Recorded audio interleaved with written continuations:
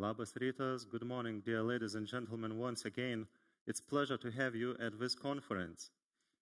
Exactly 102 days ago, the inaugural meeting of the shareholders of Lietuvos bankas took place. And today, we have gathered here for the occasion of centenary of Lietuvos bankas, for which our institution, in cooperation with the Bank for International Settlements, have organized the International Conference on the Future of Central Banking.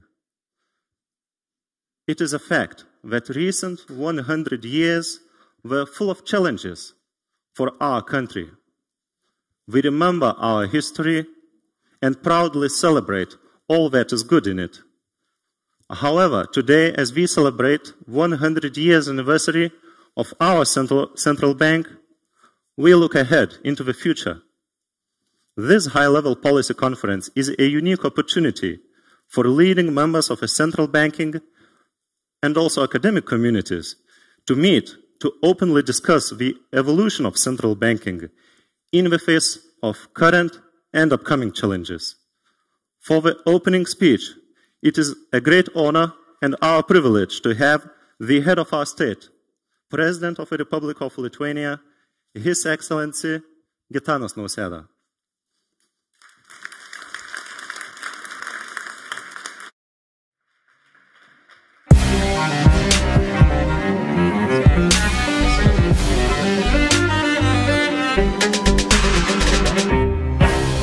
Kadangi Lietuvos bankas yra ne šiaip institucija, tai yra institucija, kuriai aš atidaviau keletą savo gyvenimo metų ir tai turbūt buvo vieni iš šviesiausių, kūrybiškiausių, dinamiškiausių metų.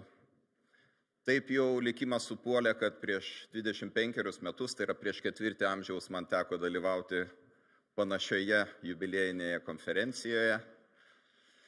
Ir nuo tų laikų liko ne tik gražus prisiminimai, bet aš matau, kad liko dar ir vienas kitas kolega. Tai šiandien aš sveikinu juos, sveikinu visus jūs Lietuvos banko darbuotojus, nes tai tikrai labai gražus ir orus jubiliejus. Ir sveikinu visą Lietuvą, kadangi Lietuva turi stiprų, nepriklausomą ir analitiškai pajėgų centrinį banką. Ladies and gentlemen, it is my pleasure to welcome you to this important international conference.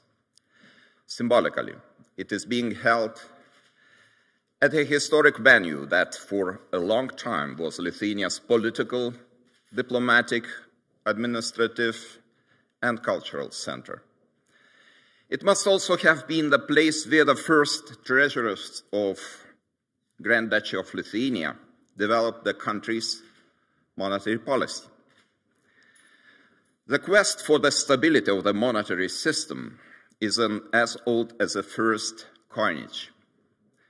In the ancient Greek story of King Midas and his golden touch, we still hear an important warning that wealth creation might also be dangerous. Today, with the Bank of Lithuania celebrating 100 years of activity, there is a need for us to discuss the future of central banking in a turbulent global environment. Within a short period, we had to deal with numerous crises. Both the consequences of the COVID-19 pandemic and the unprovoked war of Russia against Ukraine are still shaking and shaping the global finances. It has also impacted Lithuania as an open economy. What happens elsewhere touches our country as well. It requires us to tailor our national response to global conditions. Today, the management of inflationary pressures, easing of business challenges, and promotion of citizens' well-being are the core goals of public leadership. And that means the role of the central banks will be crucial in the foreseeable future. Having spent my early career as a director of policy department at the Bank of Lithuania, as I mentioned, in Lithuanian, I participated in its 75th anniversary in 1997.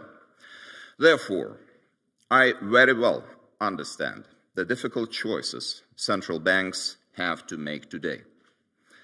I'm also confident that all the major players, especially governments and the central banks, can ease inflation while also strengthening welfare.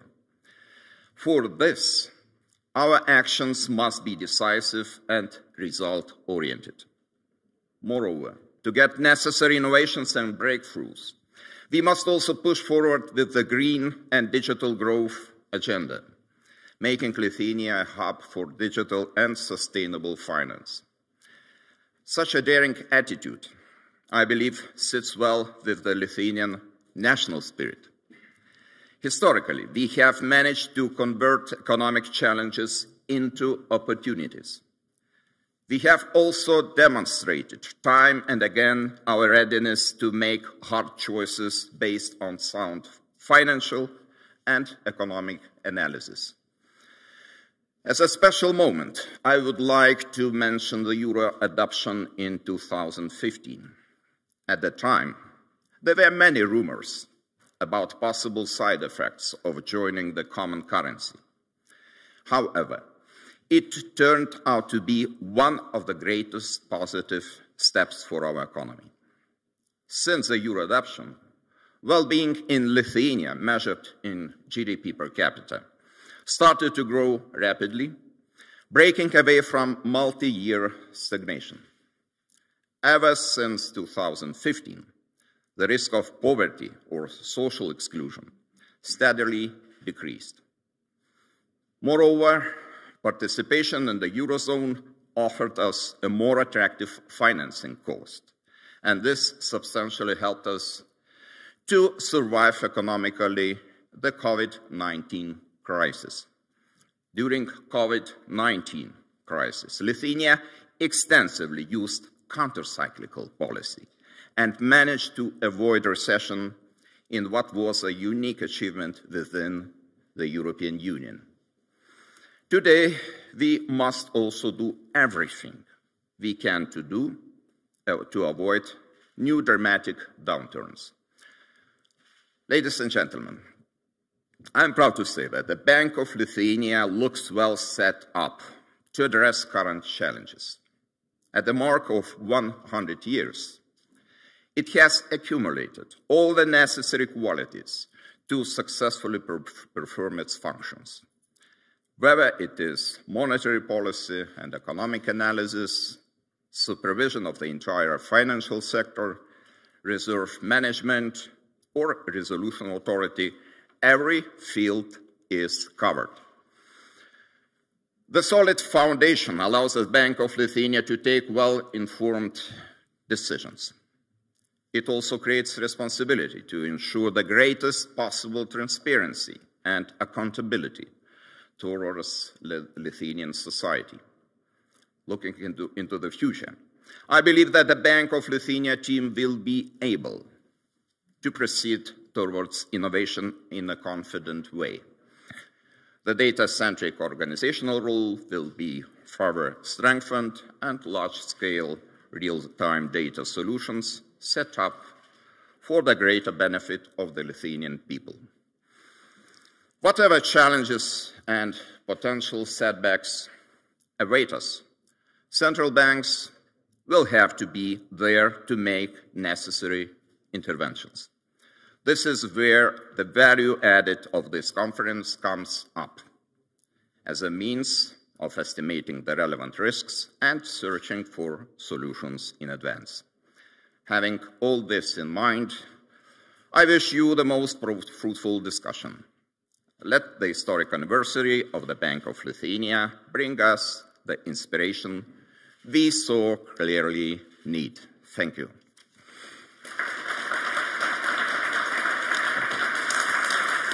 Thank you very much, Your Excellency. For the next speech, it is my pleasure to invite the Chairman of the Board of Lietuvos Bankas, Mr. Gediminas Šimkus to the stage for his opening remarks.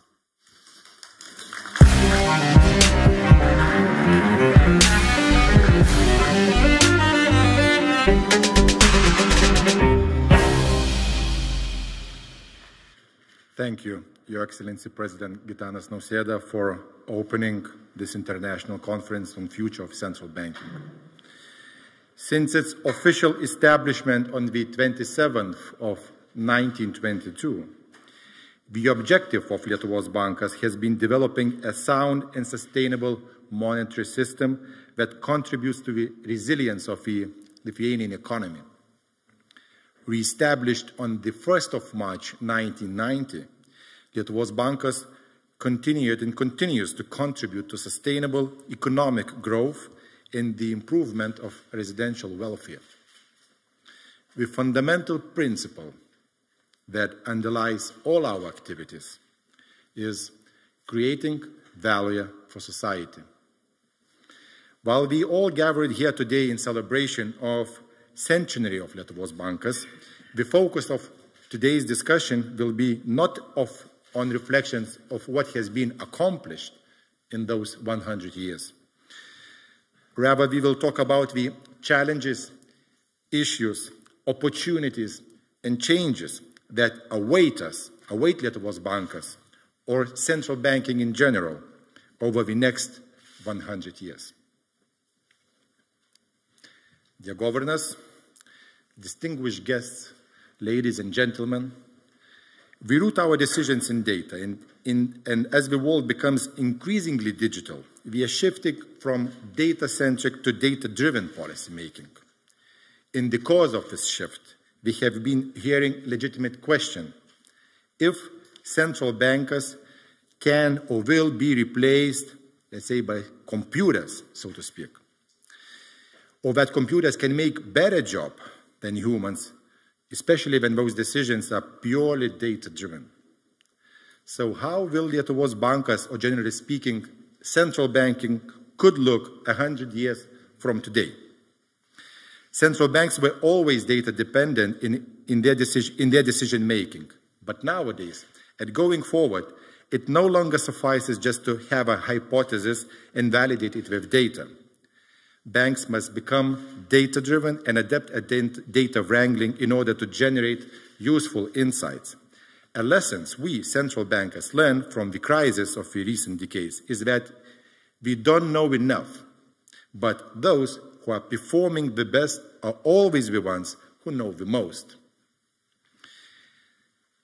With the power of increasingly advanced computers and near-instant access to data, it's almost certain that in 100 years, artificial intelligence, machine learning will do most of heavy lifting in predicting economic indicators upon which we base various central bank policies.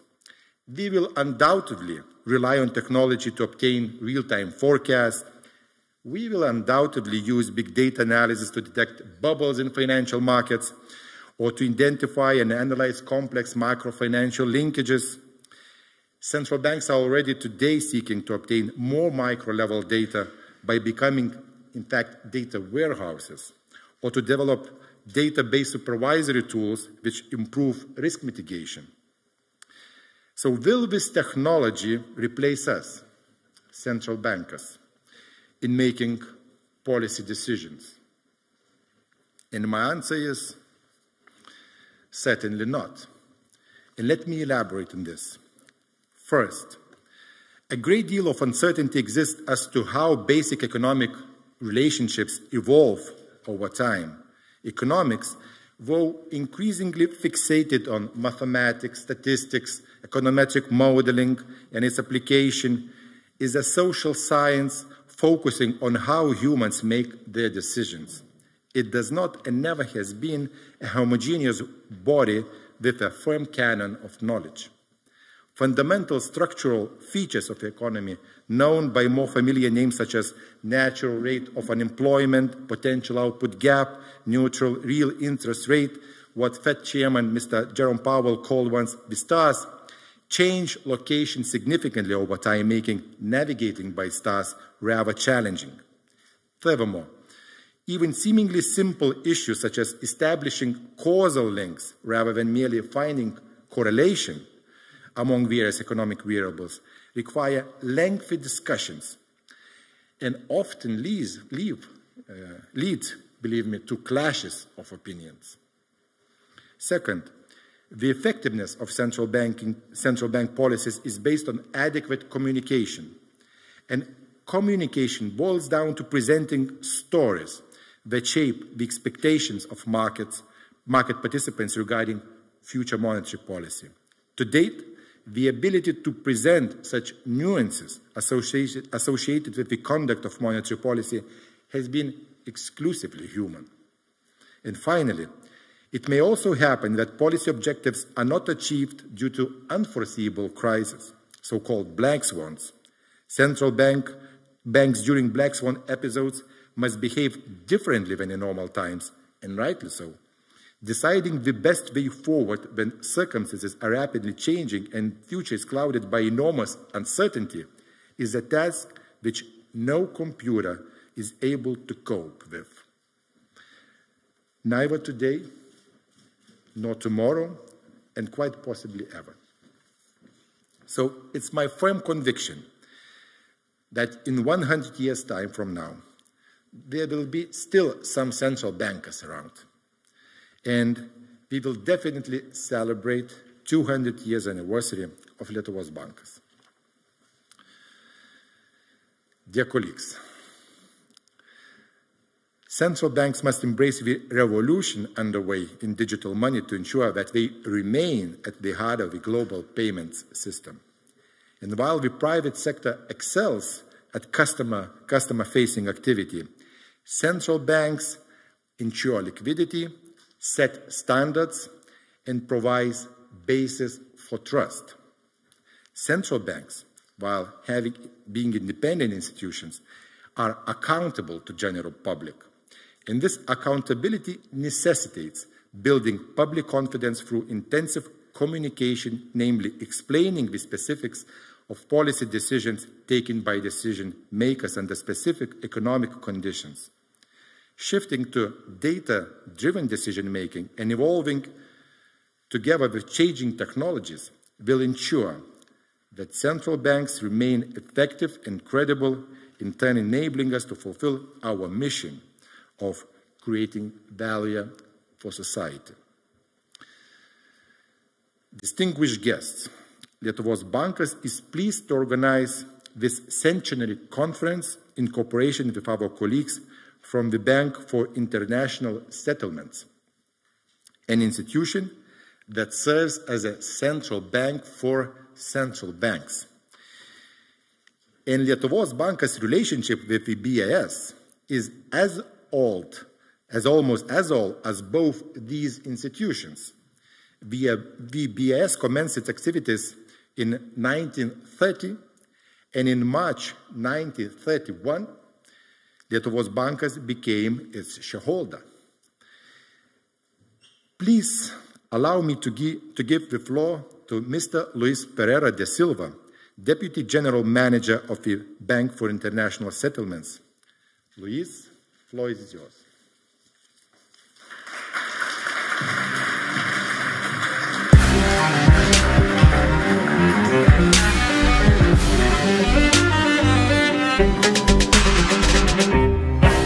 Thank you.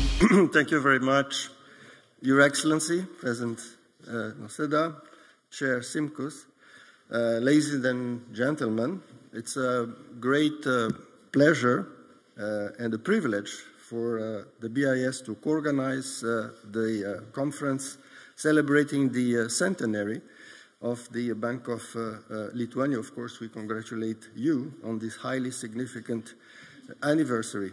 As you said, the BIS is a little bit younger. We are only 90 years old. But as you said, our two institutions cooperated closely in the 30s. The Bank of Lithuania subscribed to BIS shares in 1931, only 1 year after the BIS was established. And that cooperation expanded and deepened since the re-establishment of Lithuania's independence In June 92, the Bank of Lithuania membership in the BIS was restored, and your shares that had belonged to you since 31 were returned.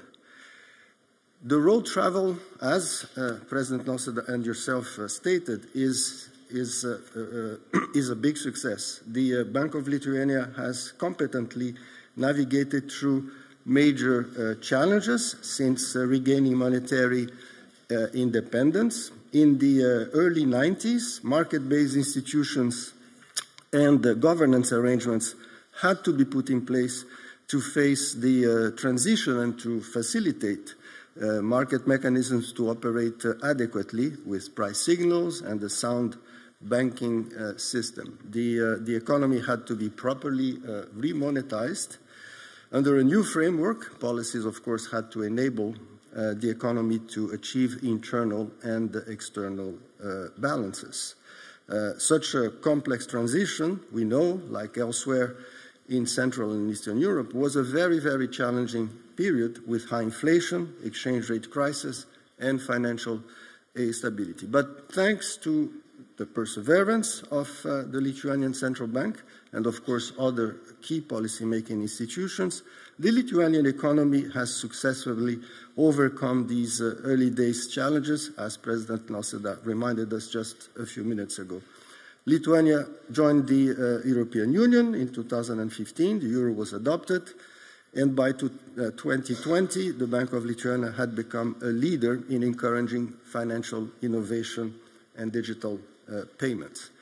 So, looking ahead, and the title of the conference promises us a very interesting discussion, the challenging road that the Bank of Lithuania had traveled to success has parallels with the main theme of this conference, the future of central banking.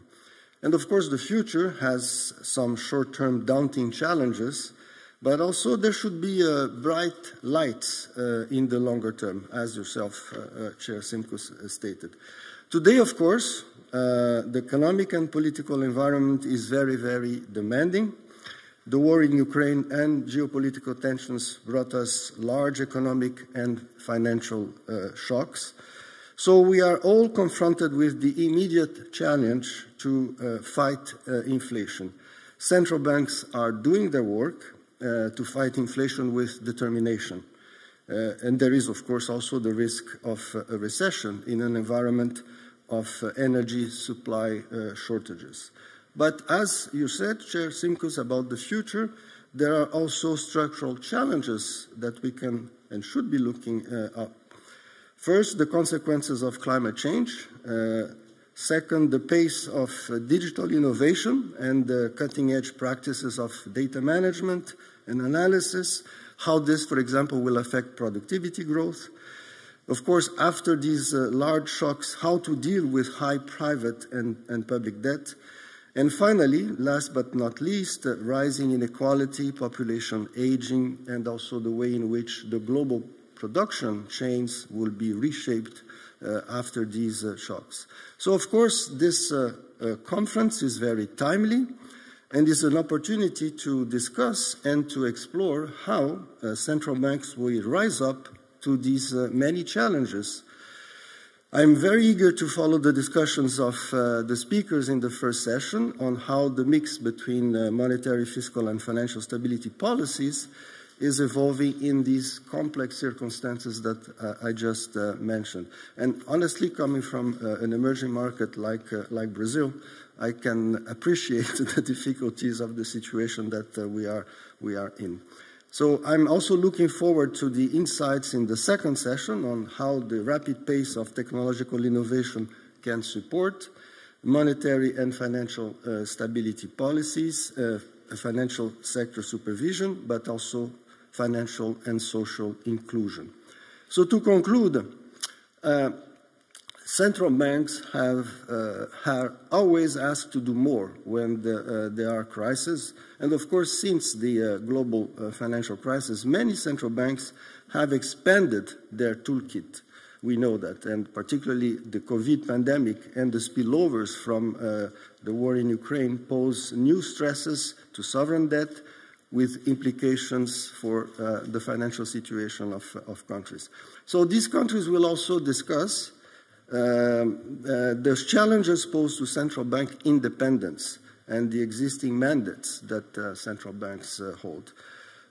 We understand easily that with such unprecedented challenges, it is inevitable to have and to be submitted to social and political pressure. So I think it's very important to discuss how central banks can assess and respond to these challenges. So I expect a very lively discussion on this issue in the concluding panel of the conference this afternoon.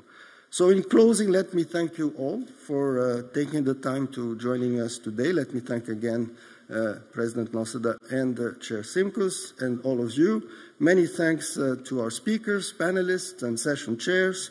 I wish everyone a very productive time with very good discussions. And I thank again all of you and the colleagues at the Central Bank of Lithuania for their cooperation and hospitality. Thank you very much. Thank you very much, Mr. Pereira da Silva. For those of us who are here in the venue of this conference in person, I would like to draw your attention towards your left side, that we have a few historic moments captured from rich history of Lietuvos bankas and Bank for International Settlements cooperation starting from 1930s up to this day. And the good news is that history is not over. We are writing that together with all of you here today.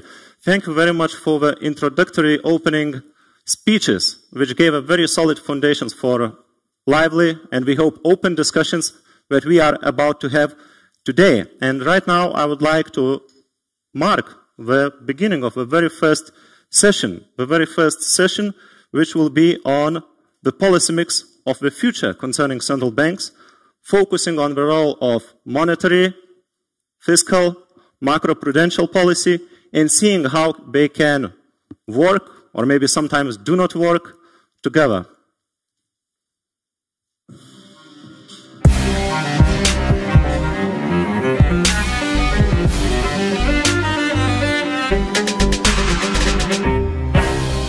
So, monetary, fiscal, macropru, these are words that are very usual to our work. However, coordination of all three streams is no easy task. So we are very happy to have distinguished speakers today to introduce the topic in their opening remarks and later join the panel discussion in a more interactive fashion. To begin the introductory remarks, I would like to warmly welcome Professor Markus Brunnermeier from Princeton University, who will be joining us remotely on screen in a few seconds.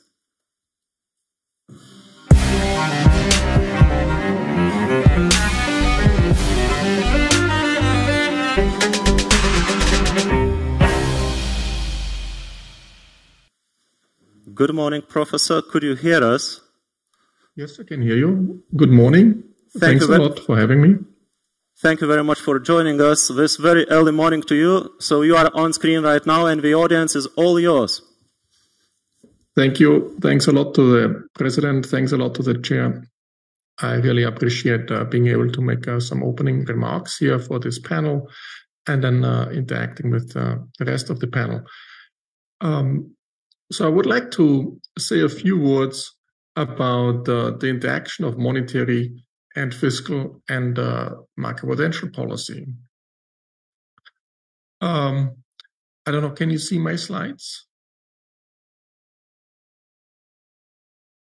Yes, okay, fantastic. So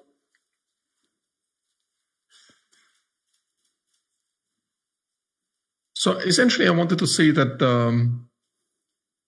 that we actually the turning point in central banking, and I would like to highlight how things change going forward. So if you look at the pre-COVID situation, we had essentially central banks very much focused on demand shocks. Now we have to focus way more with supply shocks.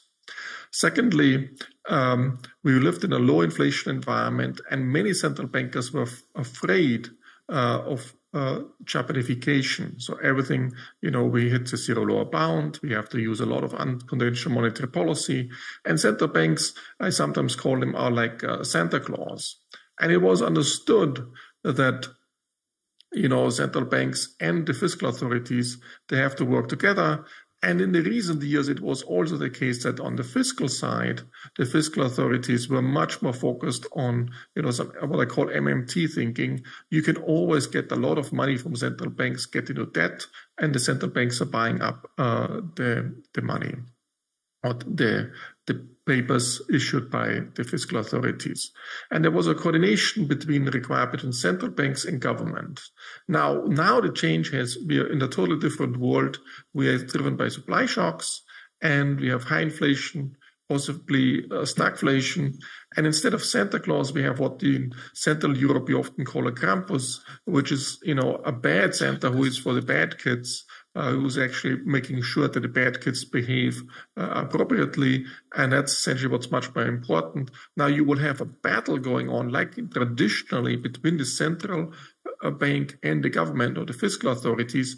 There will be a battle, a dynamic game of chicken to be played, and that's actually requires a lot of central bank independence. So while central bank independence was not important beforehand, now central bank independence will be very important. That requires a mind change to central bankers who haven't done this for a long time, because it was always you can distribute just goodies, you can just make sure to secure financial stability and other considerations, and can just keep the interest rate low such that the government can stimulate demand. This will be very different, and it's a radical change in attitude, and this will challenge many central bankers to make this jump to this new environment.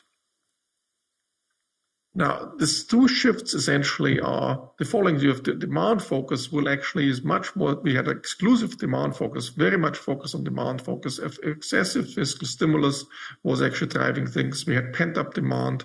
And, the green transition will also lead to extra investment demand. And this will also push up our stock. I haven't seen any studies how much it will push up our stock, but surely 100 basis points or something. So all of these forces are extra demand shocks. And this thinking in the central bank community and modeling was very much on demand focused.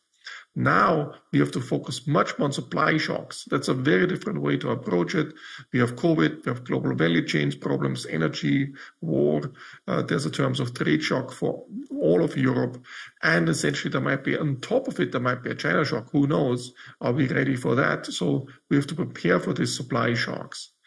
And the second thing we have learned recently is that who is driving inflation? Is it the monetary authority? Here I've depicted, M2 from a recent graph from Thorsten Slock, and compared to, the inflation is so that the M2 is lagged. So you see that actually M2 is recently predicting well what inflation is or will be, but there's a shift. Should it be more monetary, or is inflation driven but primarily fiscally? We saw this huge fiscal stimulus in the United States, which actually led to this breakthrough of inflation. Of course, we have also pent-up demand, which came from fiscal stimulus. And as I mentioned, the green transition aspects will lead to extra demand in Europe as well. All of that will be very much driving higher inflation. Now, historically, you can see how does inflation drive is driven by fiscal considerations, so not necessarily by central banks. So central banks have to work through the fiscal authorities to restrain the fiscal authorities from spending. And one doesn't see this when you take the politicians in Europe. It's always, we have to spend this, we have to solve this crisis. The attitude from COVID was essentially always to spend, and this will be way more challenging in a high inflation environment.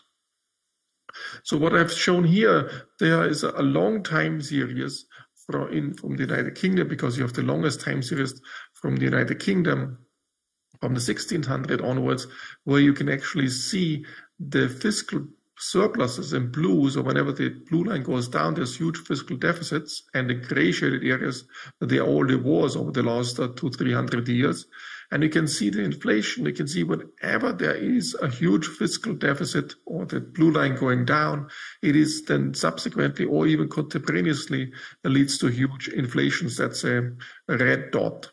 dotted line. So you can see a clear link between fiscal activities and then subsequent inflation or contemporaneous inflation. That's for the UK. You can do the same thing for the US. In the US, you can see this, we don't have the same time series, 300 years. It only started 18-something, started the Civil War. You see this, so you see the war periods, that's the gray bars. You see always huge fiscal expansions coming along with high inflation contemporaneously or a little bit lagged. So all of this, we have to keep in mind that actually fiscal aspects, fiscal links are very, very important to understand inflation. And central banks, therefore, have to act and, guide fiscal policy in a sense by the action to ensure to restrain fiscal expenditure when needed. And that's a totally different environment from after the global financial crisis, when it was always, the fiscal authority should expand the spending. They didn't spend enough, so make it easier. Now it's exactly the opposite. There's a totally different mindset one has to follow. Now, what is typically the time inconsistency problem we try to solve, and how can central banks overcome their commitment problem, or the political aspect? How can typically the political commitment problem be overcome? What's the commitment problem or the time inconsistency problem? If the government were to be in the same institutions, or the fiscal authorities and the central bank were in the same entity, the government would always have an incentive to issue some bonds, promise low inflation, and say, okay, you can buy these bonds at a low nominal interest rate, there will be no inflation. And then later on, it would actually inflate the value of the government bonds away. So that's where the time inconsistency comes in. So that's with respect to inflating away the value of the government bonds. And we see now this high inflation right now is inflating a lot of debt away that the governments have accumulated in the past crisis. That's with respect to government bonds. There's also, of course, this traditional Barrow Gordon or Kirtland Prescott time inconsistency with respect to the wage bargaining. You'd always want to say to the entities which bargain over wages to promise low inflation. The wage increase, whether it be the nominal wage increase, will be low, and then subsequently you surprise the authorities with everybody, even the workers, with high inflation. So the real wages are going down, and hence you will stimulate demand, and you have more production going on in this economy. And this is particularly the case before elections. You would like to stimulate things. So this is a classic time inconsistency problem. How do you want to solve this? We split essentially fiscal authority, the governments, from the central banks, and gave central banks independence. And that was the institutional arrangement we found. And between these two entities, the fiscal authorities, the governments, and the central banks, they play a game of chicken. So it's very important. It's very different from what we had in the last 15 years, where it was not playing a game of chicken. It was more like coordinating. Now we have to go back to play this game of chicken. And then the question is, who is in the driver's seat? Is it the monetary authority or is it the fiscal authority? We are under monetary dominance regime, where monetary tightening leads the fiscal authority to reduce its fiscal deficit. So essentially, what you want to do as a central bank, you increase the interest rate because the interest rate is high, the interest rate expense of the governments is going up, and then the governments will cut back on other expenditures. So the primary deficit is reduced subsequently. So that's if you're in a monetary dominance regime, and it's not clear that we will go to this monetary dominance regime. What's the fiscal dominance regime? So if the governments are in the driver's seat, then the interest rate will be hiked by the central bank potentially, but the fiscal authorities, the governments don't care. They're just going to deeper debt. They have, of course, higher interest rate expense, but they issue more bonds in order to pay the interest rate off. So essentially, the higher interest rate payments will lead only to higher inflation. So in the fiscal dominance arrangement, the central bank has no authority. And the question is, how will this game of chicken, this a dynamic game between these two authorities, play out? And that's very, very important to understand. And there will be, of course, the high inflation. We will go in a phase where the blame game is already starting. Of course, now it's all hidden because of the war. We can blame Russia for this high inflation. This is also correct to do so. But if there were no war, and we had already high inflation before the war as well, there is, of course, there will be a blame game going on, and the blame will be shifted either to the central bank, and the fiscal authorities or the governments will actually try to shift it to the central banks. And so that's another aspect playing into the cards of that. So, but what we have seen on top of it, and you just saw it by the Bank of England's intervention yesterday in order to save the pension funds, there's a third element to it, which is fiscal dominance, financial dominance. So we have monetary dominance, fiscal dominance. So if you have fiscal dominance, the central banks are limited what they can do. They can hike the interest rates. And when they hike the interest rates, the fiscal authorities are not reacting, the governments are not reacting to this, and they're just getting into more debt in order to pay the high interest rate, and inflation is going up further. There's not much you can do if you don't have monetary dominance. Now, under financial dominance, the central authorities, the fiscal authorities, and particularly the monetary authorities, they are limited what they can do. You can't really do monetary tightening without creating havoc in the financial markets. So while under fiscal dominance, you still can act and hike interest rates, but just doesn't do anything except for leading to high inflation. Under financial dominance, which is the third dominance, it is actually the case that the financial sector will be in difficulties as soon as you hike the interest rates. And that's where also, it comes into place, in particular in Europe, where you have a currency union, where, for example, a member state might be in difficulties doing this. And that's essentially what you're facing. So we have this monetary dominance, fiscal dominance, and financial dominance. And before I go, how to, address these different issues, I want to say a different way to think about it is to think about going into a trap. So you have this trap thinking. So in a way where if you're in a trap, you can't bounce back. So there's no resilience in the system. So what central banking is all about is to avoid traps. So this requires some ex-ante thinking. So before we ended up essentially now already being trapped to a large extent from previous actions because central banks were very aggressive in their activities. So now we have to avoid these traps. And so how do you avoid being trapped in financial dominance? How do you avoid being trapped in fiscal dominance? So one way to avoid to be trapped in the financial dominance is, of course, where the macroprudential regulation comes in. So the macroprudential regulation is there to ensure the financial sector is sound and solid, such that you can conduct monetary policy later when you need it. So you can tighten monetary policy without creating havoc in the financial markets. That's the primary role of macroprudential regulation, is to give freedom to tighten monetary policy in order to ensure monetary stability. Similarly, what are the aspects to avoid fiscal dominance, the fiscal dominance trap? So, of course, central bank independence is very, very important, that the central bank is independent from the fiscal authorities, from the governments. And what's also important in this case is that you have clear communication and backing from the public. So the central bank should have great standing in the public, among the public, in order to make sure it can actually have some influence over the policymakers. So it has to create some policy pressure. And that's where it also comes into play, that the central bank, can communicate to the public in what the chair also said, in clear stories and clear narratives, which is very, very important to have the backing and have the reputation to be solid and sound. And if you lose this reputation, then actually use the ability to influence this, and you also drift much more to fiscal dominance than to monetary dominance. Now, what's the power of monetary policy is to say when there's a shock, you can bounce back, because monetary policy can stimulate the economy subsequently if it has enough credibility, if the inflation anchor is holding. And there's all this debate nowadays, the inflation anchor is holding, so we don't have to worry about it. The problem is, once the inflation anchor is gone, it is gone. It will take many, many years to rebuild it. So that's why you have to be very careful. You have to act soon in order to keep this inflation anchor. So what's an inflation anchor? Inflation anchor is that a common belief among the public. This can be the bond traders, but also every firm in the economy believing that the inflation is anchored and will come back to 2%. And that's very important to preserve this convention. If this convention is gone, then it's very hard to come back to this. And with this creates uncertainty. And we see already there's a lot of uncertainty now. When you talk to firms in many countries, in Germany and so forth, it is the case that, there's so much uncertainty they don't give any price guarantees anymore.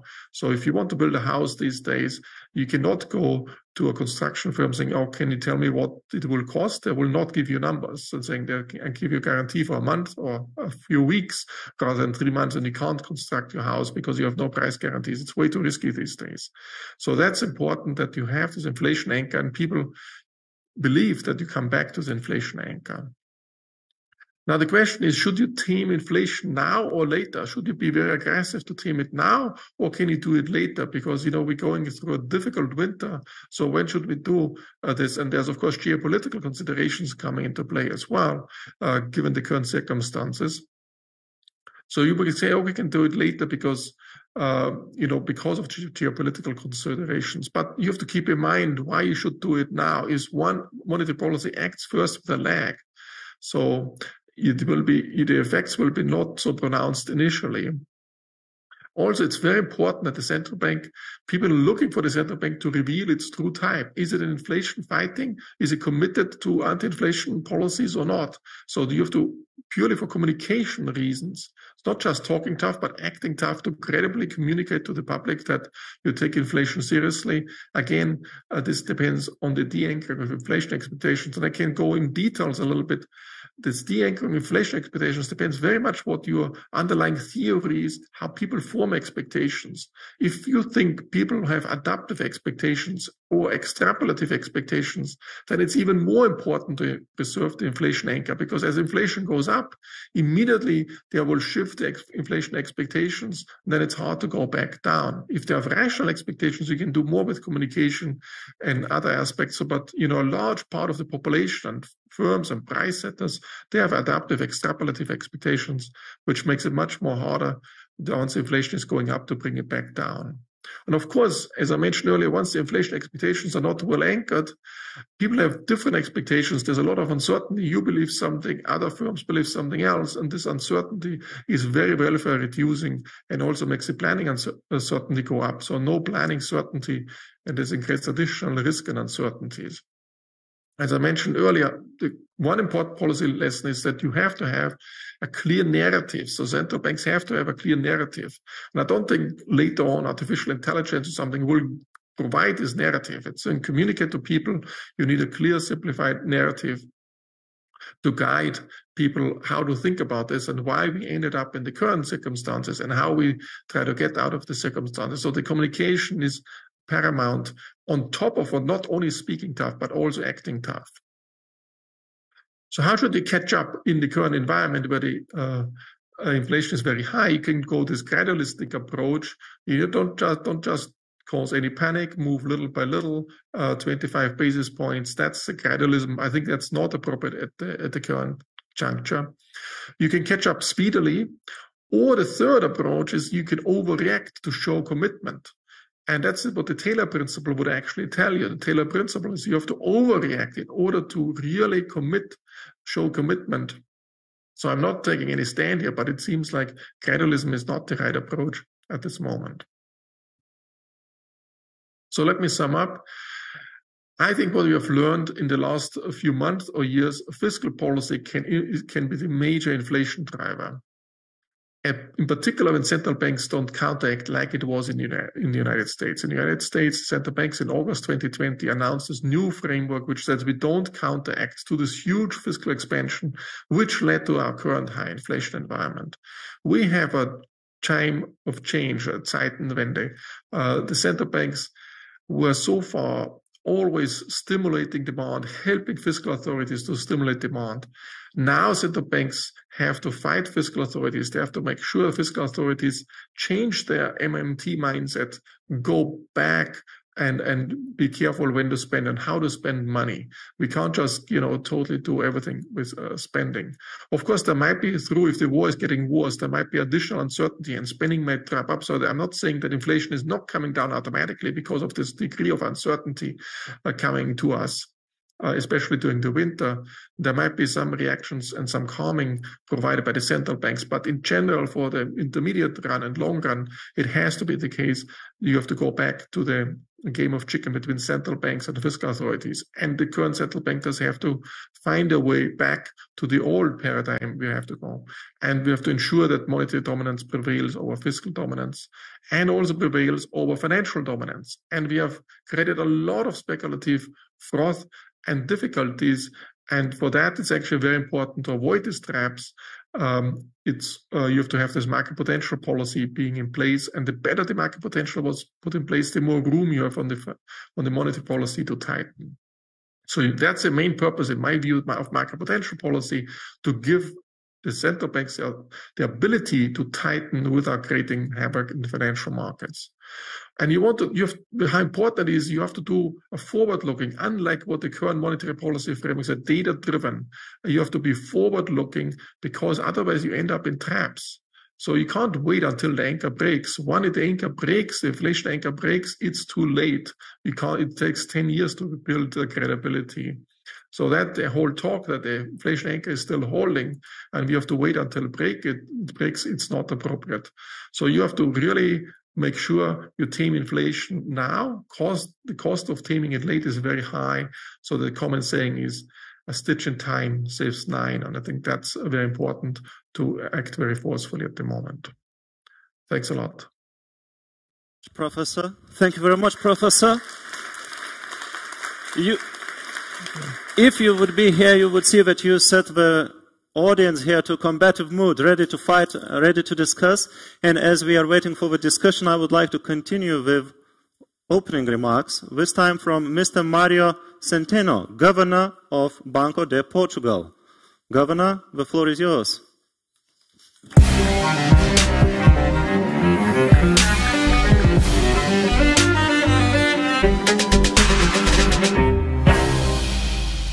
Well, good morning. Of course, I would like to start by congratulating the Bank of Lithuania for the 100th anniversary. It's really a remarkable date for you. Congratulations, dear Governor, my friend. Let me start by explaining why I consider that the coordination between monetary and fiscal policy is fundamental for the European Union to overtake the challenges of the current uncertain economic context. Afterwards, I will also address the role of macroprudential policy. Monetary policy gathered credibility over the past 40 years, centered on the independence of central banks and on a strong commitment to price stability. The monetary dominance paradigm is a cornerstone of the institutional framework that supports this credibility. And it plays an important role in the current high inflation setting. Monetary policy must act to ensure that inflation expectations remain anchored, whereas fiscal policy must be bound to public debt sustainability. However, as claimed by central bankers over the last decades, the recent pandemic experience has shown how monetary and fiscal policies can coordinate in many circumstances and, indeed, mutually reinforce each other. Notice that the low inflation, low interest rate environment that prevailed for over a decade favored strategic complementarities between monetary and fiscal policy towards macroeconomic stabilization. In that environment, fiscal policy faced a less steep trade-off between public debt sustainability and stimulating demand. However, the pandemic legacy adds importance to debt sustainability. At the end of 2021, the euro area debt ratio, public debt ratio, was still 12 percentage points above the 2019 level.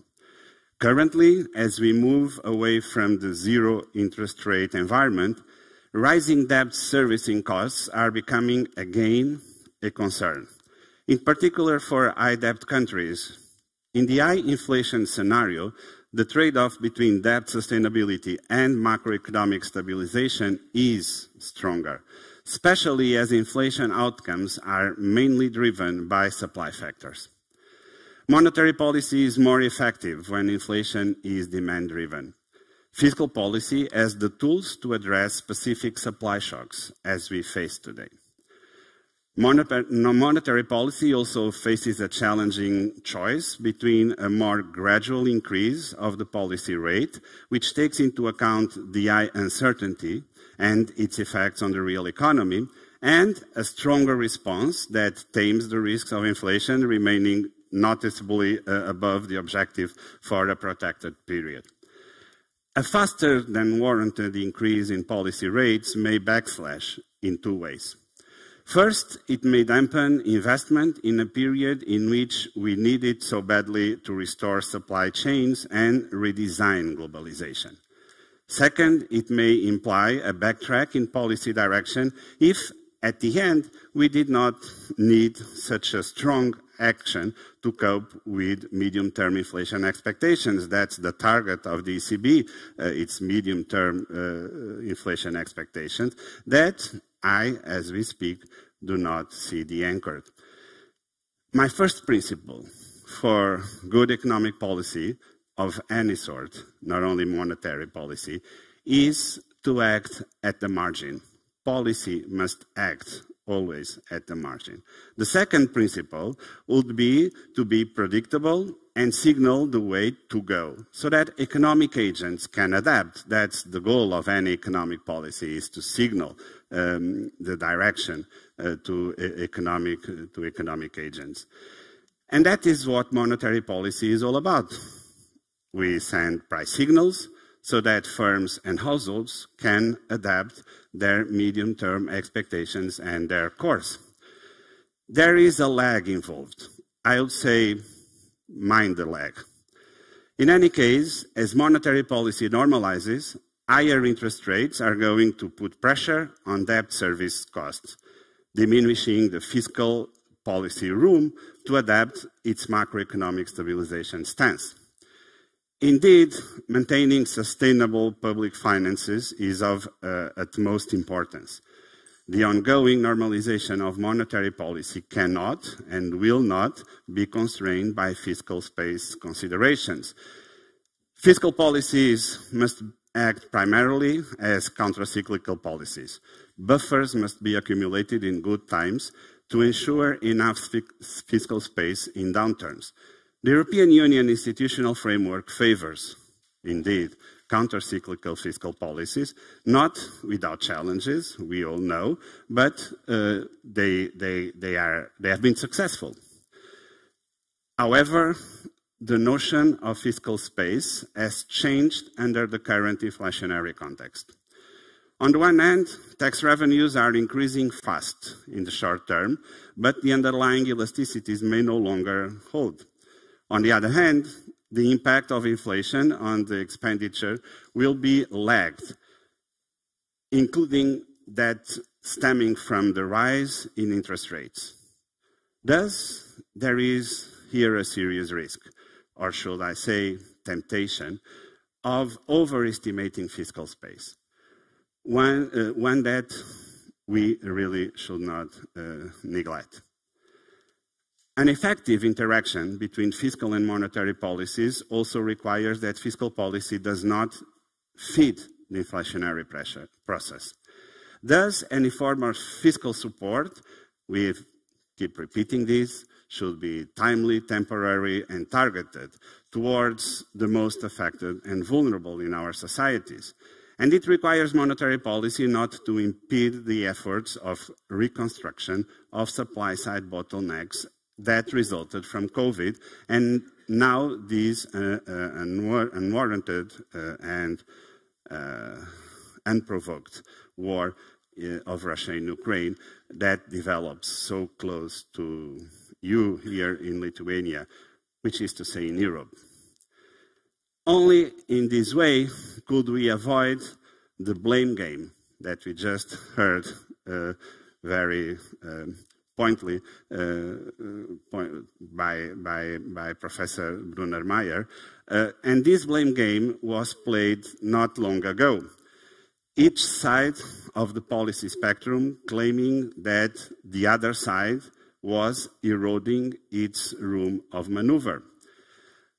The reforms of the European Union fiscal rules and the enactment of the budgetary instrument for convergence and competitiveness approved in December 2019 by the European Council as the embryo of an euro area common fiscal capacity could be the next steps forward to avoid these constraints.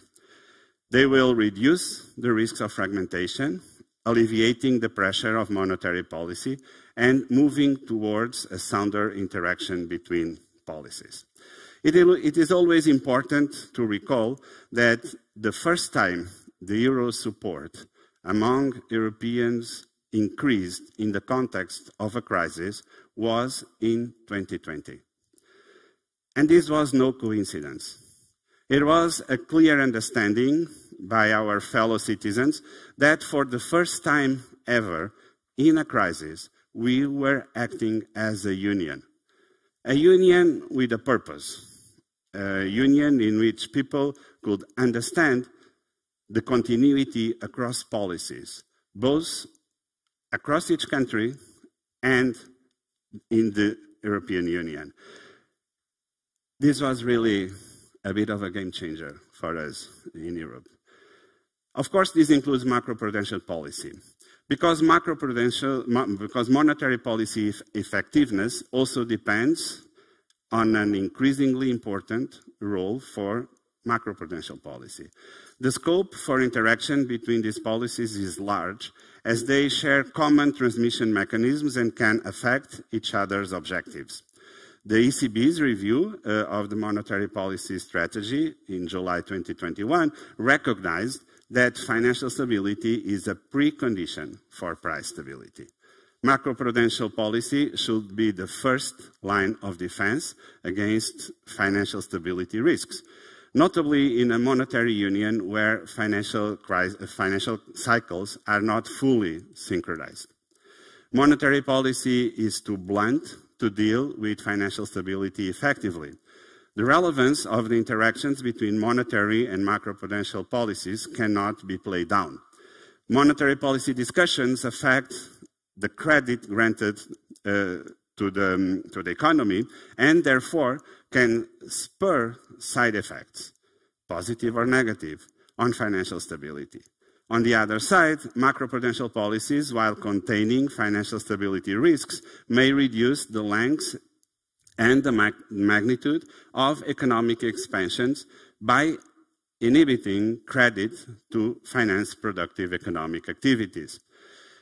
The arguments for using monetary policy to explicitly and automatically deal with the build-up of risks are, in my opinion, weak. Leaning against the wind may not be desirable as a general principle, even if keeping flexibility may be warranted to deal with specific situations. If monetary policy is used in a systematic way, it could lead to a general loss of its effectiveness and, more important, credibility. However, monetary policy has played a crucial role in supporting financial stability in several critical occasions. Since the great financial crisis, central banks have increasingly recognized the importance of providing liquidity and making sure that the transmission mechanism operates properly. More recently, the introduction of the ECB's Transmission Protection Instrument, the so-called TPI, provides an important backstop against expectations-driven self-fulfilling debt crisis. It allows for a clearer separation between market stabilization and policy stance goals.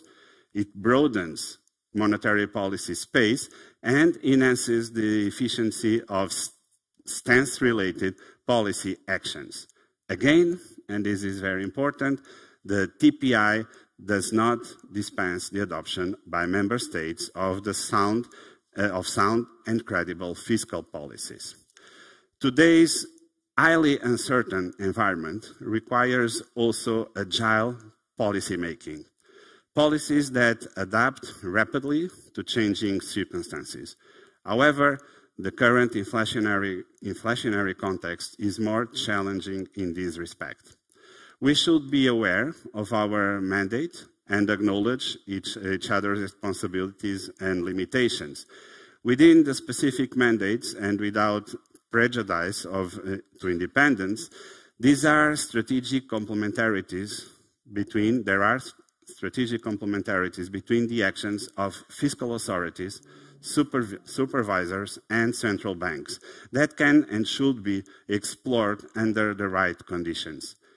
Let me throw a challenge, maybe to the future also of central banking, and that is to finance ministers and central bankers to come together, eventually physically, to communicate at once how we see each other achieving more efficiently our necessary common objectives.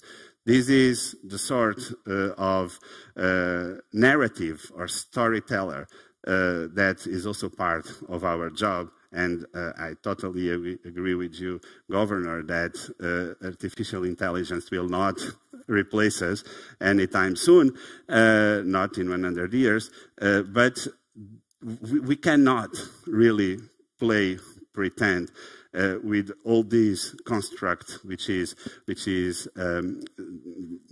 economic policy at large in the Eurozone, as if we do not know each other. We do cooperate, and people really feel much more comfortable when we act like that. As Amanda Gorman so nicely put it for the US, in Europe, we are not striving to form a union that is perfect. We are striving to forge a union with a purpose, a union for our citizens. When we say, as central bankers, that we are data-driven, in fact, what we mean is that we are driven by the well-being of our citizens, because data is nothing else but the reflection of our citizenship. Thank you. Thank you so much.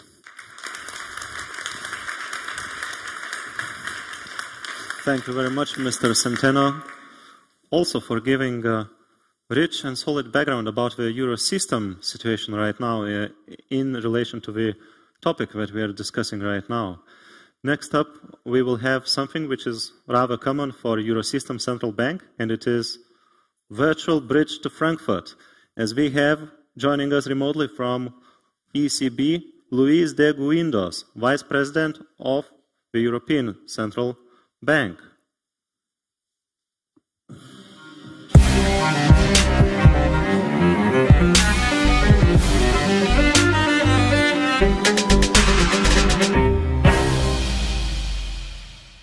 Good morning, everyone. I am very pleased to participate in this conference to mark the centenary of the Lietuvos bankas, and in collaboration, and in this panel with Professor Brunner-Meyer and with my good friend Mario Centeno.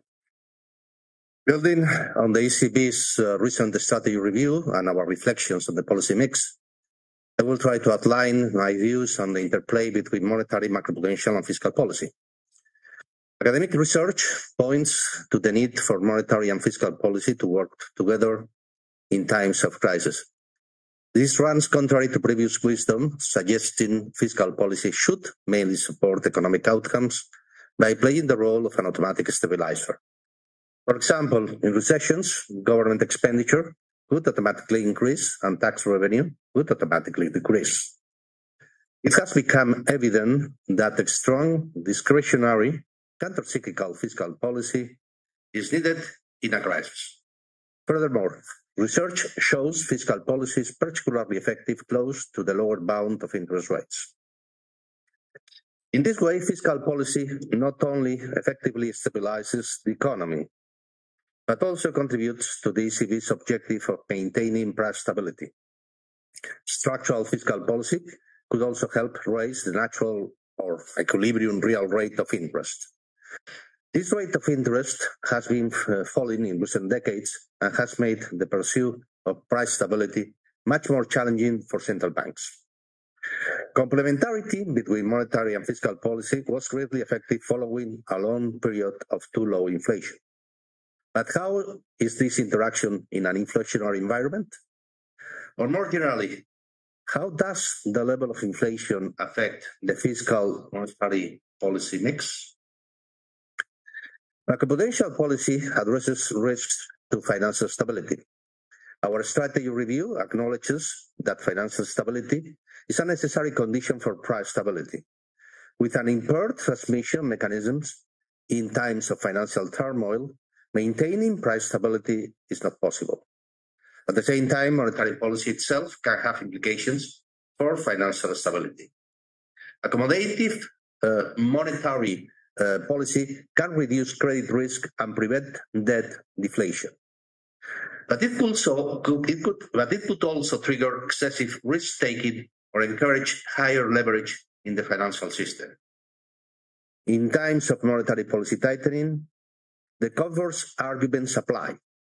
We therefore decided to implement a new integrated analytical framework which takes financial stability considerations explicitly into account in our monetary policy decisions. Our focus is threefold. First, detecting impairments to the transmission mechanism, such as fragmentation risk. Second, monitoring a possible build-up of financial imbalances. And finally, trying to identify how far macroprudential policy addresses financial imbalances. Let me summarize how I see the complementarities between fiscal and macroprudential policies with monetary policy.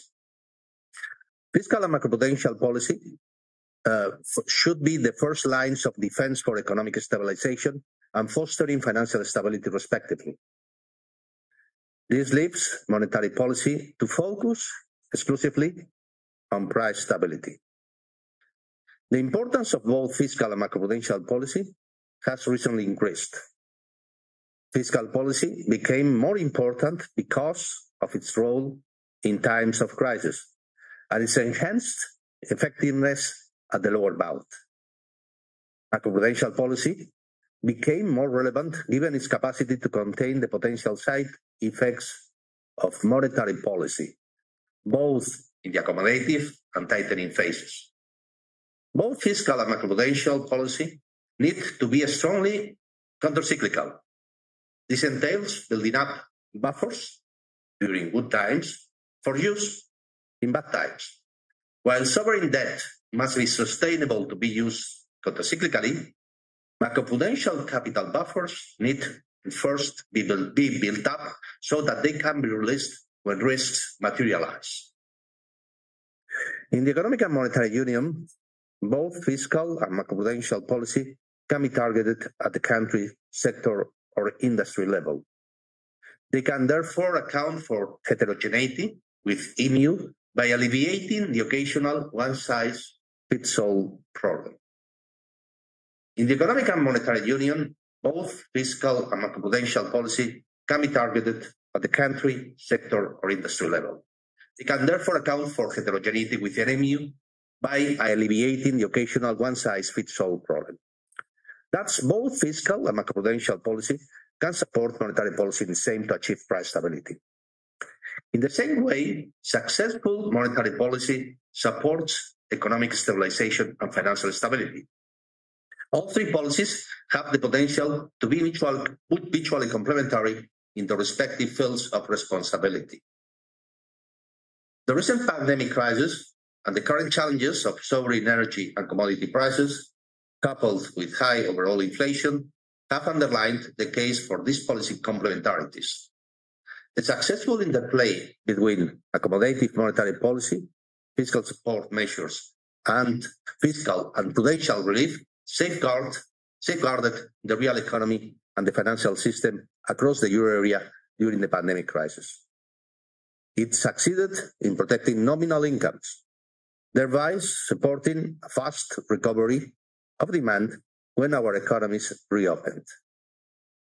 Subsequently, to combat the steadily rising inflation, in December 2021, we started normalizing our monetary policy by announcing the end of our asset purchases, in tandem with targeted fiscal measures aimed at mitigating the hardship of soaring prices for the most vulnerable households and firms.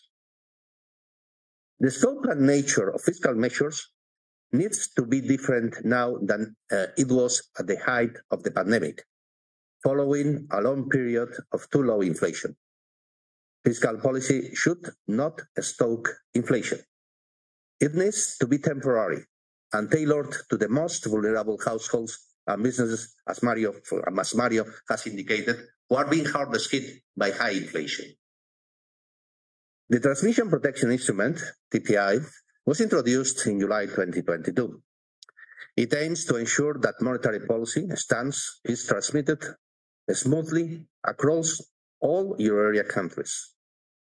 The TPI therefore supports price stability while safeguarding financial stability by addressing unwarranted disorderly market dynamics. At the same time, certain euro area countries are applying macroprudential policy for a targeted build-up of resilience. This targeted build-up of capital buffers and the application of forward-based measures takes into account heterogeneous cyclical developments across countries and sectors in the euro area. It fine-tunes the overall policy mix and complements the single monetary policy in support of overall financial stability across the euro area. Despite the overall good resilience of the euro area banking sector, certain countries have in recent years seen a build-up of financial vulnerabilities, notably related to the residential real estate prices and the growing household and firm indebtedness. Some further careful and targeted tightening of macroprudential policy would be beneficial in selected countries at present.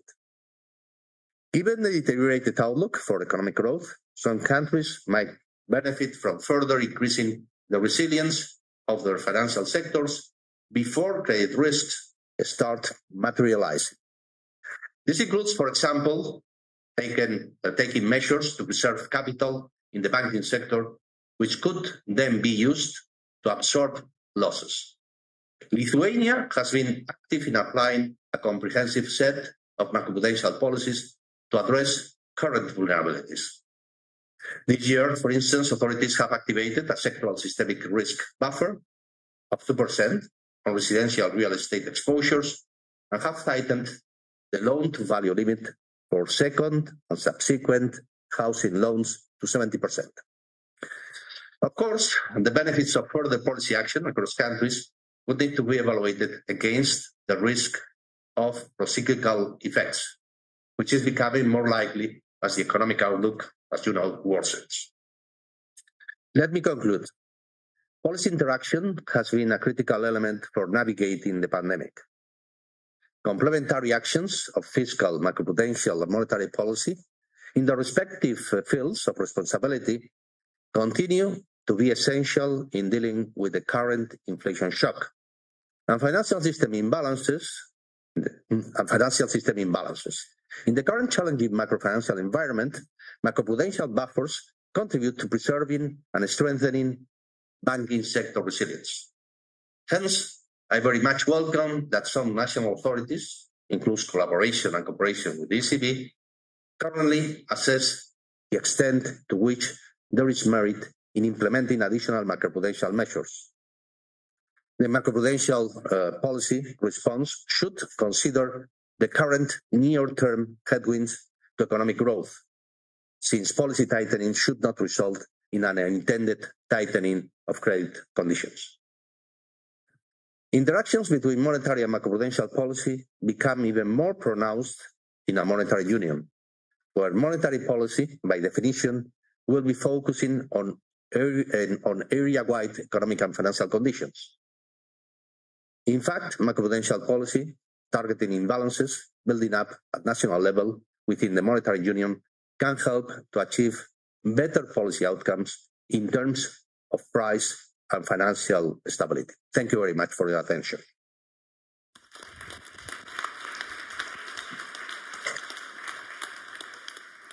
Thank you very much, Mr. De Guindos, and we are looking forward to meeting you in the panel remotely again. Right now, next we have Mr. Martin Kazaks, Governor of Latvia's Banko. Mr. Kazaks, the floor is yours.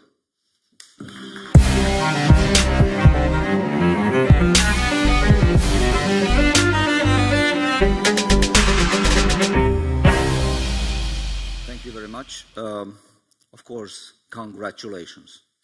Congratulations, 100 years, and this is the first 100 years, is the easiest part, okay? So the next 100 years, perhaps more challenging, but we are up to the task, by all means.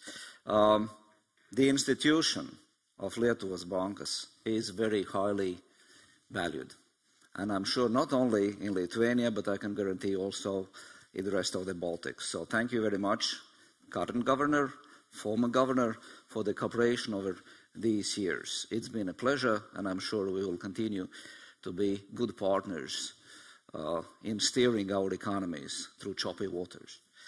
So let me wish you all the success for the multiple hundreds of years going forward. Our currency, of course, is now the euro. It used to be lats in Latvia, it used to be litas in Lithuania. Now we have the euro, and I fully agree with President Nausėda that this has been a very good choice. It's been geopolitically a very good choice and also economically good choice. It gives us lots of opportunities and choice to make our future much more better, more resilient, and improve the welfare of our societies. But of course, it's not a free lunch. Okay? It gives opportunities, but we still need to work hard to make these opportunities yield good results. Okay, so thank you for having me, and let me provide just few brief introductory comments, because my life has been made extremely easy by the previous three speakers, because they very nicely laid out theoretical background, the issue of the European setup, and of course also the macroprudential part of the story. And I will not delve too much into macroprudential things, but before I go to 4 points that I'm going to very briefly make, I would like to come back to Professor Bronnemeyer's chicken game. I can assure you that there could be different kinds of birds in the ECB Governing Council, be them doves, be them hawks, be them owls, but they are no chicken, okay? So guarding monetary policy dominance is extremely important, and we will do the best we can, but of course we are fully aware of the issue of the chicken game, okay? So let me very briefly touch 4 points. One, about the independence of policies. Point 2, about structural policies, okay, just to broaden the scope of policies, and I think that is a critical point. Then, very briefly, on the incomplete nature of the institutional architecture of European Union, that of course very directly affects euro area. And let me conclude with geopolitics, which is one of the, in my view, permanent trends that will shift the way we organize our economies, and of course it will also have a very clear bearing for monetary policy, structural policy, and fiscal policy. Let me start with the first one, which I would title Mind the Gap, somewhat inspired by London Underground or Tube. So mind the gap in terms of policies. The policies, in this case, fiscal and monetary policy, of course, are complementary, but they are no substitutes. And independence of policies is extremely important. So the independence of central banks is paramount to provide an efficient, workable policy mix. Over the last few years, especially during the COVID crisis, monetary and fiscal policy was going hand in hand, doing, by and large, very similar things. increasing policy space for each other, but there is a risk that these lines have gotten blurred, and the distinction between the responsibilities of monetary policy and fiscal policy are not that clear anymore. And I would urge us to go back to the classics.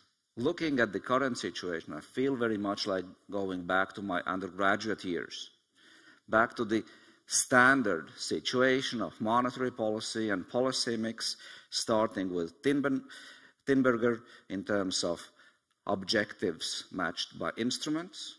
You cannot have just a couple of instruments and many objectives. They have to be matched. Mandel, of course, in terms of assignment problem, which instruments are better suited to solve the problem. Then we can, of course, go to neoclassical elements, talking about credibility and the strength of the institutional framework. And, of course, we can go also, in my view, very importantly, back to Åken in terms of saying that instruments should not be overstretched. Keep to the middle of the road in normal times so that when the times get bad, we can, be much more aggressive when it is necessary. But then, again, coming back to the middle of the road. And I'll come back to this issue in terms of overstretching monetary policy. All these elements that I mentioned are very clearly pointing to the situation that independence of multiple instruments is extremely important. And for monetary policy, let us make it clear once again, price stability is the policy task that we have to implement. That is our mandate.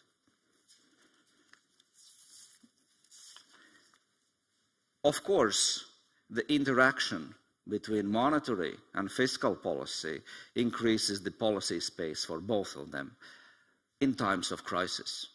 But this can only work if monetary policy is able to switch in and provide support to fiscal policy by lower lending rates, okay? And it only works if fiscal policy has no problem of fiscal sustainability.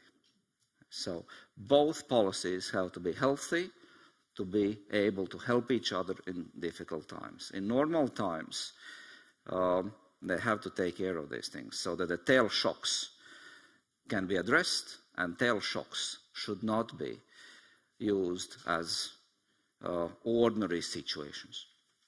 So back to the middle of the road. Point 2. In terms of policy mix, we've been discussing a lot of monetary policy, a lot of fiscal policy, and a bit of structural policy. And I would like to stress that, of course, structural policy is critically important. This same R star is defined very much by the structural policies. Of course, structural policies are politically difficult, but they bring lasting good results if properly implemented. So just staying only with monetary policy and fiscal policy, or central bankers and ministers of finance, and missing out on ministers of economy and other members of the cabinet, would also not be providing the best and most efficient policy mix. Point 3, of course, we very clearly know that incompleteness of institutional architecture is a problem. What does that mean? It means that monetary policy has to do the things that it would typically not do. Okay? Also, earlier mentioned fragmentation risks very much are strengthened by the lack of completed architecture. Completed banking union, completed capital markets union, common fiscal capacity. At the moment, we have 19, soon to be 20, fiscal policies. We have very small common fiscal policy, and we have only one monetary policy. So fragmentation risks could be much better addressed if the institutional architecture would be completed. So the monetary policy is not and should not be the only game in town. Okay. That overstretches monetary policy, decreases its credibility and also efficiency. And let me conclude very briefly with the last comment about global trends. And I'm not going to go into the details. We can do that later if necessary in terms of demographics, in terms of climate change. All these elements are going to be very important. But standing here on the on the eastern border of European Union, I'm very happy to hear that the western border of European Union is also saying that unfortunately we are facing a war. Because that's not only the war of Ukraine, that's war for all European economy, for all European citizens. And it's not only this war, this is a massive geopolitical shift in terms of powers, in terms of global powers, which will lead, of course, to relocation of supply chains. It will lead to massive shifts of trade flows, and it will all affect the way our economies work. It will as well affect price levels. It will affect inflationary data. And we have to be very clear to see that monetary policy in this situation is very much limited to the second round effects. The core policies are going to be structural policies. And we can very clearly see that when we take a look at the inflationary dynamics currently within euro area. The 3 Baltic countries are seeing inflation in excess of 20%, with average inflation in euro area at 9.1% in August this year. And of course, there are multiple moving parts and many factors, but our analysis very clearly shows that the major driver for this high inflation, of course, is energy shock. And that is very much only possible to be solved by structural policies. We also see that feed-through, pass-through from global prices onto the local prices is much quicker in the Baltics. And that is also a structural phenomenon. We also see that regulated, administratively regulated prices increase much faster in the Baltics than in the rest of euro area. And that is also to do very much with structural issues such as how long are these fixed contracts? How often do they get renegotiated? And this affects inflation much more than monetary policy rates at the current moment. But coming back to the very first point, we are no chickens. Okay? We will address the problems, and our major task is price stability. And we will do the best we can to ensure it. Thank you very much.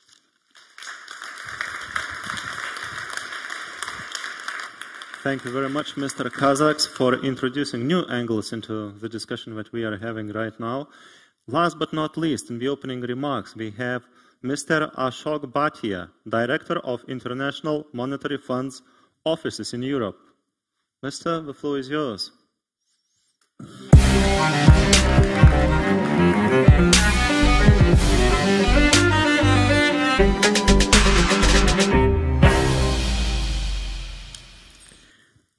Thank you very much for the opportunity to join this distinguished conference and first session. I'd like to use my time to reflect briefly on the evolution of the macroeconomic policy toolkit over the last 15 years, ending with some by no means exhaustive thoughts on what the future might hold in store. Let me start around 2006 in the twilight of the Great Moderation. Back then, certainly when compared to what was to follow, the policy toolkit was fairly minimalist, backed by a prevailing consensus on the division of tasks between monetary, fiscal, and financial sector policies.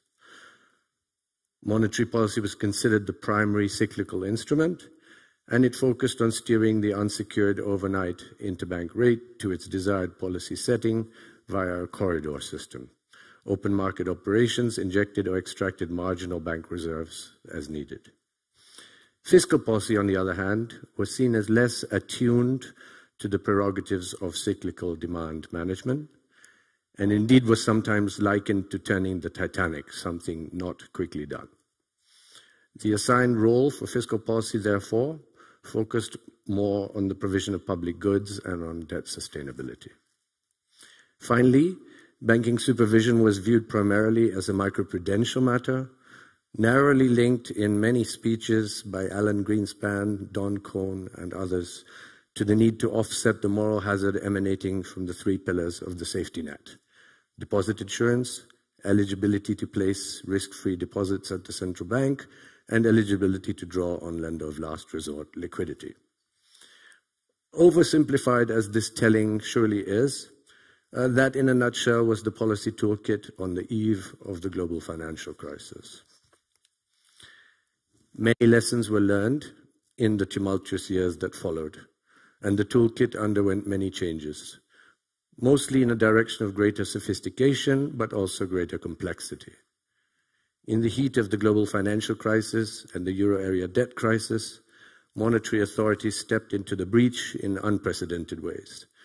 First came the alphabet soup of Federal Reserve facilities aimed at addressing dysfunction in specific market segments, and for the ECB, the move to fixed rate full allotment refinancing. Then there were the credit easings, the unusual and exigent purchases of private assets in the case of the Fed, very long-term refinancing operations in the case of the ECB.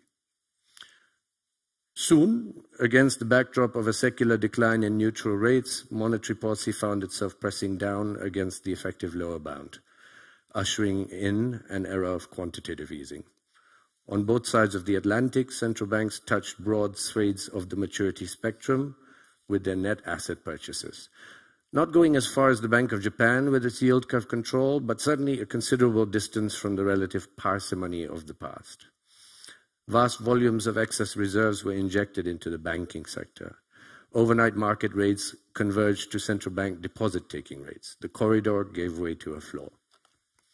My first slide of only 3 seeks to illustrate this transition from the corridor system to the floor system. I'll just leave it up as background.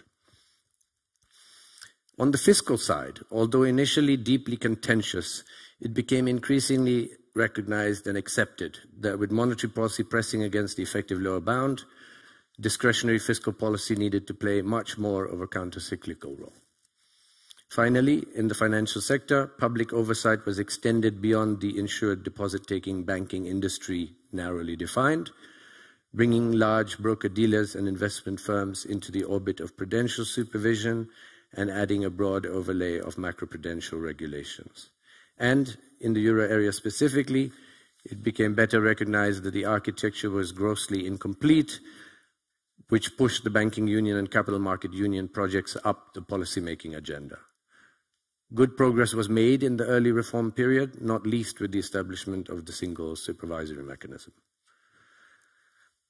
We fast forward a few years, and the policy response to the COVID-19 crisis showed that policymakers across Europe had internalized many of the lessons learned over the previous decade. The ECB turbocharged its asset purchases with the Pandemic Emergency Purchase Program, just as policymakers across the euro area opened the fiscal spigots. Then Next Generation EU joined the mix as a formidable addition, a testament to European solidarity in the face of a common shock. Overall, the European response to the pandemic was unarguably successful. Arguably, perhaps, in some ways it was too successful. Economies came roaring back to life last year, with the EU growing at the highest rate seen in nearly 5 decades. But even as activity bounced back, the impact of the pandemic on investment and supply chains could not so quickly be reversed or fixed. Of course, this is not a story of the EU alone. The worldwide reawakening of inflation owes in part to a great collision of 2 forces. The first, a huge dose of US stimulus that supercharged US consumer spending in 2021. The second, China, the world's manufacturing powerhouse, staying committed to its zero COVID strategy with the resulting implications for global supply chains. All of this was exacerbated by the decline in energy investment in 2020, which resulted in energy prices rising sharply as demand bounced back in 21. And then, speaking of layering shock upon shock, then came the dark shadow of war. This year, inflation pressures in Europe have broadened, and core inflation, excluding energy and food, has also risen substantially. While labor markets look tight and growth outturns in the first half of the year were strong, high-frequency indicators point to a sharp slowdown. This poses serious challenges for policymakers. On the monetary policy side, there is now widespread acceptance of the need to do more to tackle inflation as it nears double digits, including to help ensure that expectations remain anchored. On the fiscal side, the energy and food price pressures create undeniable challenges. Let me not opine here on how high policy rates need to go or how much price pass-through is optimal. Instead, let me make one main point. As policy interest rates rise in the near term, in some ways we may find ourselves circling back to a policy conjuncture that we thought had been left far behind. Not all the way back, to be sure, but in some respects.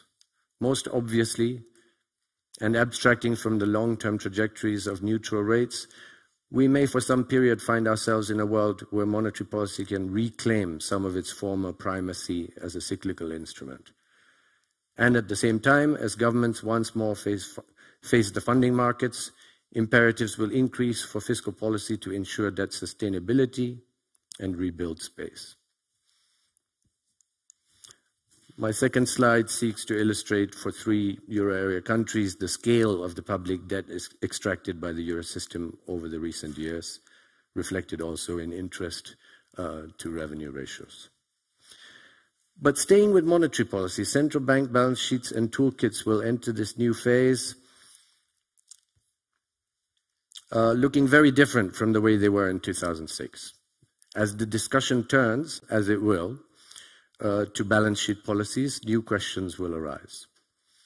I would like to end by offering 3 brief points on central bank balance sheet policies going forward.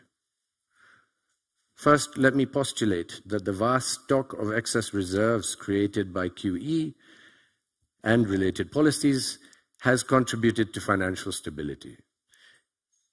Ceteris paribus, a more liquid bank is a more stable bank. Thus, should it be decided to move into a new phase where central bank balance sheets are to be downsized, it need not follow that the endpoint will be the small footprints of 15 years ago. As monetary authorities start to assess reserve satiation levels and related questions, I, for one, cannot rule out that the floor system of monetary operations could remain with us for many years to come. Second, let me observe that the monetary relationships in the euro area, the money multiplier, the velocity, appear to have lost some of their stability and predictive value somewhere along this road of multi-layered structural change. It may prove challenging, therefore, to chart a monetarist rationale for the balance sheet policies to come. In all likelihood, less than full reinvestment will link more to financial conditions broadly defined than to the volume of money per se. My third and final slide seeks to illustrate the point on the monetary relationships, mapping also the recent evolution of 2 selected euro area sovereign yield curves. Third and last, let me flag that should less than full reinvestment of bond portfolios eventually give way to active sales by central banks, valuation impacts will be realized. In the COVID crisis, governments issued debt on an unprecedented scale, and central banks on both sides of the Atlantic bought the lion's share of it. Ultimately, the vast public support extended to households and firms during the pandemic was financed by bank reserves, a short-term central bank liability.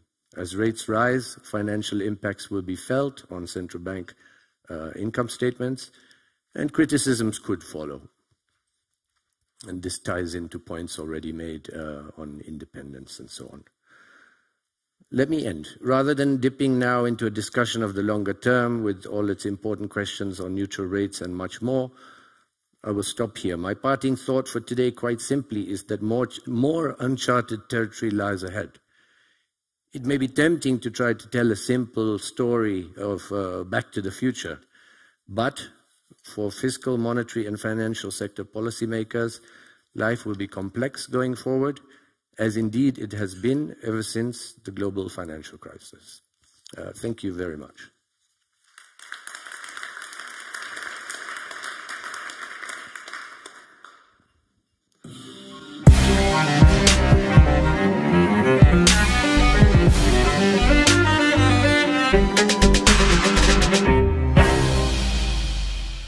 So, as you see on the screen right now, following the opening remarks, we will have a panel discussion chaired by Mr. Vitas Vasiliauskas, advisor to the Prime Minister of Lithuania, and also former chair of the board of Lietuvos Bankas. He will be joined by all the speakers that we have seen, so please come into the stage right now, also those interactive ones, plus Mr. Stefan Ingves, Governor of Sveriges Riksbank. While we have speakers taking their places, I would like to briefly mention that those people in the audience are very much welcome to pose their questions, should you have any, towards the second part of this panel discussion. And you can do this by raising your hand, and then our administrative staff will help you by giving the microphone in the later stage of discussion. In addition to that, those of you who are watching us remotely on lb.lt or other media streams, please have in mind that you can also pose your candid and open questions into the interactive window on lb.lt website, or using slido.com, please use hashtag LB100 and pose your question there. Looking forward to that. Chair, the floor is yours. Thank you. Thank you, Martinas, and of course it is a pleasure to be here, and pleasure and very nice to see many faces which I used to see in my past, and I hope we will cross in the future too. So this panel will discuss the issues which were raised in speeches and presentations, in remarks. Before the session, I prepared some remarks, but I think a lot of things were said, so I think it would be very good and efficient just to dive into discussion. I prepared my questions for each of panelists, but before I will raise those questions, I would like Stefan to reflect to what was said, and to reflect to the subject of our today's first session. So, Stefan, please. Thank you for that. And before I start my reflections, one reflection that goes back to 1996, I think it is, and this is also what your president touched on earlier when he was working in the central bank back then, and I probably was here back then. And based on my memories from those days, you should be proud. You should be really, really proud, because a lot of things and positive things have happened in that time period. Because I knew what things looked like back then, and I know what things look like today. And hold on to that for another 100 years, and everything will come up just fine. But be proud of what you have done. So much about that. Then a few reflections on what I've heard, and of course, I'm not going to repeat everything, and I recognize many of them because we have the same background and we used to work together, so we still have a black suit and yellow ties, both of us. Because both of us used to belong to the men in black, flying into different parts of the world when countries run into trouble. But so much about that, and a few more words on policy coordination and fiscal policy, macroprudential and monetary policy. What you said at the outset is very important, because many thought that the great moderation would last forever, and it did not. And most of the things that we have done were really different compared to the way we thought about what we would do when we had the great moderation in the back of our minds. And I think that in itself is an important reflection. Another thing that comes from the great moderation is that back then we felt that it was enough to talk about monetary policy, and then rates would go up and down almost by themselves. When it comes to running a central bank, and some people have a hard time getting this into their heads, it's not about talk, it's all about the balance sheet. And using the balance sheet and having the guts to use the balance sheet at the end of the day. And that is important. Second part, I do think that too much fell on monetary policy in the past 10, 15 years. It would have been better if we had an other combination of fiscal and monetary policy. And I'm talking about this, of course, from the perspective of my own country. And that is because monetary policy cannot engineer structural change. And that is an issue in itself. It doesn't make any difference in the short run, but in the long run, structural change determines the composition of your capital stock. And your capital stock, including education, determines productivity and your standard of living. And that is very, very important. Then finally, macroprudential, as we call it, ends up sort of somewhere in between. And that's a tricky place to be, because that takes us into a whole host of governance issues, where who should deal with macroprudential, because macroprudential is something very basic, something very simple, but difficult to do. Macroprudential is basically about saying no. And people don't like that. And that's why you get into all these governance issues. Who should be given the right to say no, not beyond this? We need more capital in the banks, or we need a loan ceiling for households and things like that. And this is where policy coordination sometimes gets very difficult to deal with. And I'm going to take just one simple, two examples. One from my own country presently. The policy rate is going up. Households have too much debt. So what kind of a debate do we have? Well, then, of course, there is a political debate saying that given that households have to pay more when the policy rate goes up and mortgages get more expensive, so for that reason, we should do away with the amortization requirement. But if you actually decide to do that, the end game is an even higher policy rate. But it's a clear issue of policy coordination. Another example, and I happen to be the first deputy chairman of the European Systemic Risk Board, is how difficult it is among peers to say, you are not behaving. Because that's the role of the ESRB, as long as we don't have a uniform credit market in Europe, and it will take a long, long time before that comes. And that is a quite complicated process, because it's so much easier just to stay silent and not say anything at all. So many quite complicated policy coordination issues that will remain with us for a long time to come. Thank you. Thank you, Stefan. You touched some structural things, and I think, if I remember correctly, Martins also touched some structural things. So my question would be to you, Martins, should we still think about structural policies, what for me means structural reforms, in such a high inflationary times and in such geopolitical risky times? Should we still think and should we still concentrate into the structural? I think yes. The answer is very... I'm not sure it works. Okay. Yes, I think yes. The answer is extremely clear, because this is the fundamentals that define how the economy will perform. We will need to live after the crisis as well at the end of the day. Now, if there's a toothache, you do take painkillers, but the solution is going to the dentist. Okay? So it's as simple as that. It's difficult. It's unpopular. It takes time. And if the time in the office for politicians is just a few years, for instance, or okay, let's give the full 4 years cycle, it's still very often too short, especially if we talk about elements like Stefan just mentioned, for instance, education. It's going to take decades. Okay? But yes, of course, we should not lose the sight of the forest because of the trees. Okay, thank you. Now I would like to move to Markus, and you made some statements. We heard about coordination of fiscal and monetary policy.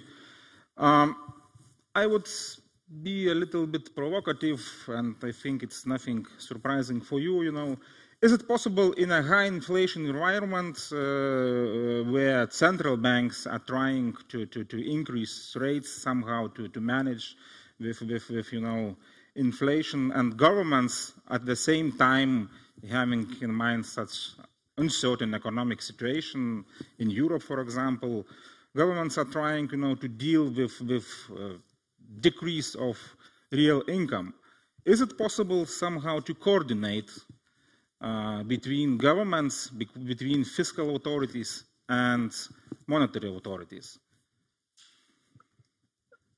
Yes, I mean, there should be an attempt that, you push in the same direction. If that's the case, I think that's very desirable, because fiscal authorities should also take into account that inflationary pressures are playing out. If it's not the case, then the monetary authorities has to be made sure that they're monetary dominance rather than fiscal dominance.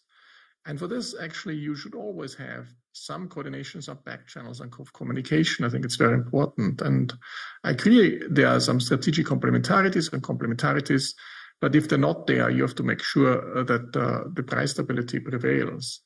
So what we have, I think what's very important is that we have, of course, a huge terms of trade shock. We had the COVID shock, which was always seen as a temporary shock, and it will bounce back. We bounce back much more quickly than we thought from the COVID shock because of the vaccines and other things. The terms of trade shock with the energy aspect might be more long-lasting, and as Marshall mentioned, might require much more structural policies in terms of the energy sector. This will be a much more long-lasting thing and requires some action on the fiscal space. And if there is collaboration, but if there is, some sight that, there will be huge fiscal transfers and they're justified to really help the poor who have to suffer from this high energy. But it has to be seen that any transfer here is a redistribution. There's no extra, there's a wealth shock, as you said. This will be a negative effect, so it has to go from somebody to somebody, and it can't. There's no wealth generation in a sense, and it's not a temporary shock you can bridge through monetary policy. It needs long-term structural changes. If they're not coming, they will just translate in inflation, and then essentially the central bank has to make sure that monetary dominance prevails. In that case, you have to, tensions will arise or have to arise. If tensions do not arise, then we will end up with high inflation for the time to come. Having said this, of course, in the short term, intermediate term, I can see inflation going down because the uncertainty with the current winter is so high that the economies will tank anyway and demand is dropping significantly. So there is, of course, a chance that inflation is going down temporarily. Okay. Thank you very much. I would like to turn to you, Mario, and my question is on coordination of monetary and fiscal policies at the EU level, because in your speech you touched those aspects, Is it possible coordination at the EU level, having in mind that we have one monetary policy, which ECB, what ECB is doing, and 19 or after 1st of January, Boris, congratulations, 20 different fiscal policies. Is it possible, to coordinate? Thank you for the question. Let me add to what I just said, and I'm going to play not only the dove, but the truly European pro-integration. I know you also are in favor in Europe, because Europe. When we look at our policies, we underrate ourselves a lot. I'll say quite often too much. If you look back since March 2020, the European and Euro area decisions till today are probably the more comprehensive, stable provider set of policies in all the world. There was no rush in the way we decided. We took the opportunity in the spring of 2020 to have a true leap of integration in Europe. It's not only next generation EU, it's the issuance of common debt by the European Commission. The European Commission is the largest European issuer of AAA debt in recent years, and it will continue in a few more years to be. This was something that was considered impossible in Europe to happen, and indeed, we made it. And that means a lot. That means a lot. Europe being the stability provider in the world is something that Europeans probably are not that used to play as a role. So I think we were surprised in the response to COVID, how efficient it was, how quick we returned to pre-COVID levels of economic activity. But again, in Europe, private consumption is still below pre-COVID levels, contrary to other economies. We are going step by step in this process. For sure, structural reforms are on the agenda, but we need to continue this process. And this is precisely on the coordination issue that Vikas asked me about. In my former life, I was president of the Eurogroup, so I was really in charge of trying to put together, in terms of a story, what would be the story of European policies in fiscal terms. And for me, it's no surprise that we were able to take these decisions in 2020, because at the end of 2019, 14 out of the 19 countries of the European Union, of the euro area, were at their medium-term objectives, according to the treaties. I can assure you, being finance minister of a country that was exactly in this process, it is rather difficult. But risk reduction was effective in the euro area by then, and the environment of trust and confidence that was prevailing in European terms in that period of time was very, very significant. The quick response in the spring of 2020 was also made possible because we really were prepared to do it. It was not by chance. It was because we hardly, in the hard way, prepare ourselves to do it. So we need to continue in that vein. That's my message. We need to continue working together as policymakers in Europe. That's the only way I think people will understand us anyway. Thank you.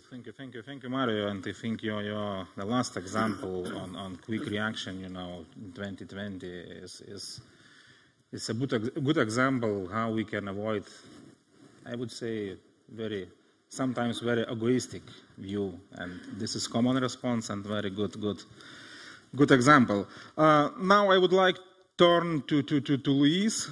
In your speech, you touched some aspects of fiscal and macroprudential policies by saying that those policies should be like a first line for economic stability, and they should be constructed like countercyclical tools. Having in mind current environment where ECB, is tightening the financial conditions, is increasing rates. Do you see some kind of, let's say, cooperation between monetary policy and possibility of cooperation between monetary policy and macroprudential policy? As you said, in bad times, those two policies should say that we have make reserves by using them in a good time. So could you elaborate a little bit on that? Well, Vitas, good to see you again. I am sorry that it's virtually, but it's a pleasure to talk to you again. Well, let me start saying something that I would like to underline. I am in full agreement with Martins, Mario, and Stefan about the structural policy. And I think that lately we have talked very little about the structural policy. We have talked a lot about monetary policy. We have had, in my view, the tendency, and perhaps the pervasive opinion that monetary policy was almighty, and monetary policy is not almighty. we can do what we can do. We do not have the philosopher's stone. And I think that sometimes we are overlooking the importance of structural reform because, as Martins and Stefan and Mario have said, structural reform at the end of the day determines productivity and long-term growth. Having said that, the policy mix, I think that the policy mix is becoming more and more relevant and is coming to the fore in terms of discussion. And I think that we have some examples about potential contradictions between fiscal and monetary and the consequences that these contradictions might have. No? Let me say that in times of very low growth and very high inflation, the policy mix becomes much more complicated. Well, fiscal policy. There is an aspect that perhaps we are overlooking, and I don't know whether the IMF can indicate something, but my impression is that because of inflation, there is a windfall profit for the governments because of inflation in a first stage, because as inflation goes up, tax revenues also go up dramatically. So perhaps we are overlooking this initial impact of inflation on tax revenues. That I think that is something that we should take into consideration.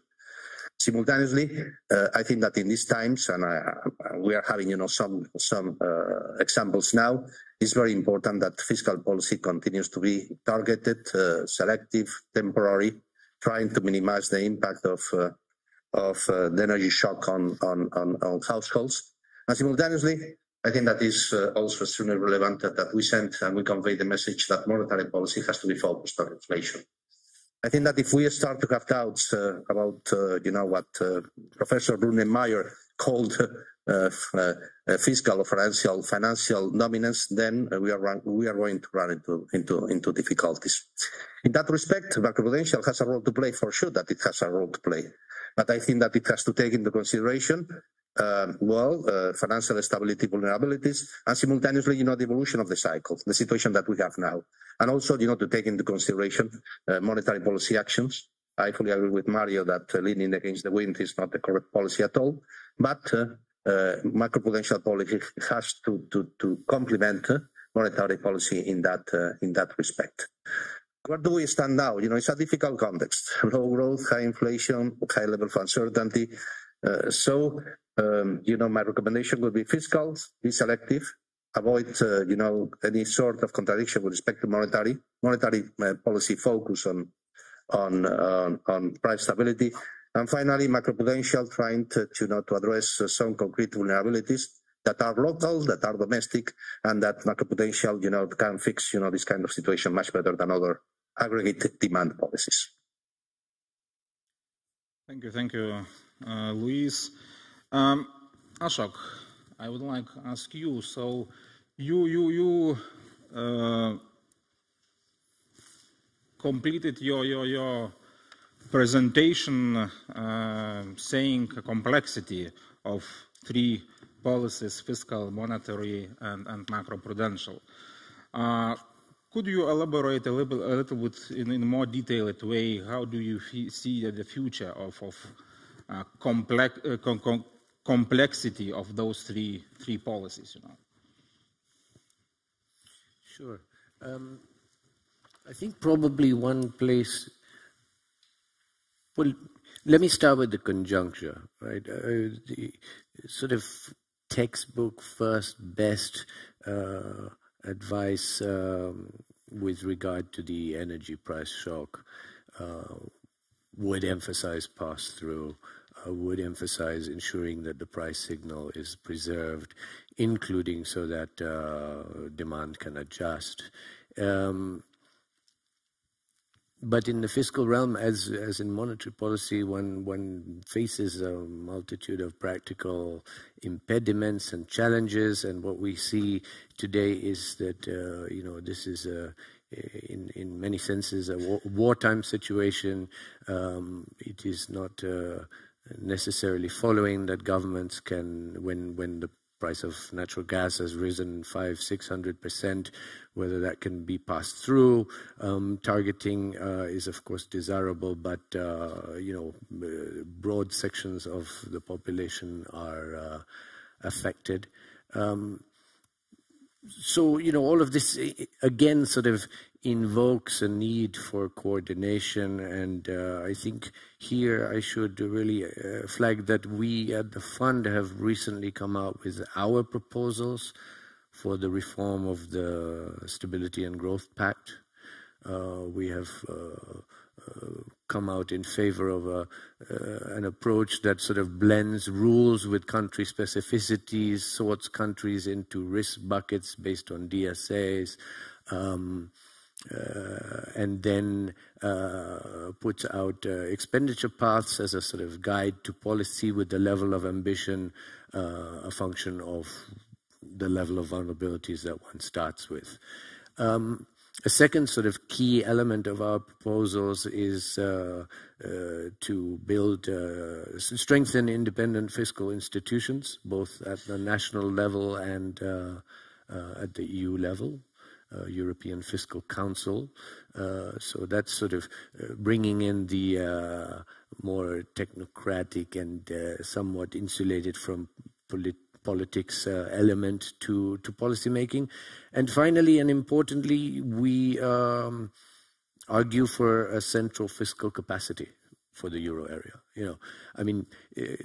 A counter-cyclical capacity we argued for also in a paper in 2018.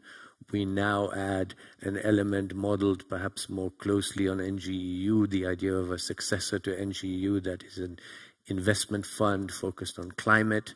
And we think that all of these things, along with, I digress, but re-energizing the banking union and CMU agendas, these are all parts of the effort that need to be made. So some flavor of the complexity, which is especially acute when you are in a monetary union of 20, soon to be 20 countries. Okay. Thank you, Ashok. So, and now I would like to move a little bit, not to concentrate in those three policies, but to dive into the monetary policy mandate, because we have privilege to have here on scene three central bankers, and Luis remotely. So, guys, I would like to ask you, how should monetary policy mandate be formulated? Is there any need for broadening the monetary policy mandate and not only concentrating to price stability, but also perhaps take into account labor market, macroprudential things, because as we touched, it's an important factor. So maybe, Luis, I would like to start from you.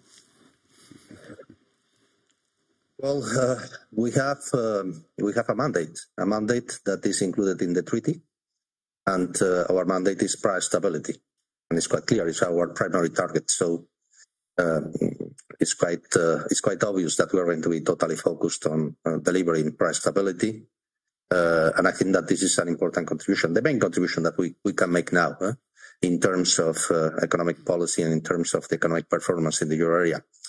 Let me say that now I think that the inflation is the main problem.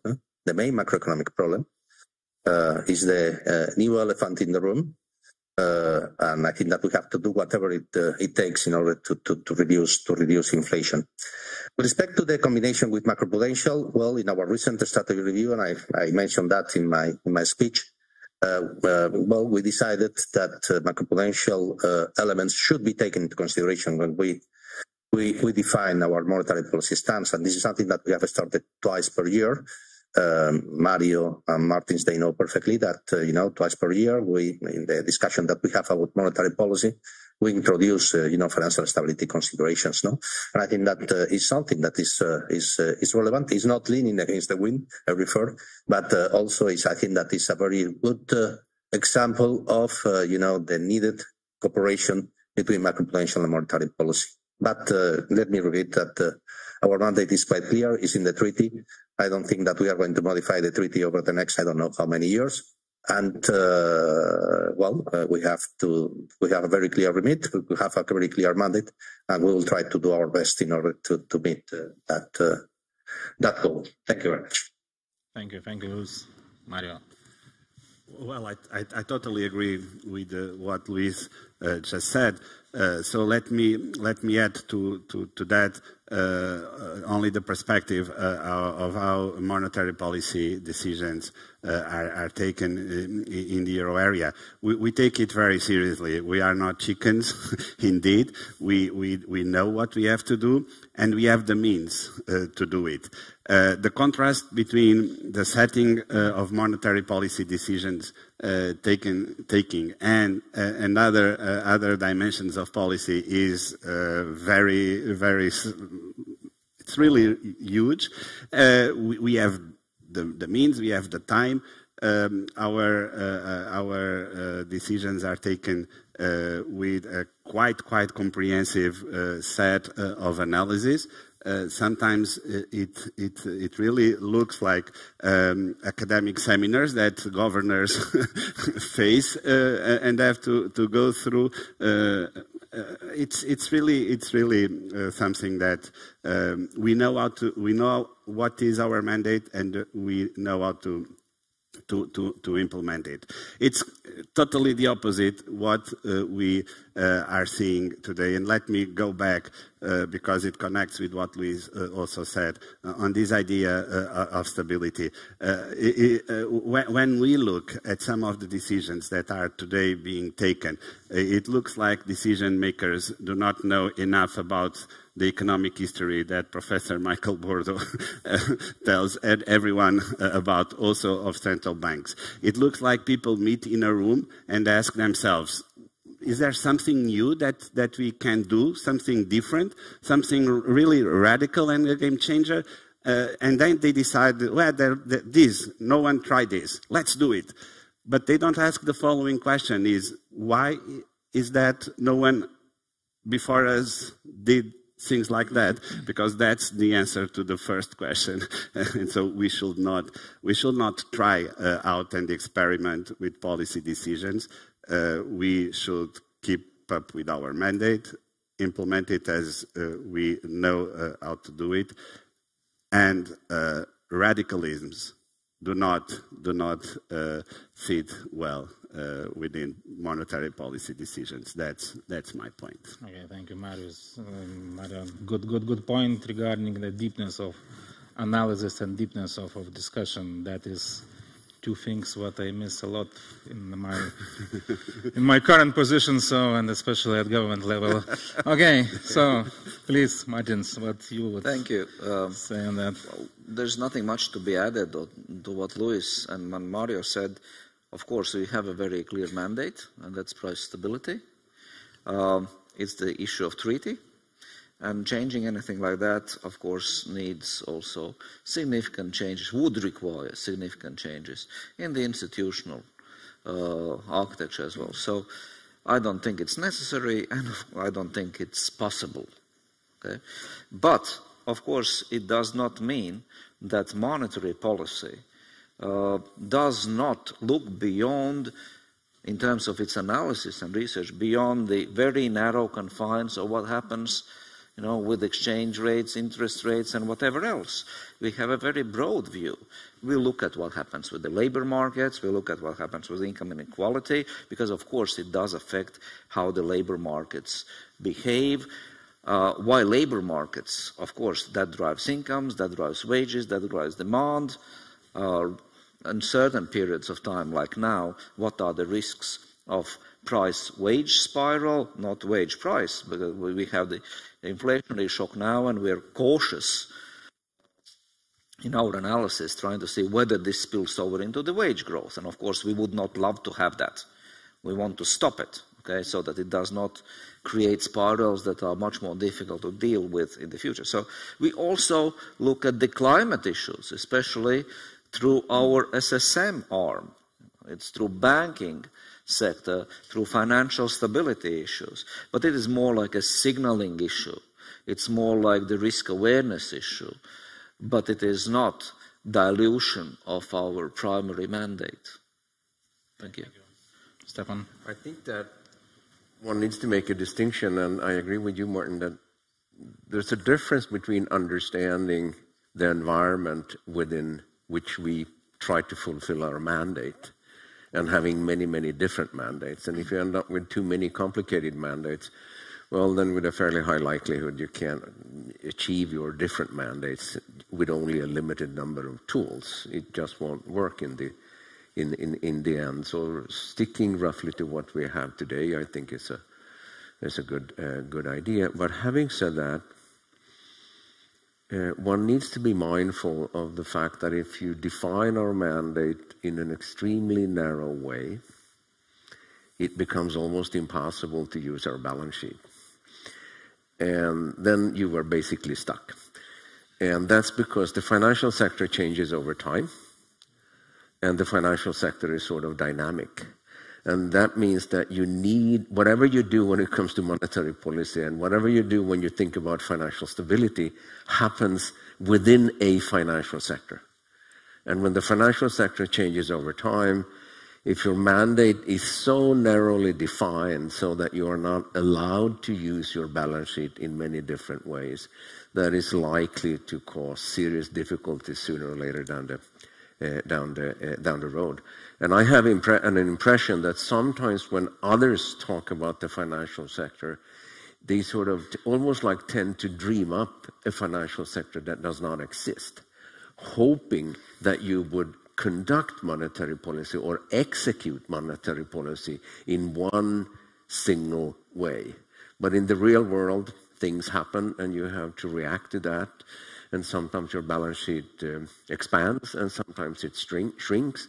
And it's almost impossible, I would argue, ex ante to fully understand in what fashion your balance sheet might have to change over time, because the financial sector is complex and the world changes. Okay, thank you, Stefan. So to sum up, just from legalistic point of view, of course, we have to concentrate into price stability mandate, but in reality, or by implementing price stability mandate, of course, we should take into account very important things like financial system, like economy, like labor market, etc., etc. Okay, so now I would like to ask audience, perhaps you can raise a hand and raise your question. Yes, please. Micro first. Oh. Okay. My question is for Marcus. Hi, Marcus. It's about your concepts of the fiscal trap and the financial trap. Okay, so the fiscal trap, I think that's pretty obvious. You want to shift from fiscal dominance to monetary dominance, but the financial trap, there's a real problem here, because if you've been doing, for example, what the U.S. has been doing, and you have this concept of a Greenspan put, where whenever things get bad and the asset markets start to collapse, then the central bank steps in, okay? And then, like getting to today, then you have a real situation of inflation where the Fed has to do what it's doing, and it's creating tremendous turbulence in the asset markets. That has other effects. And so then it becomes very difficult to stick to your guns. So I think that connection, the financial trap, is one that needs, I think it needs a little more development. Yes, I agree. I think the financial trap or financial dominance trap, I think, is very important to consider. Of course, one can argue that you can hike interest rates and have some financial turmoil as long as it doesn't spill over to the real side of the economy. It's fine. So what many observers argue that in the early 90s, the Fed was hiking the interest rates by more than 350 basis points. And it led to some turmoil in the bond market, but did not really affect the real economy. So sometimes you can have situations where you have huge dislocations in the financial market, but it doesn't really affect the real economy. And that led to a soft landing, as Alan Blinder likes to point out. So this can happen as well, but the worry is very, very large that actually then the financial difficulties will actually lead to also real dislocations, and then actually lead to higher unemployment and all the other phenomena we want to avoid. Let me just say one quick word also about this game of chicken. I didn't mean that people are chickens. It's like an academic term, how people play with each other. You can also call it a war of attrition, essentially, between the different institutions. And here are three players essentially playing a war of attrition. And that's I think very important to keep in mind, and that we will have macroprudential policy is really there to avoid traps, to avoid the financial traps, such that you have enough freedom in monetary policy space later on if you need it, that you can make the move, and that's very important. And that's the same is true between the fiscal and the monetary authorities, and I hope they will play cooperatively, and the high inflation environment shows them, there has to be a lot of redistribution going on at this stage, but it has to be financed in a balanced way. Otherwise, you will create more inflation.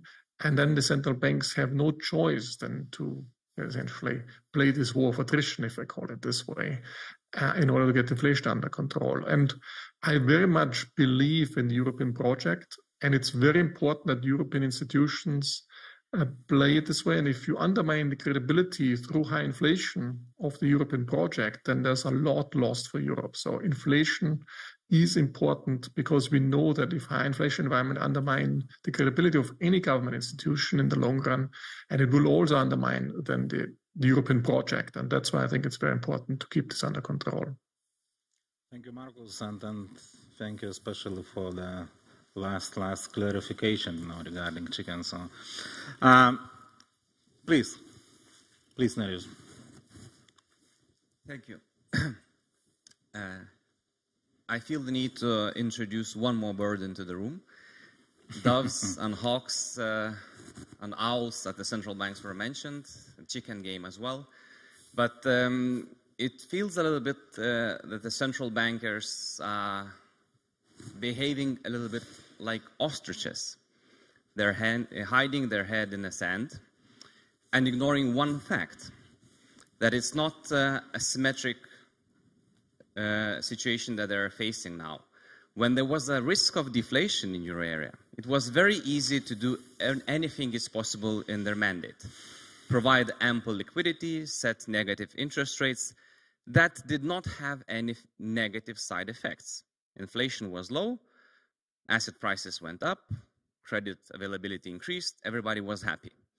Now the situation is much more difficult, because when you have to fight inflation, the downside is much more grave.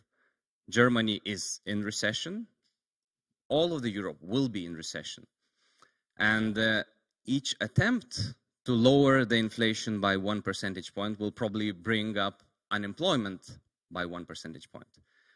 And I think this is not completely recognized. All the central banks are very vocal how they will fight inflation, and they disregard anything else. They agree that, yes, this will involve some pain, but it seems that there will be much more pain than you are admitting now.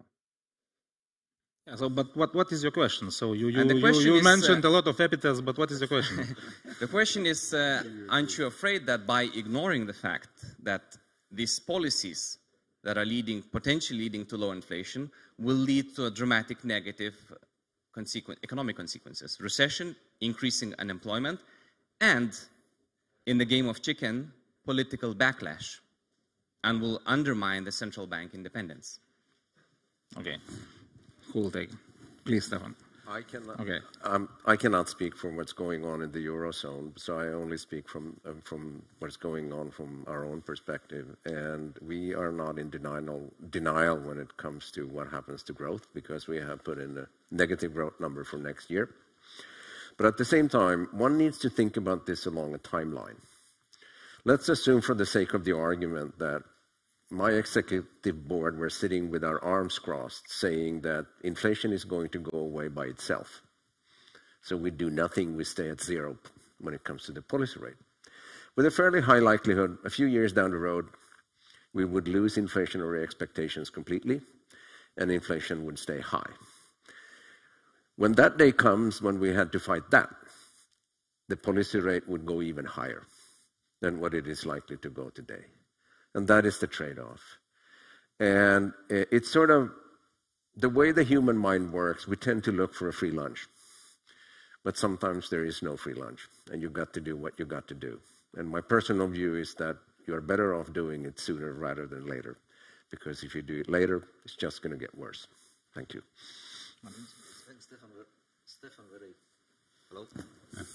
Stefan very nicely put it, and the same applies to euro area. Just to add a couple of minor points, is that, of course, we are aware that we cannot slash the energy prices, and we are not driving the economy into the recession that deep so that there is no demand for energy, of course.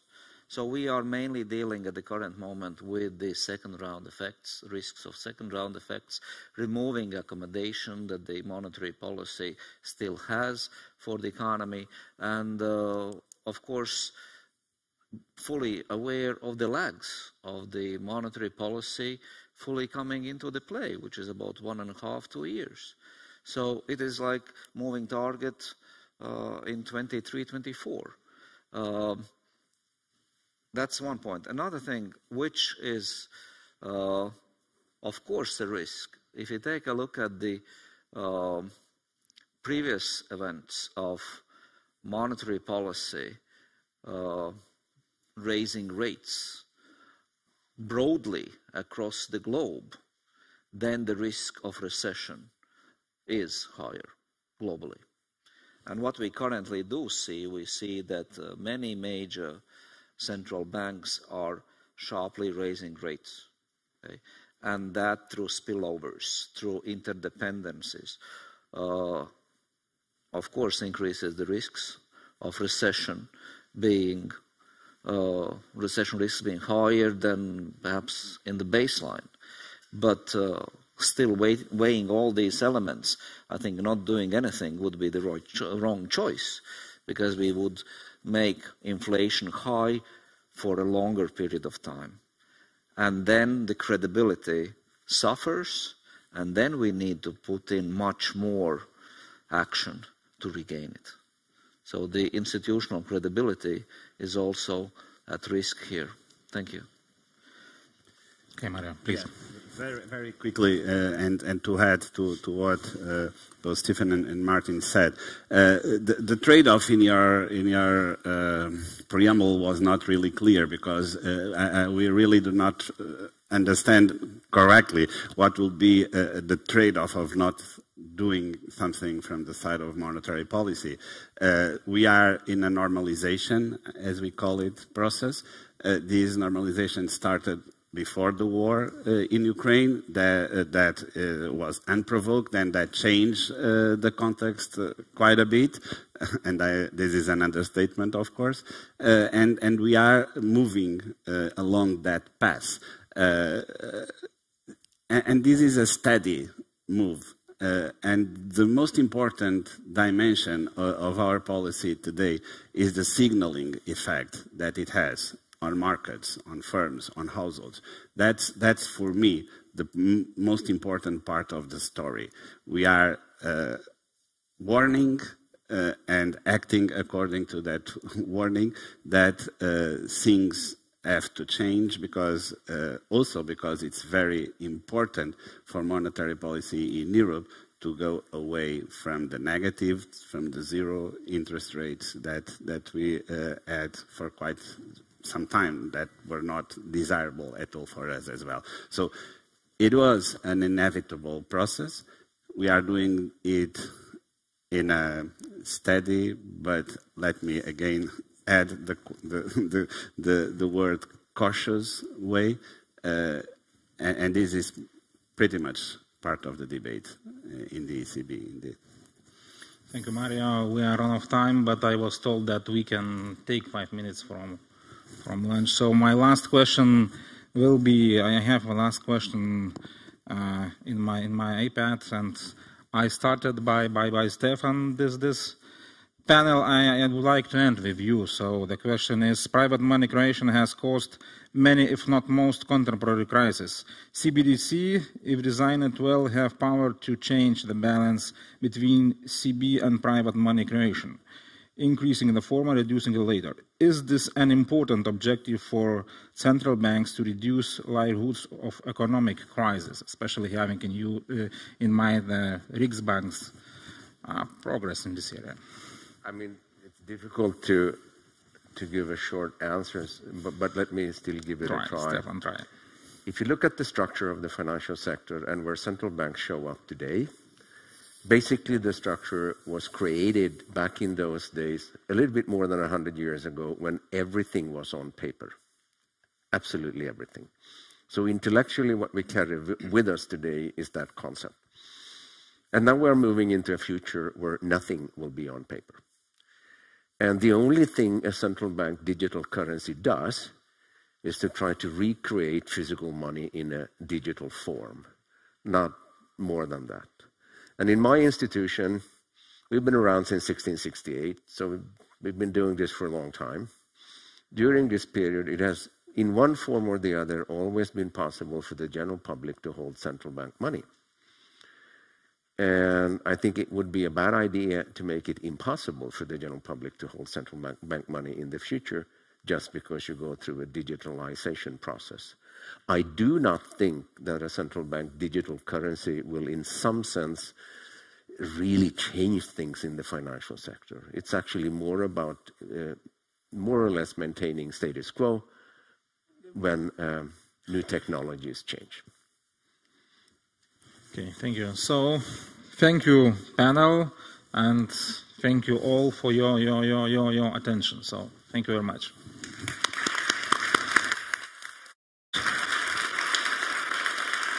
Thank you very much for the panel discussion, very engaging one, and keenly taking the questions from the audience, which I do hope to see after the lunch break as well.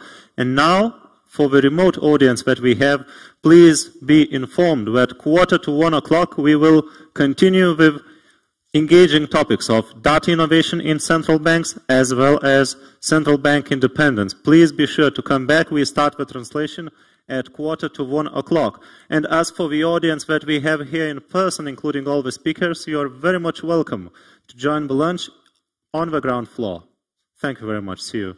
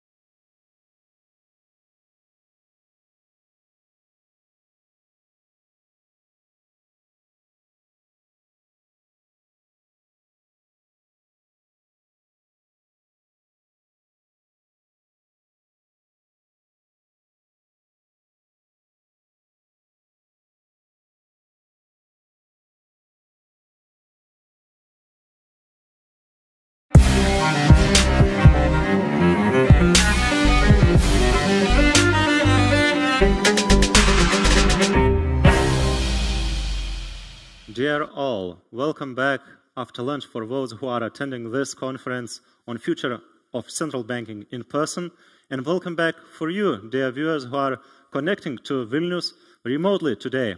I'm happy to introduce the second session of the day, which will be talking about the central banks as pool of real-time data, the whys and the hows. So in the central banking community, in our capacity as supervisors and overseers of financial system, we know quite a lot about innovation happening in private market. We want our market participants, banks, payment service providers, the full range of them, we want them to provide innovation to real economy, to provide cutting-edge services for consumers all across the board.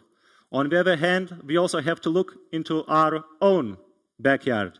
If we want to innovate, we have to keep up with the times and maybe sometimes to be ahead of the curve.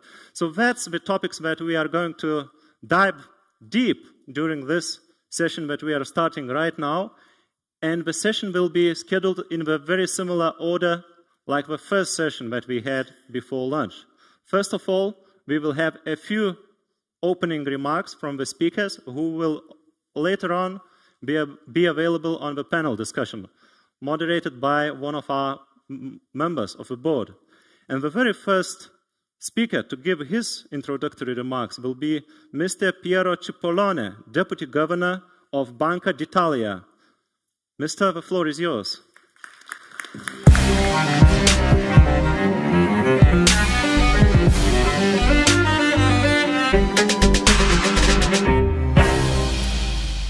So, ladies and gentlemen, it's a big honor for me to be here to celebrate this extremely important event. So, congratulations to the organizer at the Bank of Lithuania. Today we are going, actually this afternoon, we are going to talk of a topic which is difficult to handle because we don't have a grand theory. No, we have, some kind of wisdom to guide us on this. It's very new. And so preparing on this speech, I was thinking to myself, what am I going to say? So the safest thing to do, I thought, is to share the experience of Bank of Italy with you guys.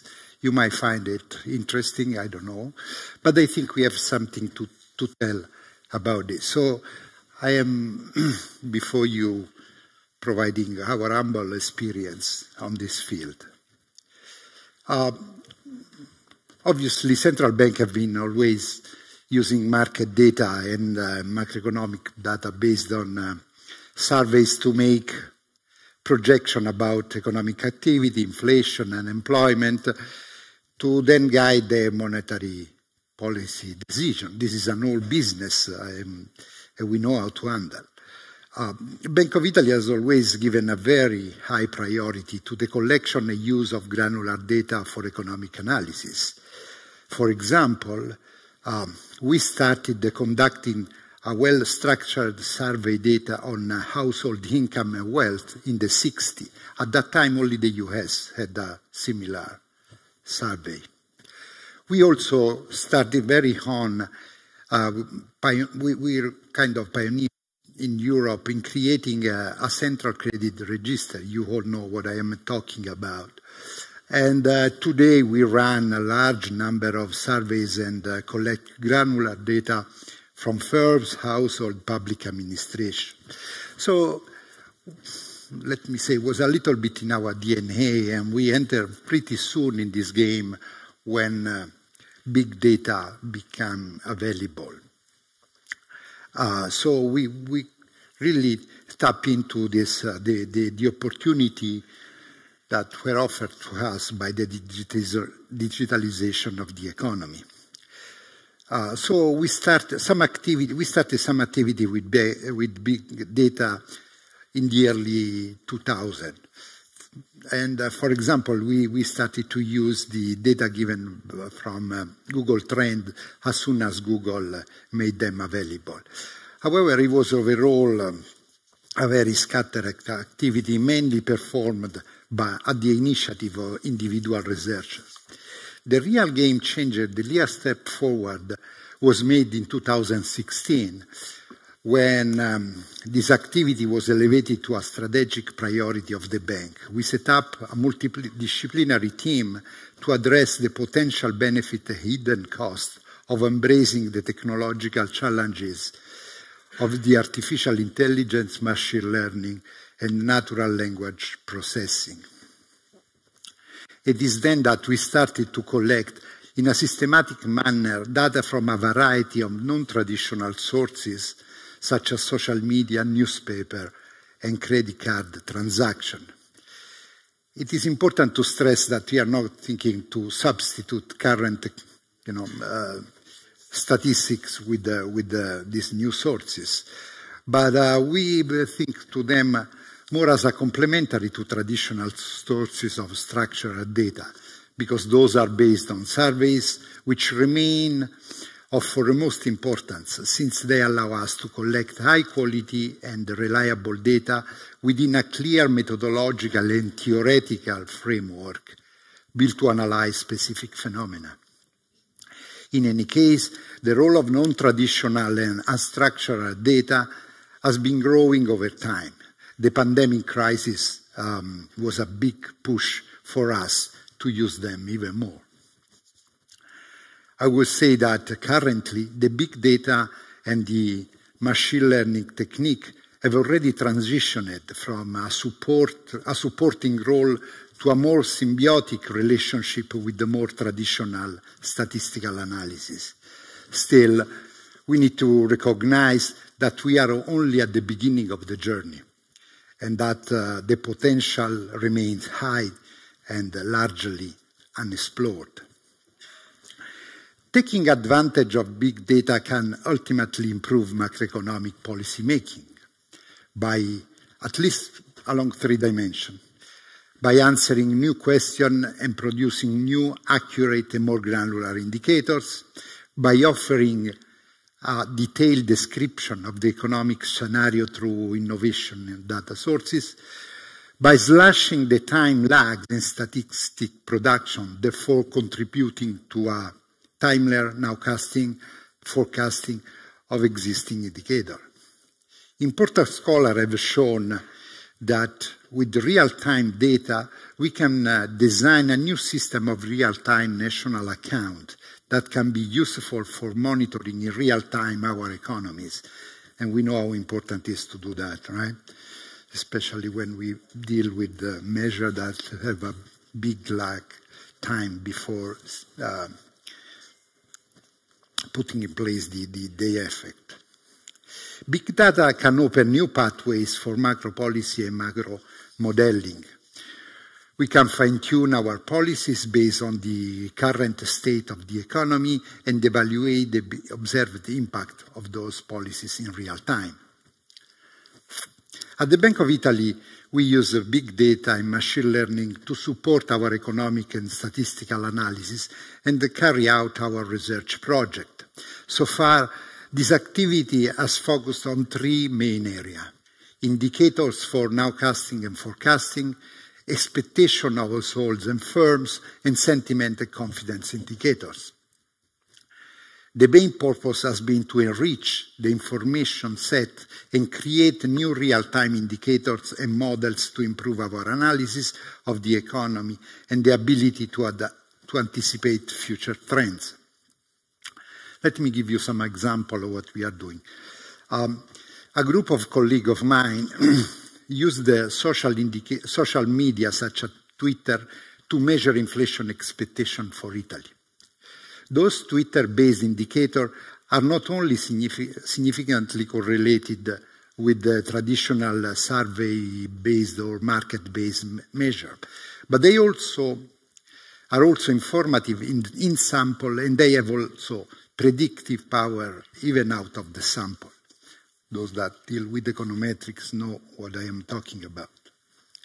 We also use Twitter to create sentiment indicators toward banks and to analyze their relationship with deposit growth.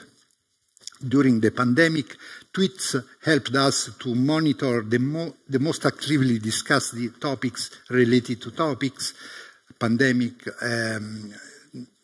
and to build real-time indicators for the average sentiment of the users. Other research analyzed about 2 million articles from 4 main Italian newspapers and compute a text-based sentiment indicator that closely mimics the confidence indicator for household and business from our National Statistical Office. This colleague also computed a daily economic policy uncertain indicators index. These indicators greatly reduce the uncertainty surrounding the short-term prediction in the main macroeconomic aggregates, especially during recession. We use these indicators also to have a kind of weekly tracker of GDP.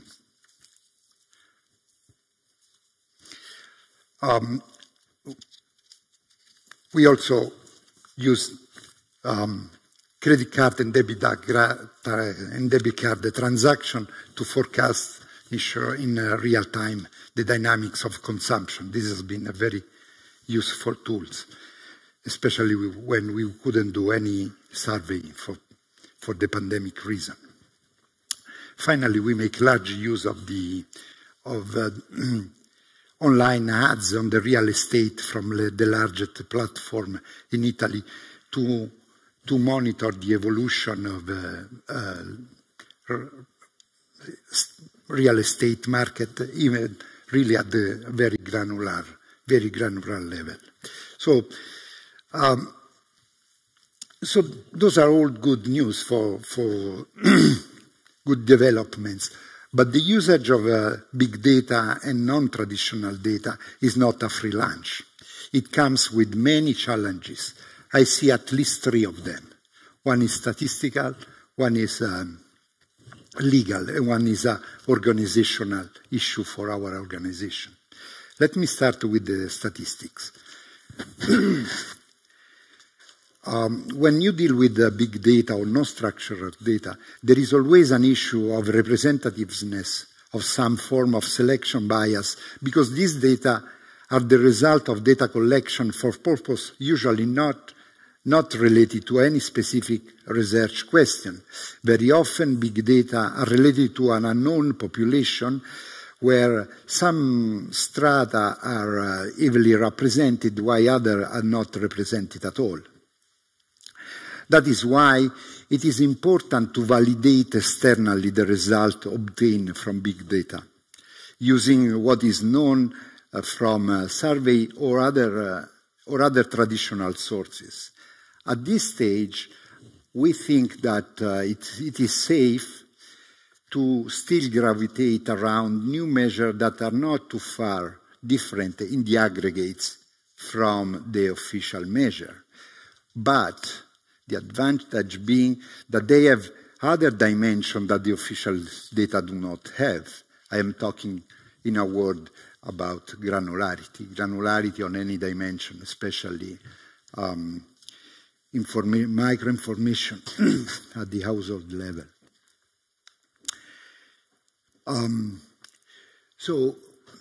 But this is, I think, is just a shortcoming that will last for not long. Soon we will. This morning, someone was saying that we will be replaced by computers. The governor was asking himself whether we will be replaced by computers. I guess, at least on this dimension, computers and artificial intelligence will go a long way.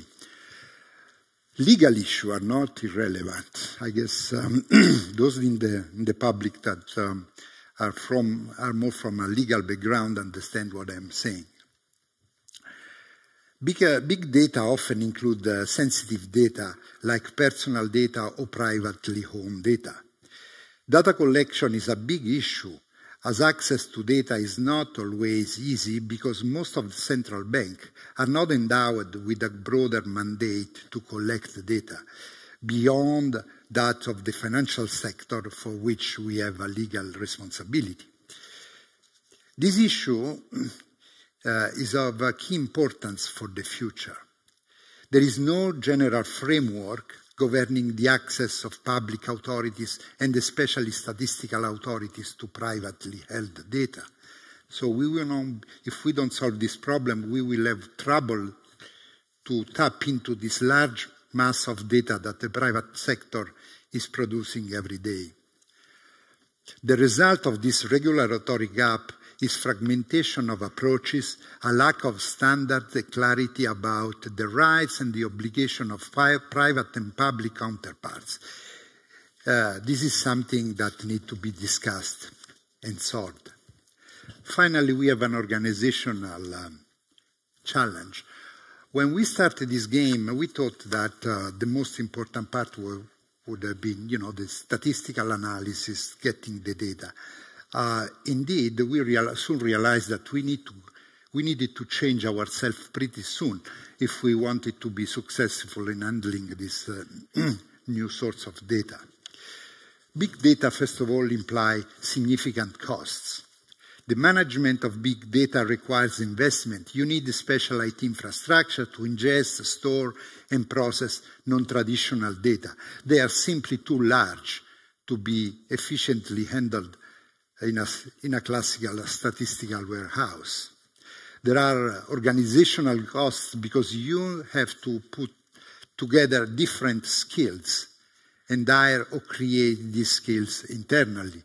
And you all know how tight is this part of the market and how difficult it is to recruit good people along on this team. Finally, I think is an important organizational challenge the preservation of this data over time. While we keep producing a huge amount of data, we have not yet agreed on a shared set of criteria for making this data accessible in the future. Technology-neutral standard must be established to ensure data availability for future generations. Cooperation and possible coordination between statistical agencies, governments, academia, and private companies is equally crucial, especially across different jurisdictions. Due to this large cost, I am afraid that acting in isolation, we as a central banker might end up underinvesting in collection and usage of big data. Therefore, we need a strong cooperation and collaborative approach to learn from each other, avoid reinventing the wheel, and thereby saving some money. Having this in mind, this simple truth in mind, we at the Bank of Italy are currently involved in many projects and activities with other central banks and academia to foster collaboration and to create a network of research interested in data science, machine learning, and big data for economic policy. Since 2019, we have organized a series of conferences with the Federal Reserve Board and the Bank of Canada on non-traditional data, machine learning, and natural language processing in macroeconomics, where both researchers from academia and from central bank and national statistical offices could discuss and present their work. This year's conference is organized with the Risk Bank and is going to be held next week in Stockholm. The governor is here to testify that. We are also collaborating with the Bank of England and with the BIS through the Irving Fisher Committee to organize workshops and conferences on this topic. To create a network and foster scientific collaboration jointly with the Federal Reserve Board, the Risk Bank, the University of Pennsylvania, the Imperial College of London, we are also organizing a series of webinars on machine learning, economics, and data science. Everybody is invited to participate. Finally, we are teaming up with a number of institutions to issue a special issue of Journal of Econometrics on machine learning and for economic policy. So, to conclude, the Bank of Italy is investing deeply in this area, and is firmly committed to researching this issue and to cooperate with other national and international institutions with the aim to better serving our society. I thank you for listening, and I look forward to the discussion afterwards. Thank you very much, Mr. Cipollone, for sharing the best use cases and experience from Banca d'Italia. Next up, we will hear Ms. Elizabeth McCall. She is a member of a supervisory board at the European Central Bank, and this time she will be joining us remotely. Ms. McCall, do we have you?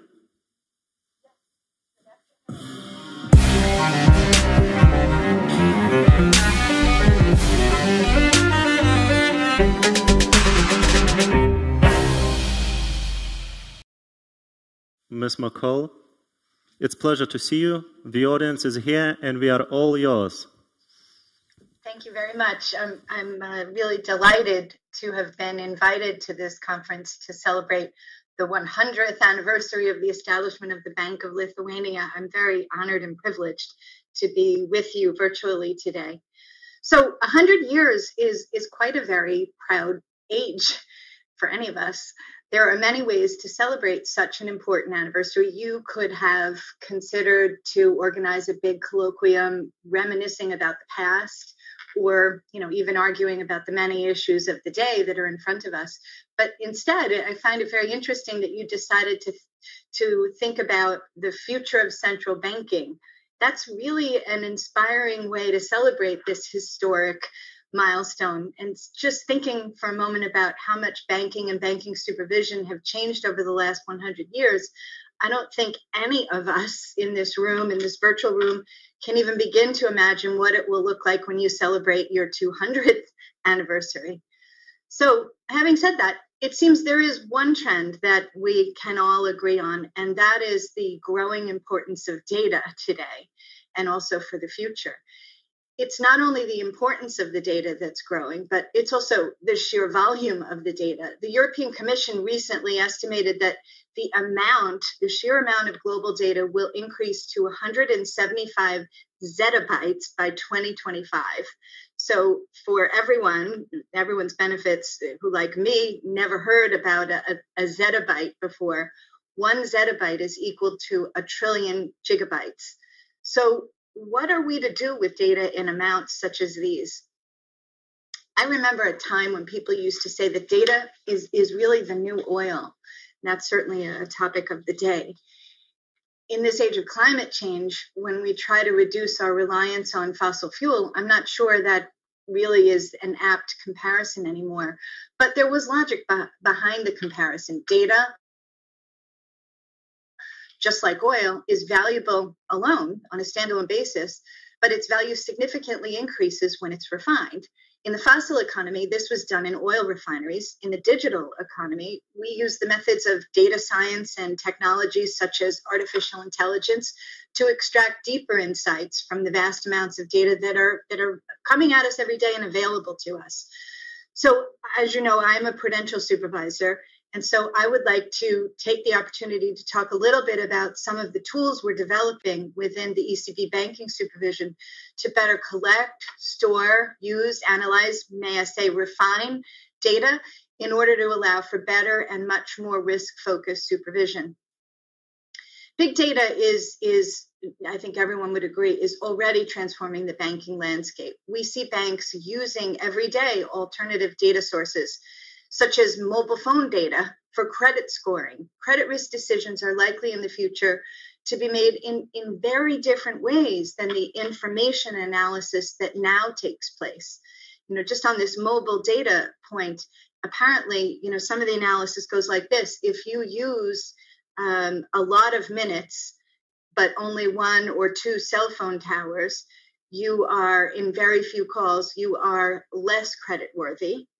And if you use many cell phone towers and numerous numbers of calls for less minutes, you are more creditworthy. Just think about that for a moment. There is so much data out there that can be analyzed in different ways to give us information about our risk decision making. And that's one that's happening today in our banks. So our central banking colleagues at the ECB have started using machine learning and big data to better analyze the business cycle. And I understand that my fellow panelists today will talk about very exciting projects such as the monitoring of real-time financial data to analyze market liquidity and market risk. From my side, I'd like to focus on the use of supervisory technology, so-called SupTech, to store, manage, and analyze information more effectively and, importantly, more rapidly. In 2020, we developed an ambitious digitalization blueprint within the single supervisory mechanism to become a leading digital practitioner among the banking supervisors around the world. One of the most important motivations for this project was really to make the best use of the ever-increasing amounts of available data. So the blueprint is built on 4 elements. The first is an advanced innovation model, which explains how we organize our SupTech work, a digital culture, which equips our supervisors with the skills that they need to innovate, an innovation ecosystem where we engage with stakeholders across sectors, and finally, the actual SupTech tools, and I'll talk about 3 in just a moment. So why are we giving so much prominence to this topic? It's simple. It's a very simple answer, and it's because SupTech makes our supervision more efficient and more effective. It gives us the eyes that we need to be able to discern risk. Supervisory technology gives efficiency gains, which allows the supervisors, the humans, to spend more time using their supervisory judgment, spend more time assessing complex risks. It frees up resources which otherwise would have been spent on manual and repetitive tasks. It also makes us more effective, not only more efficient. We can base our supervisory judgment on better and deeper data analytics. It may even allow us to identify and then analyze risk patterns in very large data sets, which would be impossible to even detect for the human eye. So let me be clear, and I've referred to this in a couple of different ways. Data on its own is not enough. It needs to be analyzed. It needs to be understood. It needs to be refined for us to be able to do that. We need not only the right tools, we also need the right skills. So that's why we're significantly expanding the SSM training to foster digital skills in our employees. We have already trained more than 1,000 colleagues on topics such as AI and digitalization. And we're currently in the process of rolling out a data science school to the whole of European banking supervision. And there we're leveraging the online learning platform Coursera. The data science school was initially launched at the Banco de Portugal in June of 2020. And that was really a result of a desire across business areas to address existing training needs. So with this initiative, we want to provide staff with opportunities to gain technical knowledge on topics such as programming, data science, and data visualization tools. Let me introduce you to the 3 SupTech tools which we have developed to support our risk-based supervision. First, we have Agora, and we hope that this will really be a game changer for us for prudential analytics.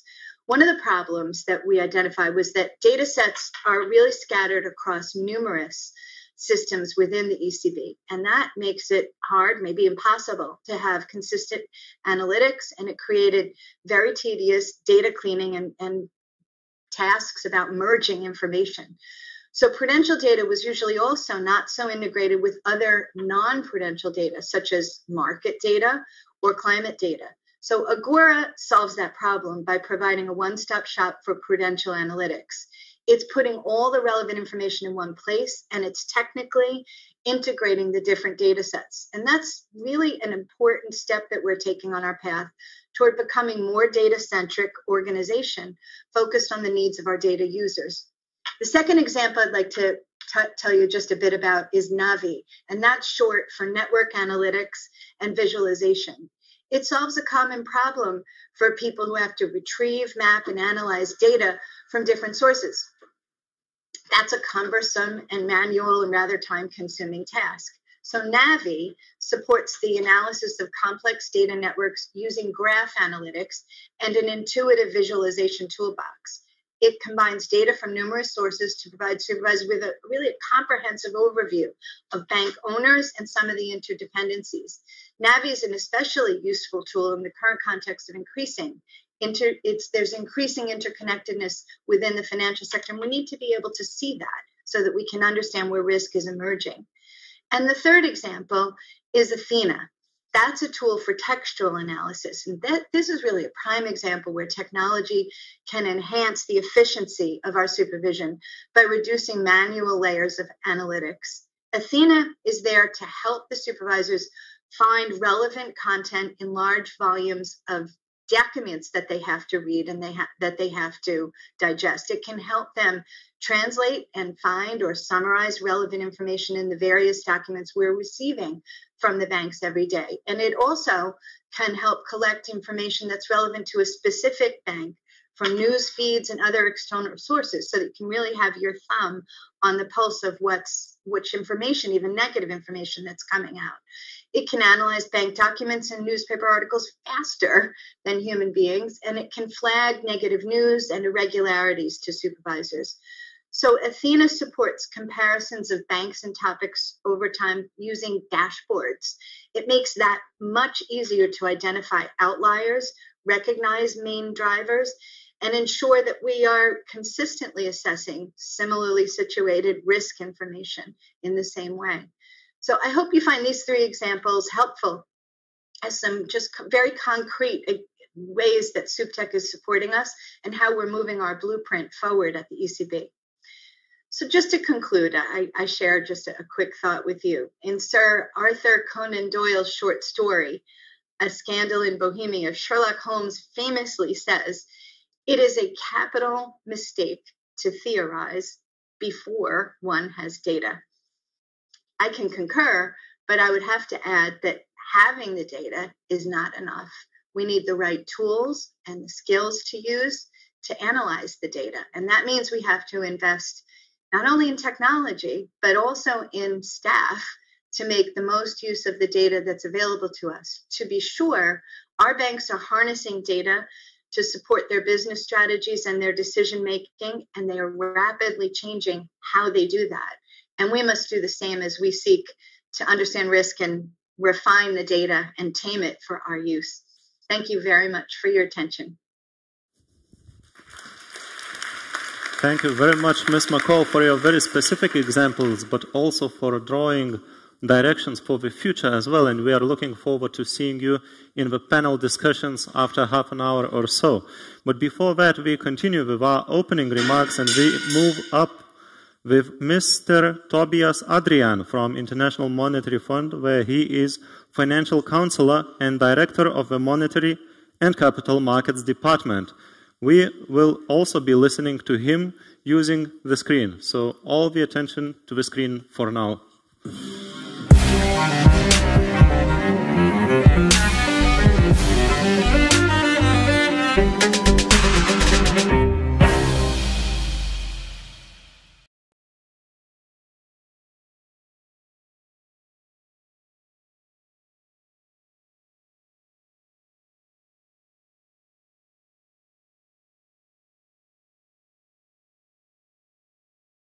Hello. I'm happy to be with you today at the Future of Central Banking Conference in Lithuania. I'm sorry I cannot be there in person. I will talk today about central banks, artificial intelligence, and big data. Artificial intelligence is transformational, bringing new opportunities and new benefits. Artificial intelligence is defined as the theory and development of systems able to perform intellectual tasks that usually require human intelligence. Machine learning is the learning component of an AI system and is defined as the process that uses experience in the form of large data, algorithms, and performance criteria for AI to get better at performing a specific task. Technological advances are facilitating rapid AI development in a wide range of sectors, including in finance.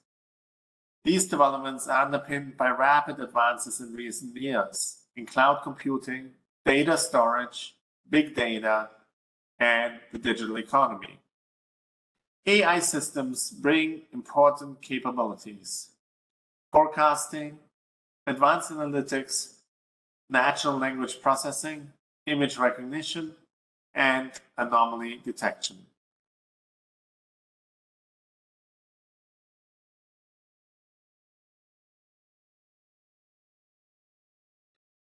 AI systems are rapidly changing the financial sector landscape, bringing significant benefits, but also raising new risks for integrity and financial stability.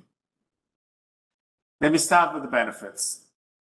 They include client experience, improving the client interface, identity verification, borrowing, and investment advice.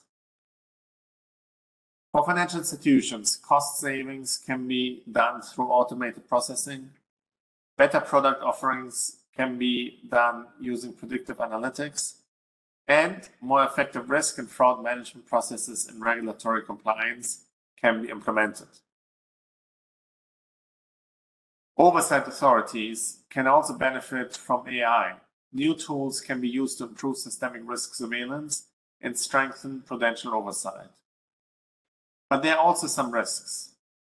There are some unique new risks, such as explainability, privacy, and cybersecurity related concerns. And then there are the traditional financial stability risks, such as robustness, interconnectedness, procyclicality, and new systemically important FMI providers. AI applications in the financial sector are wide-ranging. AI systems are used in the financial sector to forecast macroeconomic and financial variables, meet customer demands, provide payment capacity, and monitor business conditions. AI models offer flexibility and better accuracy compared to traditional statistical and econometric models, can help explore otherwise hard to detect relationships, and amplify toolkits used by financial institutions. AI and big data provide important opportunities to central banks to pursue their mandates. Compared to the financial sector, central banks have largely been slow to embrace the AI technology due to a variety of cultural, political, and legal factors, as well as lack of adequate infrastructure and human capacity inside the central banks. However, central banks' interest in AI and big data has increased significantly in recent years. These developments are driven by the realization of opportunities provided by the AI systems and big data to help central banks implement their mandates.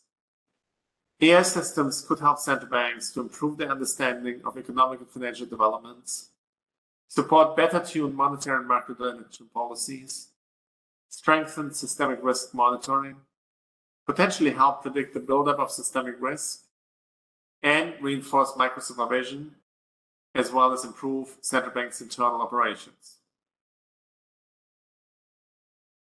Central banks are exploring the potential of AI and big data in creative ways. For example, central banks have generally mirrored the rest of the financial system by focusing on advantages using big data, predictive analysis, and natural language processing. Let me give you some examples. The first is nowcasting. Central banks are collecting real-time data to improve very short-term forecasting of inflation and GDP. Sentiment assessment. Central banks are using social media feeds to track public expectations and uncertainty and risk sentiments. Risk detection. This is rapidly developing for AI applications.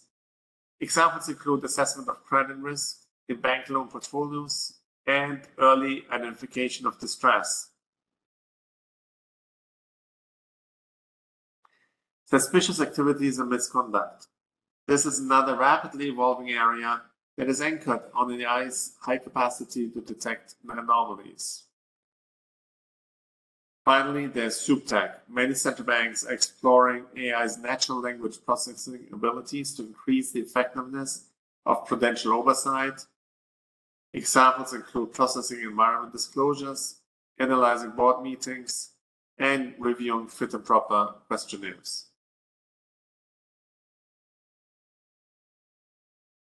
Central banks' use of AI and big data comes with challenges and risks. Cybersecurity challenges are similar to those faced by the rest of the financial sector.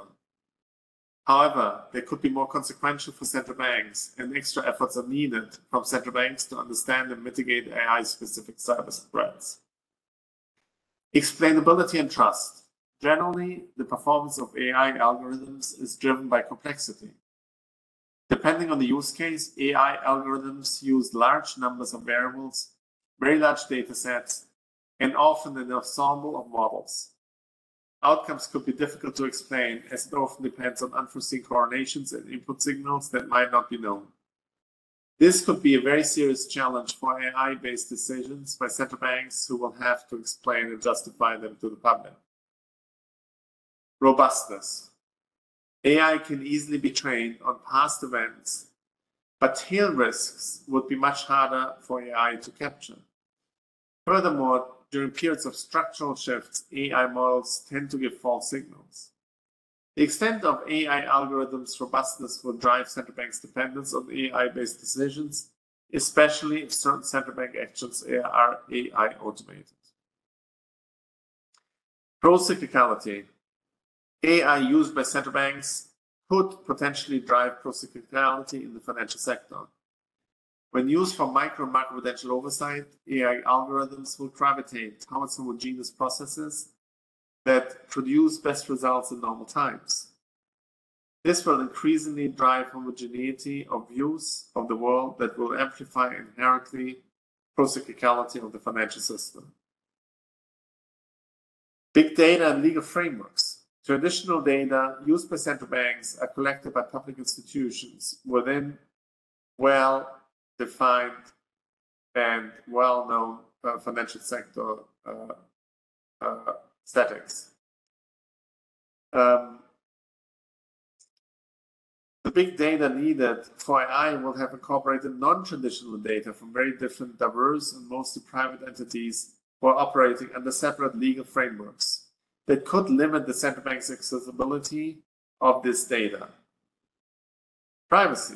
Using non-traditional data will raise public privacy risks that are central and should be aware of and mitigated by, including throughout outing in places robust data governance infrastructures. AI has the capacity to unmask anonymized data. Outcomes may be remembered and leaked. These issues could potentially pose significant reputational and legal risks.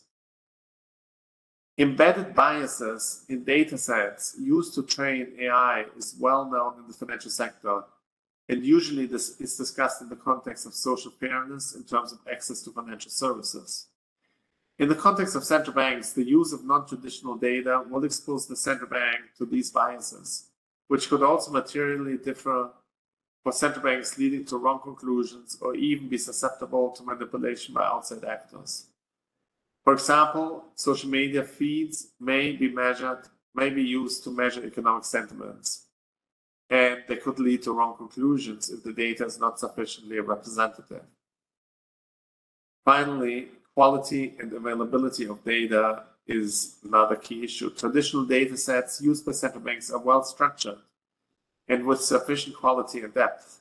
Non-traditional data are a significant challenge for central banks to secure the needed data in the volume, veracity, and frequency that is needed to do AI analysis. Before concluding, let me turn to CBDCs. Could CBDCs generate real-time economic insight? Let me distinguish between two different types of CBDCs. First, wholesale versus retail, and then plain CBDC versus programmable CBDC. Wholesale CBDC could be issued for regulated financial institutions within a two-tier banking system. It is primarily to support the interbank payment system. It is not clear that the data generated from wholesale CBDC will provide economic insight beyond what is already embedded in traditional real-time payment systems. Retail CBDC will be issued for use by the general public, providing the public with access to central bank money The central bank would be able to monitor the flow of RCBDC transactions directly.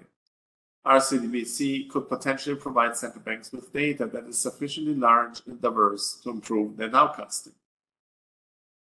Let me turn to programmability. CBDCs are payments, but CBDCs are essentially smart contracts that could be programmed to perform functions beyond payments. Programmable CBDC could potentially expand significantly the scope of usefulness of CBDC data to generate real-time economic insight. Of course, the challenge here is privacy and public trust. Let me conclude. The development of AI systems in the financial sector will continue to accelerate. It will become a critical financial market infrastructure and reshape how the financial system operates. AI applications will bring important benefits.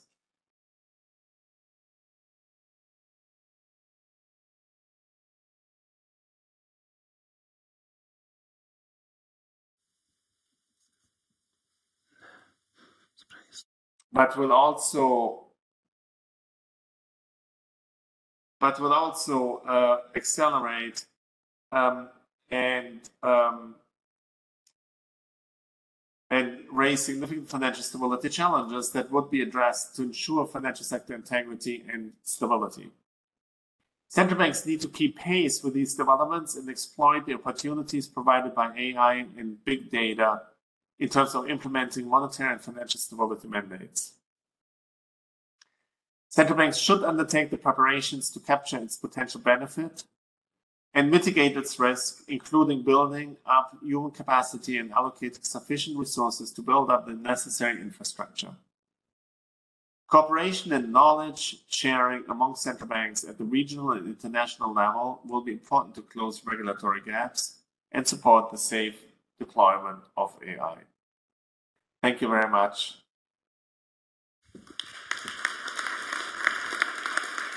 So, as we see from this speech, using AI and big data in central banking is not about rosy and very nice use cases. It's also about significant risks that we need to stay aware of.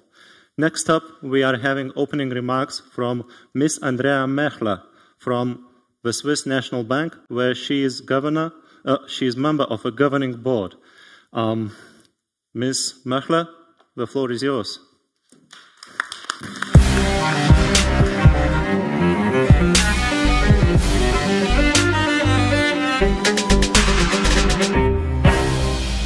Hello, everybody. It's a great pleasure for me to be here. Thank you for the invitation and for being able to share with you this 100 years.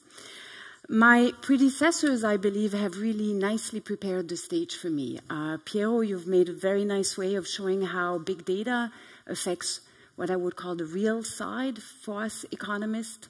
Elizabeth showed us what it means that big data does change the landscape for banks and so also for supervisors. I want to bring you onto a slightly different perspective. I want to bring you how we use big data, or generally what does digital innovation means for financial markets. And my main message is financial markets is affected by digital innovation, and it's not only about speed and the volume of data, it is a big part, but particularly about complexity, and that is something that is relevant for us. So that was basically, the why. The why is really what is happening on financial markets has an effect on our work. So this is an interesting chart because, as we all know, for central banks, we do need to be, and we heard it this morning, we need to be more, we need to have a better data-driven understanding as well of including of what happens on financial market, particularly since there's been more and more of unconventional monetary policy happening. This is an interesting chart because it just shows how, it was a survey we did in 2016, so quite a while ago, and already then it was clear that for issues such as monetary policy, the implementation of monetary policy, the analysis of it, also FX reserves, a deep understanding of financial markets is important, and that has only continued to grow. For the SNB, Financial markets, particularly one market, the FX market, is of particular importance. You know it as a small open economy with a safe haven currency.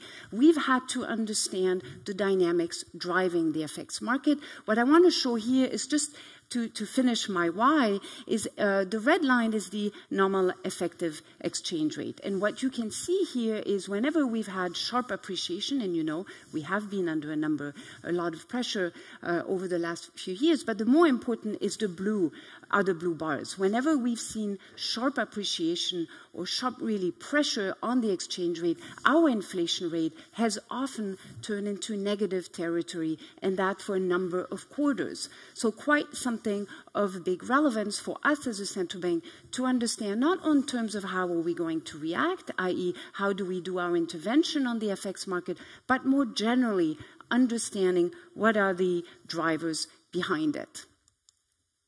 So this is what we are faced, is on the one hand, we know huge amount of computer power. We've heard it earlier, AI, there's a number of big data is changing the market, but in particular new technologies. And in financial market, a big one, I'm not even going into digitalization per se, even in the traditional electronic world, what is happening is the electronification of financial markets at an increasingly high speed.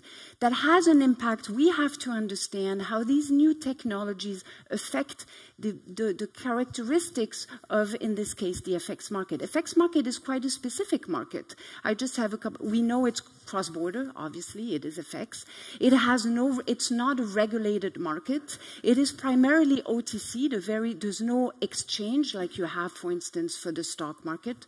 And it is highly decentralized, something I will go back to. We need to understand how do these new technology affect the structure of the market in order for us to continue to do our job, whether it's implementing monetary policy, whether it's monitoring financial markets, or more generally also risk management. So one thing that is clear is the FX market has really or is undergoing a evolution, if not revolution. What I want to show here, and I'm just giving you two examples without going into any depth, but to give you a sense, what is happening here is really changing the underlying dynamics. So I have two illustrations. The first one I'm going to show you is one thing that has happened through electronification, because everything is being traded at a faster pace, is not just the speed. What is happening is this very large fragmentation.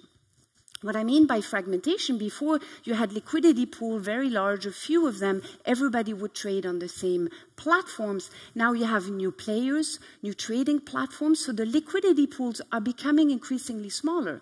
So what happens if you're a central bank and you want to trade a big amount?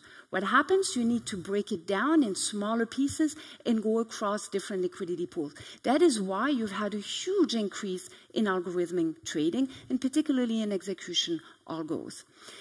This is one thing that is happening, and the rise of this type of trading is further increasing the dynamics. Another thing that is happening with these new players is you have more internalized trades. You know, you have a number of platforms, the ones you look up when you look at Bloomberg, right? Do you have all the exchange rate? They come from what we call primary platforms. But the number of trades on those platforms, and I show, are reducing for several reasons. One is trades are being internalized. Some big players do the matching across themselves and across the client, so it's not trades that you necessarily see. Another thing that is happening, and that's just focus on the left-hand side, is always fewer trades on these primary platforms. This is just, so you see I showed you three key pairs, FX pairs, but basically the story doesn't need much words to explain. You can see that in 2007, you had between a third to a quarter of all trades were done on specific platforms. Everybody could see them. Now it is less than 5%.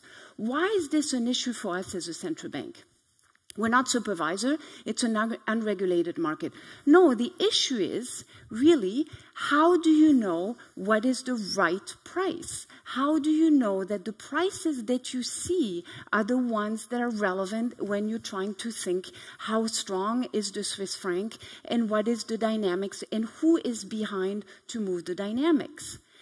So far, I can assure you there's been a lot of work done. We still believe that the prices you see that come from these primary platforms are the right prices, meaning all the other platforms are using those prices as benchmarks. But it's not something, it is something that we feel we ought to continue to monitor at the very granular level to really understand what kind of mechanism, what kind of changes are happening in the market. And then that's the last thing I'm going to show you a little bit to give you a sense of the type of transformation that is happening on the financial market through innovation. Is, for instance, here, so the primary platforms are reacting. So, for instance, EBS, so EBS is one of the main primary platforms. That's the one you would also see when you look at your Bloomberg terminal. What you see is there used to be a lot of trades in the G10 currency that used to be done in London. All of those have been migrated to New York. And it is partly because there were too many high-frequency traders doing latency trading, so they could use change of day, but now it's all centralized in New York. But that has really changed the liquidity dynamics of what is happening in New York. So, for instance, for the first months, this happened on the 1st of May of this year, this change.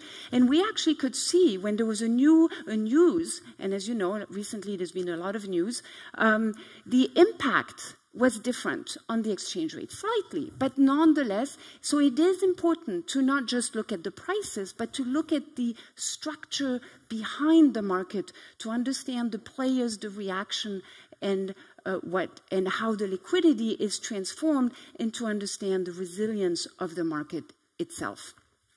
So this was just to give you a little bit of a glimpse of what is happening in the market. The second question that we've been asked, so the why, I hope I was able to explain to you why we believe it's very important to get those skills and the data that also the previous speakers have been talking about. And how do we do it? Well, in a couple of minutes. But so I'm going to, again, use one example here. What it basically means is that data, you need an entire new architecture. Right? It's not just, and this is, I think, my next point, real-time data in the financial markets. It is not just about having data faster and having more data.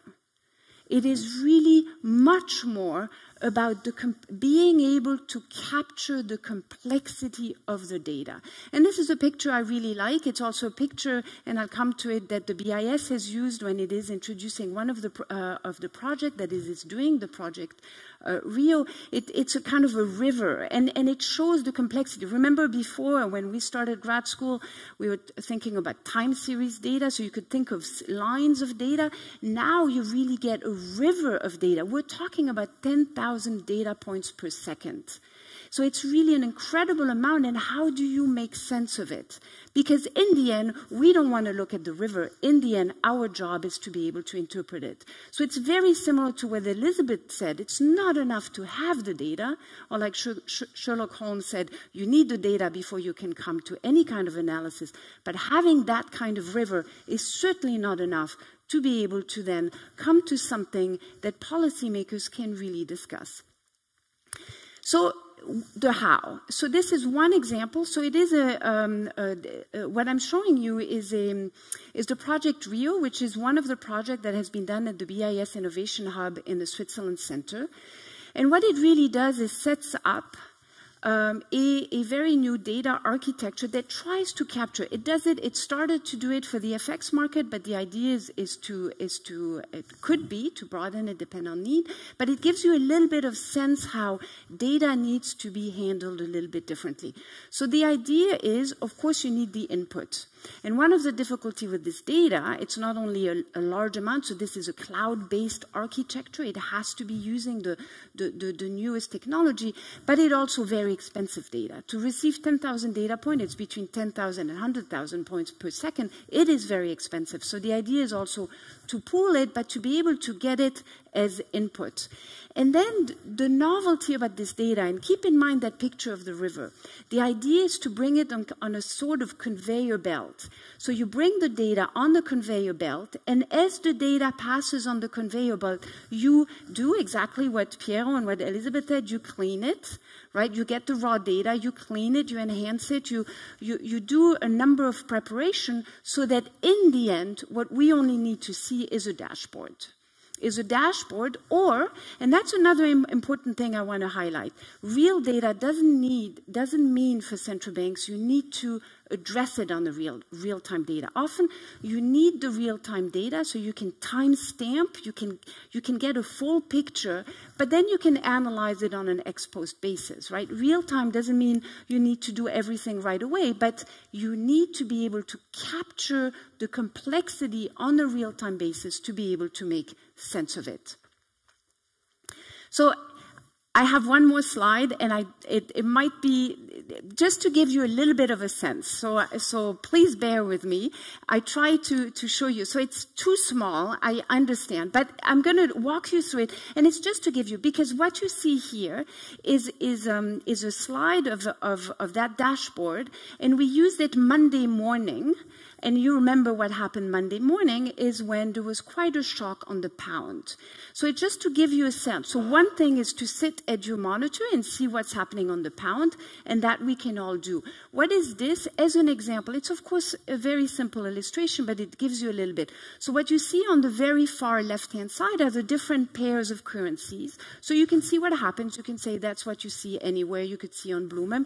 Correct. What this shows you is not just the price, but it tries to give you also what happens on the liquidity of those pairs, what happens on the trading activity, how high is it, and also on the volatility. So on one hand you see the price, but then if you can see, I need to choose one side. So you see the liquidity, and you could see this is the pound dollar, like the liquidity was its historical high. So you have this data because it can compute the historical averages, but it shows that on those couple minutes, and this was in the morning, right? Liquidity was super high, activity was very high, and you can see it here. So the activity, what was actually the number of trades happening on pound dollar, was really historically high. Here you have other pairs. You can see, so this was also here, and then the volatility. The beauty of it is and I realize this is too small, but the point is you also have a bid-ask spread. Again, it's to give you a sense, not just the price, because the price only gives you one sense. What you could see here, of course, the price went down. You can say we knew that. But what this chart tells you, although I understand you may not see, is suddenly the bid-ask spread went much wider, so much more uncertainty. You can see also who had the market power, the buyers, the sellers, and the different colors here, and then eventually it recovered. And the beauty here is you can see the liquidity pool, so the impact on liquidity of the different pairs. Again, so this is all I want to show. I just want to give you a sense that the data today has to be much more seen like a river. It's something, and you need to understand the different dimensions to, in my view, understand really what is happening and being able to assess the data. So thank you very much. I will stop here. Thank you very much, Ms. Mechler, for an excellent presentation, and we will hear from you more on the panel in a few moments. But before that, we have, last but not least, opening remarks. And as Ms. Mechler closed with a case study on Great Britain pound, now we will be virtually joining London, as we have Sir Dave Ramsden, Deputy Governor of Bank of England, joining us remotely.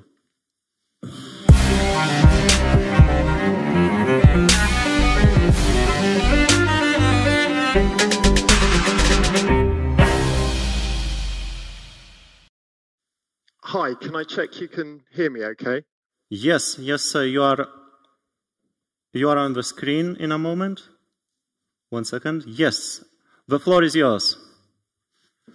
Thank you very much indeed, and thank you for the invitation to join this panel today. I'm very sorry I can't be with you in Vilnius. Real-time market developments have kept me here in London, but I'm grateful to the organisers from the Bank of Lithuania and from the BIS for allowing me to contribute virtually to the bank's 100th birthday conference. I really welcome the focus of this panel on real-time data, since having access to fast, accurate, appropriately structured data is critical in equipping central banks with the knowledge they need to function in order to meet their objectives. The Bank of England's mission to deliver monetary and financial stability is a very broad and deep one. We need a similarly broad pool of data of varying depths to fulfill our mission. In 15 minutes, I can't hope to do justice to the variety of data we need to get a clear picture of the economy, the financial system, and the firms we regulate in order to frame our responses. Last year, the Bank and the Prudential Regulation Authority published our data strategy, joint with the FCA, setting out how we will transform our collection of use of data to fulfill our responsibilities as a supervisor and regulator. But in my time today, I want to focus on my bank responsibilities for payments and give a real life example of why having real-time data matters, and also point to how we could make payments data even more useful through the messaging technology that communicates the data.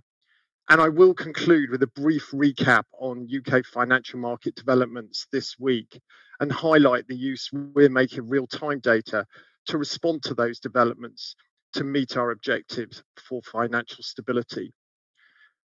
The COVID pandemic continues to impact on us in many ways and to change how we do things. In the context of today's panel, the pandemic acted as a catalyst for extending use of. Now, one such source was CHAPS, the UK's high-value payment system, which we've operated within the Bank of England since 2017. This provides individual payment level data on corporate revenues received from debit and credit card expenditure and transactions. As the operator of CHAPS, this transactional data is accessible in real time to the bank. Now, such data will only ever give a partial picture, and the bank's Monetary Policy Committee and the staff which supports that committee and our other policy committees are experienced in contextualizing and framing such data in nowcasting and other applications. Now, the most obvious benefits of these data are their timeliness, granularity, and availability. GDP, the official GDP data is published with a lag of weeks and sometimes months, whereas through the CHAPS data, we had a proxy for it in 2 days. The CHAPS data also provided signals on sectoral as well as overall economic performance. And it was coming into the bank via our payment systems at a time when a lot of official data couldn't even be collected because of the pandemic. The Monetary Policy Committee referred to the use it made of the data in supporting its policy response in its March 2020 minutes and throughout the pandemic.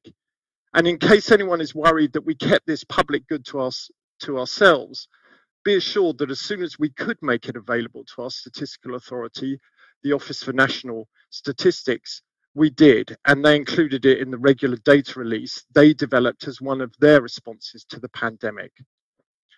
Now, I've provided what is hopefully a relevant use case, but it's a very narrow one. There's a much broader agenda to ensure that the availability of payments data can meet the demands of the modern financial system. Payment systems were originally developed in different jurisdictions to meet the needs of the users at the time, with little focus on interoperability or future-proofing. Now, in the UK, as in many countries, the data standards develop piecemeal as the payments and underlying technology systems themselves developed. The historical challenge of transmitting a file of a certain size with the computing power available of a quarter of a century ago has left many of us, including in the UK, with the legacy of only being able to gather and hold a very limited amount of information in a payment message. In the most widely used current payment message, SWIFT MT, the remittance field is just 4 unstructured lines of 35 characters. And without a structure to the payment message, or even the possibility of including the full information, the additional information that is often already included in a message cannot be easily signposted or transmitted.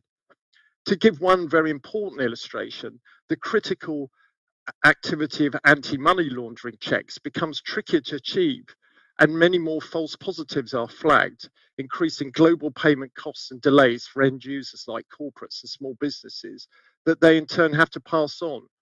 And it's often difficult, if not impossible, to quickly ascertain the purpose of a payment at present. Now, in the UK, the way that payments are made and settled is being enhanced with the renewal of the bank's real-time gross settlement system, or RTGS.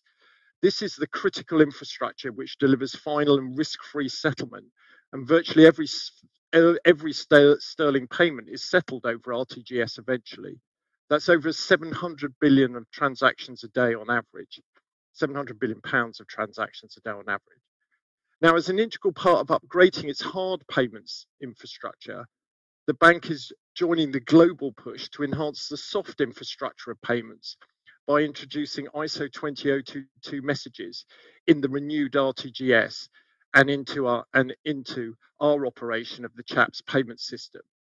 Now, as everyone at this conference will no doubt be aware, ISO 20022 is a game changer for the financial system.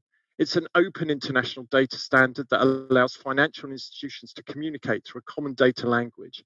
It will enable financial systems to understand each other wherever they are in the world. One of us could walk down the road and send a payment from a local bank branch in Vilnius, where you are, and the information conveyed within the message will be the same information as available to my local bank here in London. ISO 20022 also allows for more structured and enhanced data, which can be user-driven. In other words, it can develop according to the user's needs, either through adapting the language by adding new data fields or by adapting to meet different technology needs.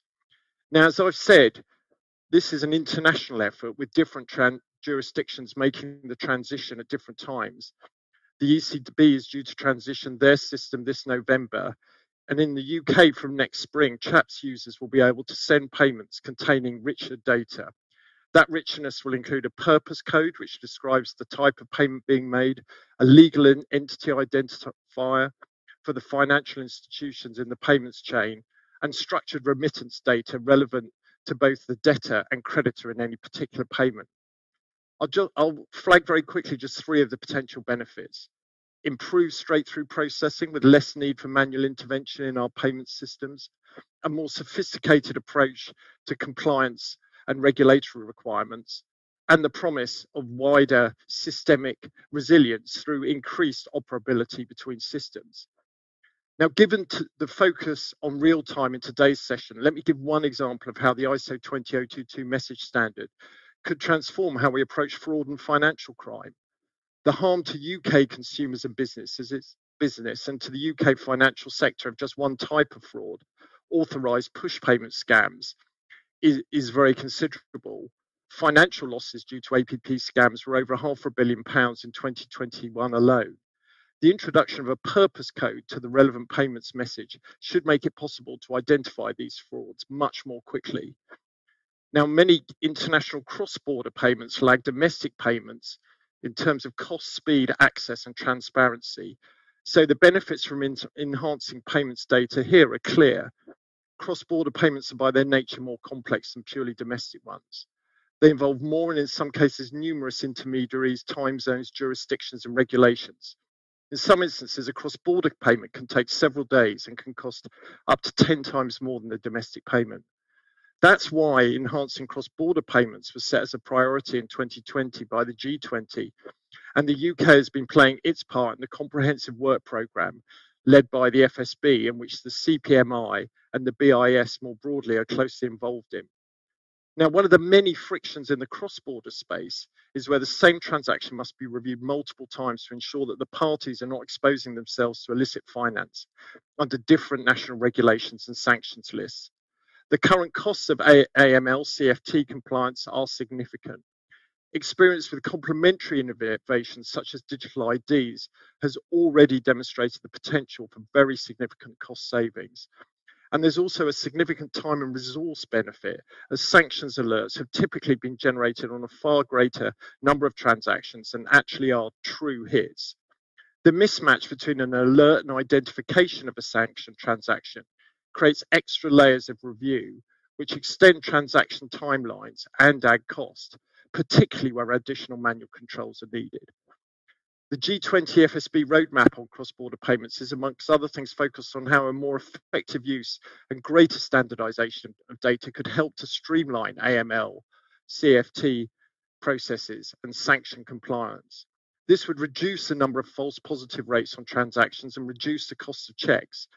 This is one example of how a common approach to using payment data globally, harmonizing of implementation of payment message standards, and tackling the potential barriers to sharing payment data across jurisdictions could reap significant benefits. And the G20 roadmap for cross-border payments highlights key actions for jurisdictions, system operators, and the wider financial system and payments industry to undertake. And I'd encourage all of you who are involved to redouble your efforts. Through that collective effort, we'll make payments quicker, smoother, and cheaper for all.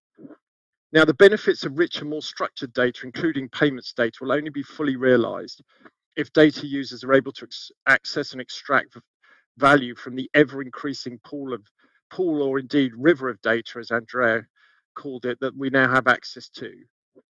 As you've heard from other speakers, the financial sector has been at the forefront of using artificial intelligence techniques such as machine learning to extract value from the explosion of timely data they now have access to, as the bank's surveys have found. It's obvious why, as adoption of technologies like machine learning have the potential to make financial services and markets more efficient, accessible, and tailored to consumers' needs.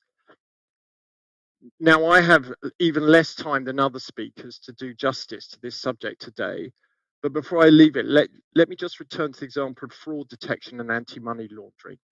Here, machine learning is particularly useful for card authorizations that flow through the payments chain, very much in real time. As transactions are processed, the machine learning applications assign a risk score, and this allows card issuers to block potential fraud losses before the transaction proceeds. The Bank, Prudential Regulation Authority and Financial Conduct Authority will publish a discussion paper later this year on how the UK regulatory framework applies to artificial intelligence and machine learning. This paper will also explore how policy can best support further safe and responsible adoption, and wider additional clarification of existing regulation may be helpful. Now, let me finish by returning from the possible futures represented by the adoption of AI to the here and now, and the financial market developments we've seen this week in the UK. Now, as is the case for all central banks, the Bank of England utilises various data to provide detailed coverage of financial market developments, ranging from real-time quantitative data from wholesale markets through to qualitative market intelligence, or MI. We complement the views of our external market contact base with the views of our own specialist experts from among bank staff. The bank's focus is primarily around those financial markets closest to our mission. Now, the backdrop to this week's events is that financial markets globally have been volatile in recent months, with increases in government bond yields and falls in risky asset prices. Now, while largely orderly in most markets, pressures have been observed in parts of the financial system, including challenging liquidity conditions across some markets.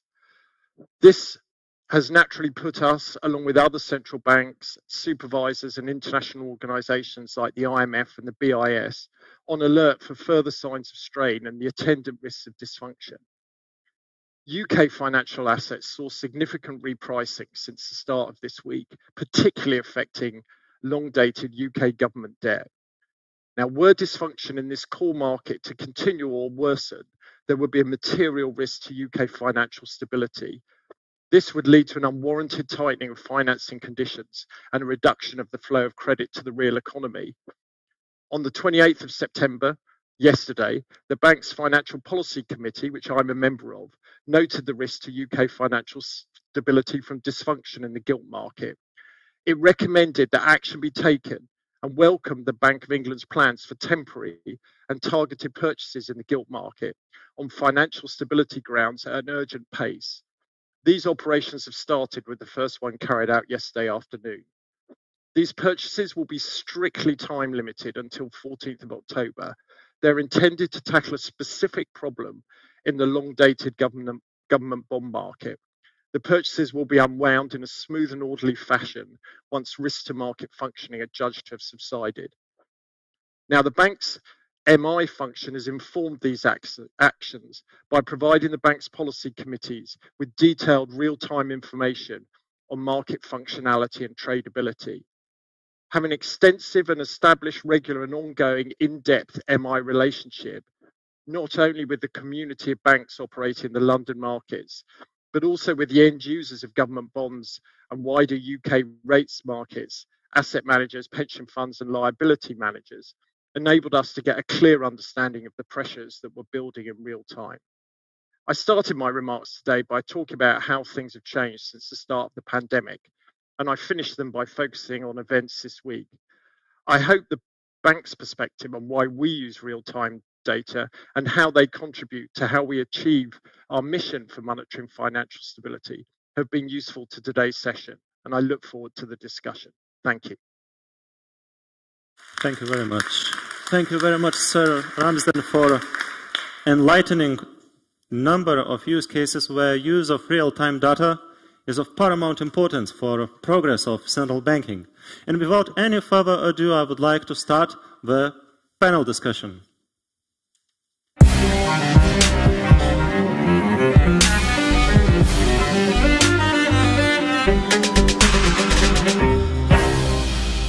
I would like to invite to the stage Mr. Marius Jurgilas, who is member of the board at Lietuvos Bankas.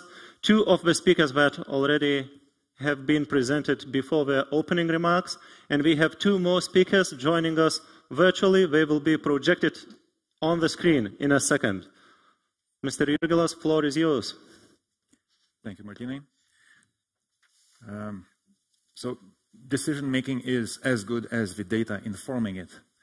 And if data and decisions are important, it's not only in monetary policy, and it was supposed to be a laid-back session on not really the primary function of a central bank, but as we witness, actually we witnessed policy-making in action on the screen. But there is a place where precision is even more important than monetary policy, where it's really saving lives. And Ukrainian friends of us are very happy because they received precision-guided missiles. The friendly nation of Norway provides them NASAM missiles, who are using the technology behind it, which is distributed in fashion and ensures that the data which leads to a decision is very precise. And in monetary policy, in financial stability making, I guess we also need to rely on data. So what's the use of real data in monetary policy? Do we really need it? And how it can inform us? What kind of coordination internationally we can do to ensure that we have good data to inform our decisions? We heard some good examples from Piero, Andrea, Elizabeth, Dave. So I'm ready to discuss this, and I would like to start with the first question, which leads to the production. And Piero, the question will be towards you. We have quite a few initiatives that have been exposed today. Some of them at the national central bank level, some of them at the system-wide level, Eurosystem. What your view is, and I will pose that question to the other members of the panel, how should we incorporate technological developments in the provision of data? Should we really focus and build the capacity inside the domestic institutions, or we should rely and somehow source it from the market? So I would distinguish two issues here. One issue is the production of data, which is a side effect of the digitalization, the electrification of the system. So since the availability of data increased the opportunity of business for the private sector, I'm sure this tendency will increase over time. Now the issue is are those numbers, so are those data useful for us? And I think the answer cannot be then yes, they are. But then comes the second question. How do we use it? How do we incorporate it into our decision making? There is no question that we have to do, otherwise we would miss an important piece of reality, because many business model develops along just in the using those data. So if we are not able to read those data, we are going to miss an important piece of reality. I just want to give you an example, if I may. Think about what the way we think at statistics in the European system are really centralized on the idea that the major intermediaries are the banks. So we go to the banks and we ask about data. But as transactions move more and more out of the banks, if we don't have ability to read on platform or some of where those transactions happen, we would lose an important piece of the market, which might be even unrelated with the banks. So if you look at just a piece of the bank, so we need to stay there, invest in there. My major concern is, do we have the ability to do that? Mm-hmm. So how should we change as a central bank? The point I was trying to make, right? The big transformation we have to endure in our own house. This is an important problem because the market for the expertise is very tight, is very costly, and I'm not sure whether we do. I mean, there is an externality. If we hire these people from the market won't, I mean, we are stealing from market. So I'm not sure. Probably we have to reinvent something with a public-private partnership where we will be able to read this data, as Andrea was saying, right? The ability to look at all this data. But certainly we have to invent a new model. We cannot, take all this data in our house, elaborate them, and then discuss. We need something that is faster and is able to follow the speed of the market. Elizabeth, I want to follow on the propositions that you brought to our discussion on Agora, Navi, and the other very interesting developments that Eurosystem is developing in the area of SupTech. So just following up on our exchange with Piero here, it seems that like it's a very big commitment from the Eurosystem to provide a platform for sharing the data or utilizing some visual effects like in Navi to gain the insights. How do you leverage the developments and initiatives in national central banks and still provide the incentives for the development of new technology to be taking place? But it's not just free riding on some centrally provided platform.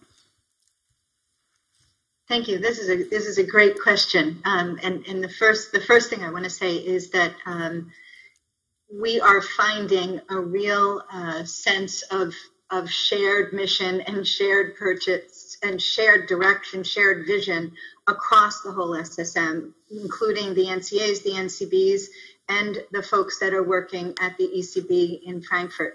This is a problem that's bigger than every single one of us.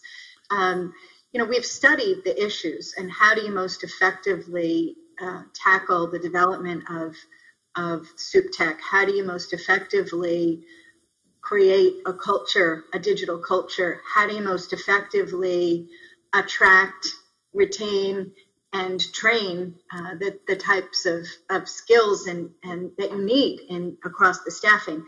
And it's very clear that the only way we're going to be successful is really by very closely collaborating. So this means, we have had calls to second people from the NCAs and the NCBs into Frankfurt in order to help with the development, in order to also train. There's a real give and take there with people gaining new skills and then returning to the NCAs and the NCBs. The issue here is also, I'm very focused on the staffing component of it.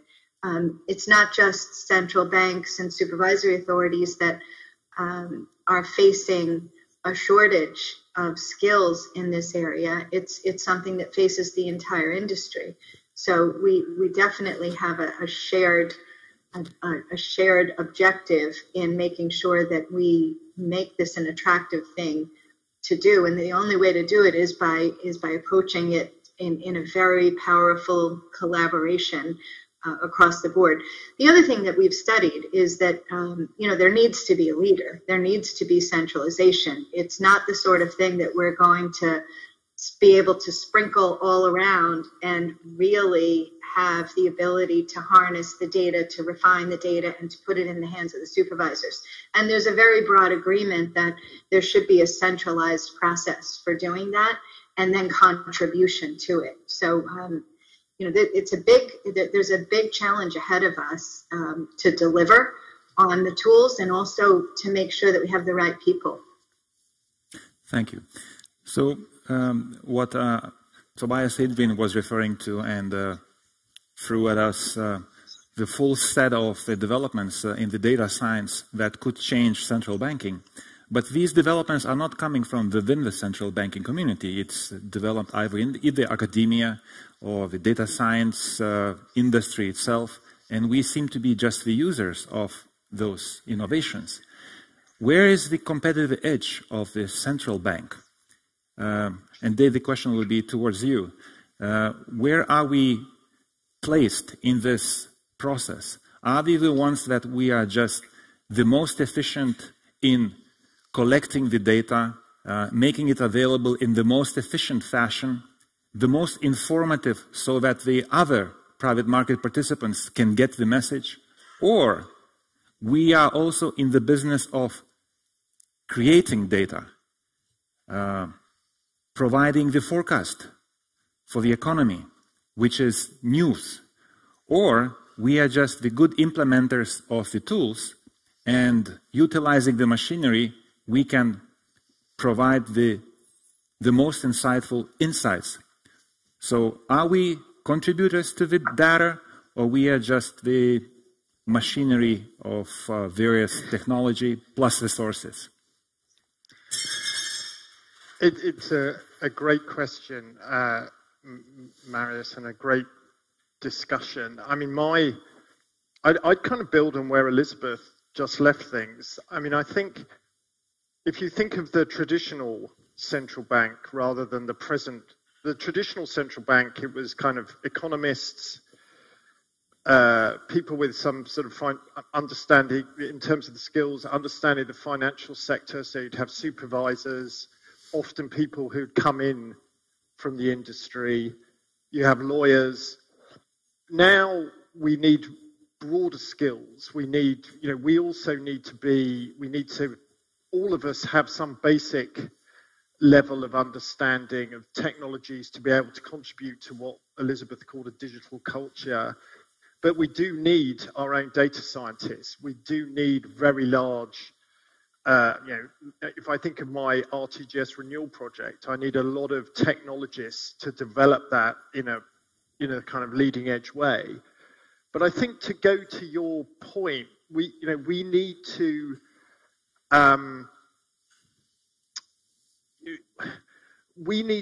I think where we position ourselves in this, whether it's through the approach of our staff, how we attract those technologists and data scientists, we have to come back to our purpose. And what we can offer is, you get a chance to operate at the center of the financial system, but consistent with a mission that, if you're a central bank or a supervisor, is in the public good. And I think that in terms of explaining how we can attract people to come and work for us, that is a comparative advantage that no one else in this ecosystem has. Equally, to some of the points being made by Piero on the role that we can play, I think we need to think about, why do we want as I was trying to explain, as other speakers were, we should focus our efforts on the data that we need and that only we can really best present. So to take supervisory data, we could, as an example, we could just say, look, we're just going to demand as a supervisor, a micro-prudential supervisor, we're going to demand ever more data. The pool is just going to get bigger and bigger and deeper with more, with more and more rivers flowing into it and flowing into us. But that's not the way to go. We've got to develop a smart data strategy that works out which data do we need to collect with the compliance burdens that puts on the industry in order to fulfill our mission. Otherwise, produce that data, ideally from the data that's coming in from the industry, but where we have a specific use case and advantage, maybe we do build that data set. But I think it's getting that balance right. We're never going to be the monopoly providers of the data anymore, nor are we going to be just customers for the data. We've got to contribute to this kind of mixed economy, this mixed ecosystem, but fundamentally according to our mission. Thank you, Dave.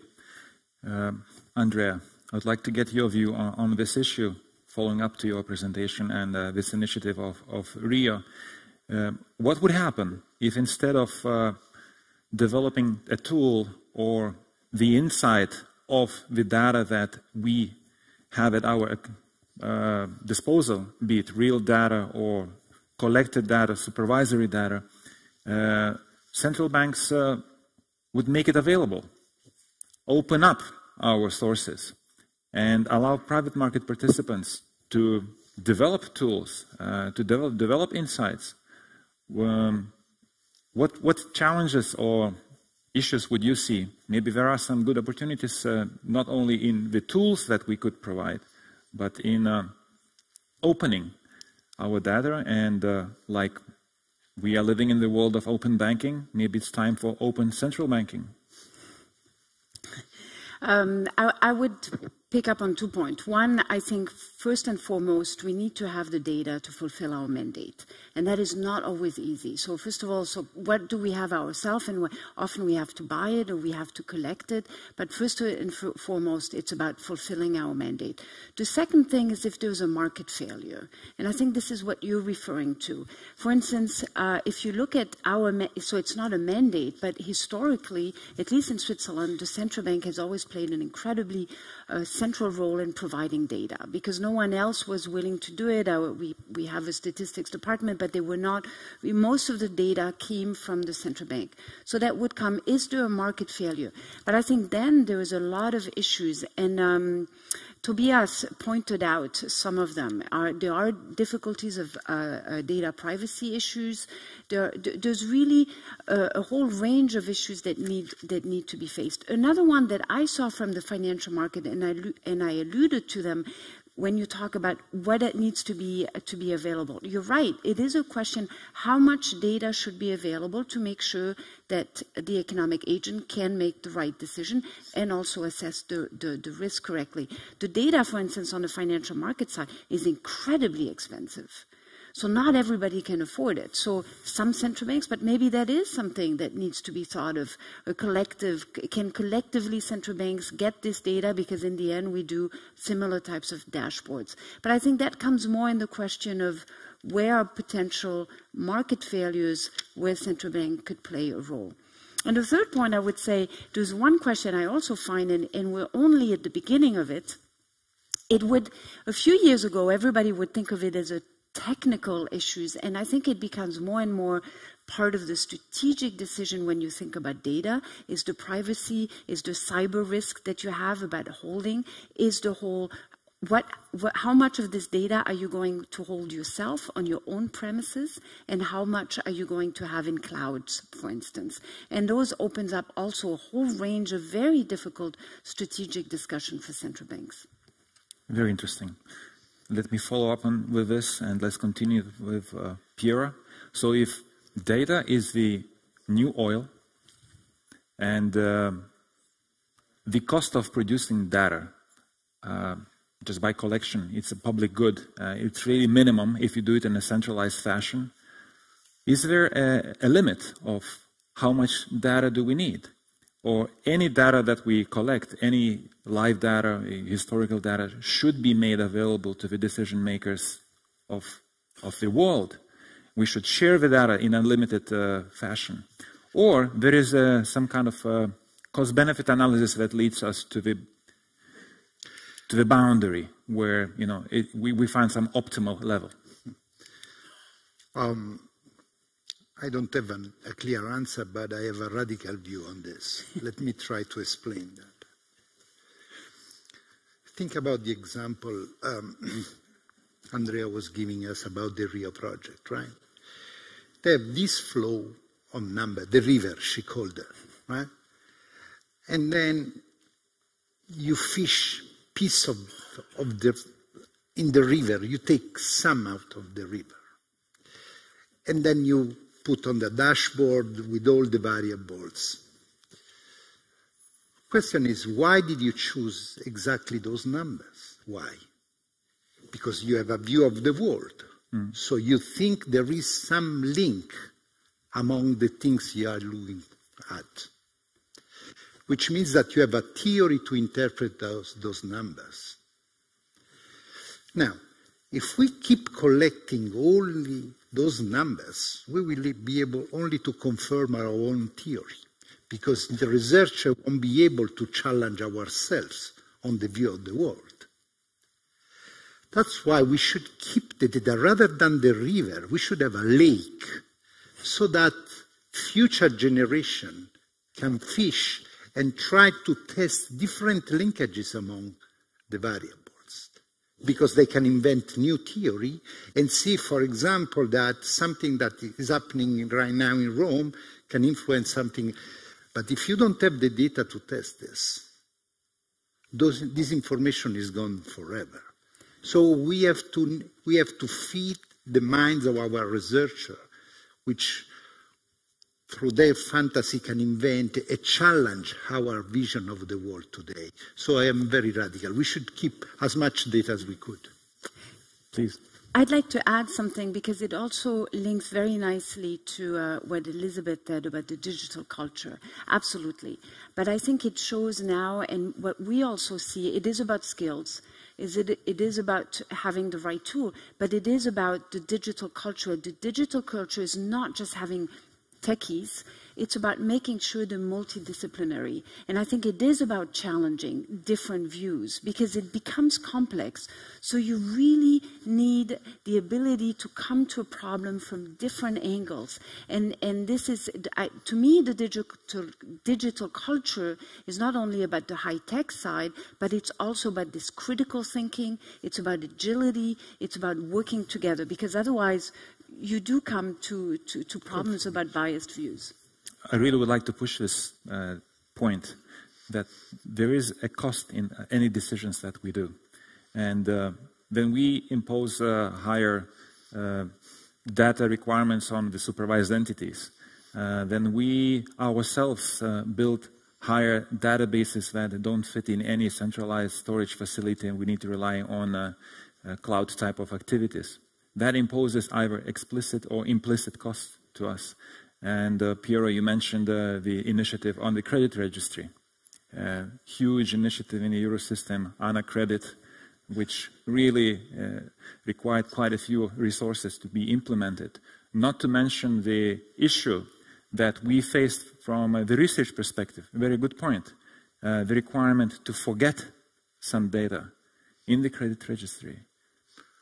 So the fishes in the pond are dying off, and the future generations will not be able to fish. They will see the skeletons only. No, I know. I mean, it's really difficult to provide an answer. But to me, when we look at the costs, we need to have a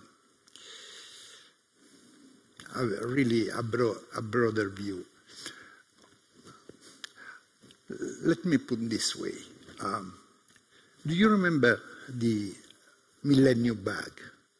You remember that, huh? Why we were facing that Millennium Bug? Because we didn't have enough storage capacity to hold the phone numbers. Now it's ridiculous, right? In 20 years' time, we look back at what we were discussing about. So if we really believe the keeping data, which is a huge issue because it's really technological dependent. I tried to say something in my opening remark. It's huge.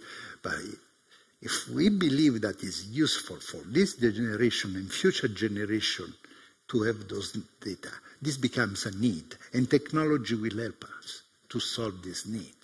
If we say, well, we can give up with that, nobody's going to invest in that. It will be the market itself to solve this problem. Thank you, Piero. Shifting towards kind of organizational issues which relate to handling the data at the policy institution like a central bank, Dave, I would like to ask you, Bank of Lithuania has set itself a strategic goal to become data-centric policy institution with a huge project that some of the colleagues sitting in the audience are leading. And Piero as well, and Dave, what kind of organizational transformation needs to happen that it's not in one function, it's in multiple areas of a central bank, be it markets, be it monetary policy. This data-centric approach is really bought in, and we have this generational transformation really taking place.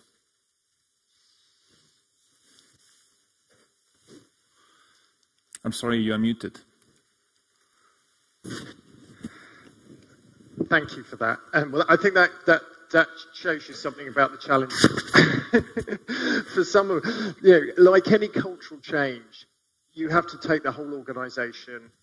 In our case, the whole Bank of England, the whole Bank of, in your case, the whole Bank of Lithuania with you. It cannot be something that is added on to change the culture.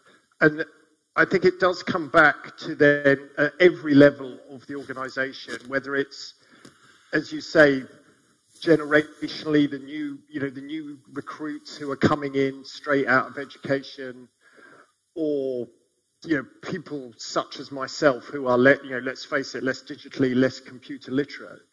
We still have to understand, all of us, the role that data and technology can play and is integral to our mission. And I think that that it is really important, therefore, that you always bring it back to the why. Why are we doing this? Why do we need this part of, why do we need to develop this bit of data ourselves? Because as Andreas says, there might be a market failure.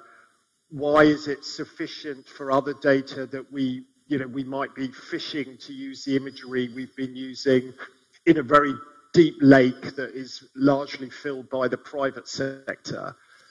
But we have to always, for me, and particularly at sort of very, when one is either in business as usual type circumstances or in very challenging circumstances as we've been in this week, bring it back to the mission, I think will motivate people on the journey of cultural change. And for me, this is a really important point as well, which links back to Elizabeth's point. I think you only get a sustainable culture change if you keep, it's easy to sort of bring in innovations, have a focus for a year or two, look, we're going to do data, but you have to make it sustainable. You have to keep bringing it back to the enduring mission of the institution. Why that change to a more digital, more data-driven culture matters. Why it enables us to do our job better in delivering on our mission. And I think particularly at the moment, to keep stressing that if you like, that essential truth is why I think, for example, like the cultural change we need on data and digital, we're making more success than on some, previous cultural changes that central banks have perhaps tried. I mean, it leaves me very optimistic for you, what you're doing in Lithuania, and for us, because I think we do have a purpose that the countries we operate in recognize through our mission. And that means that even if we can't pay the the kind of salaries that the data scientists or the technologists might get in the private sector, we can offer them something different. And that proposition means that they want to come and help us and drive that cultural change forward, and to get people like me also to be part of that cultural change when I don't have those digital and technical skills. We are approaching the end of our session, so get ready to ask a question. But I would like to come back to Elizabeth. And are there any insights from these initiatives that you have been leading at the European Central Bank of do's and don'ts in kind of promoting this cultural change from your perspective? Yes, I'd really like to pick up on Dave's comment also about, in answering that question about the digital culture. And Dave said it very well. This isn't something that we are appending onto an organization. It's got to be part of the DNA. And that means that the leaders have to embrace a culture of innovation and help foster it. We have to give them the tools to do that. We're not expecting that the leaders become the programmers. You know, we need to import that skill, but we need the leaders to be inspiring the programmers. And I found Dave's comments to be actually inspiring, because it's true. We have a comparative advantage, and we need to leverage that comparative advantage. I think everyone here has that DNA, you know, the policy bug. It's one of the most exciting things to work in the public interest, to help perform the public good. And when you marry that to you know, this very deep lake that we get to fish in, and it's arguably one of the deepest around, with the amount of information that we are able to absorb, it can be a very exciting proposition. So another do is to make sure that we're communicating about the attractiveness of this interesting work that we do, the importance of the work that we do.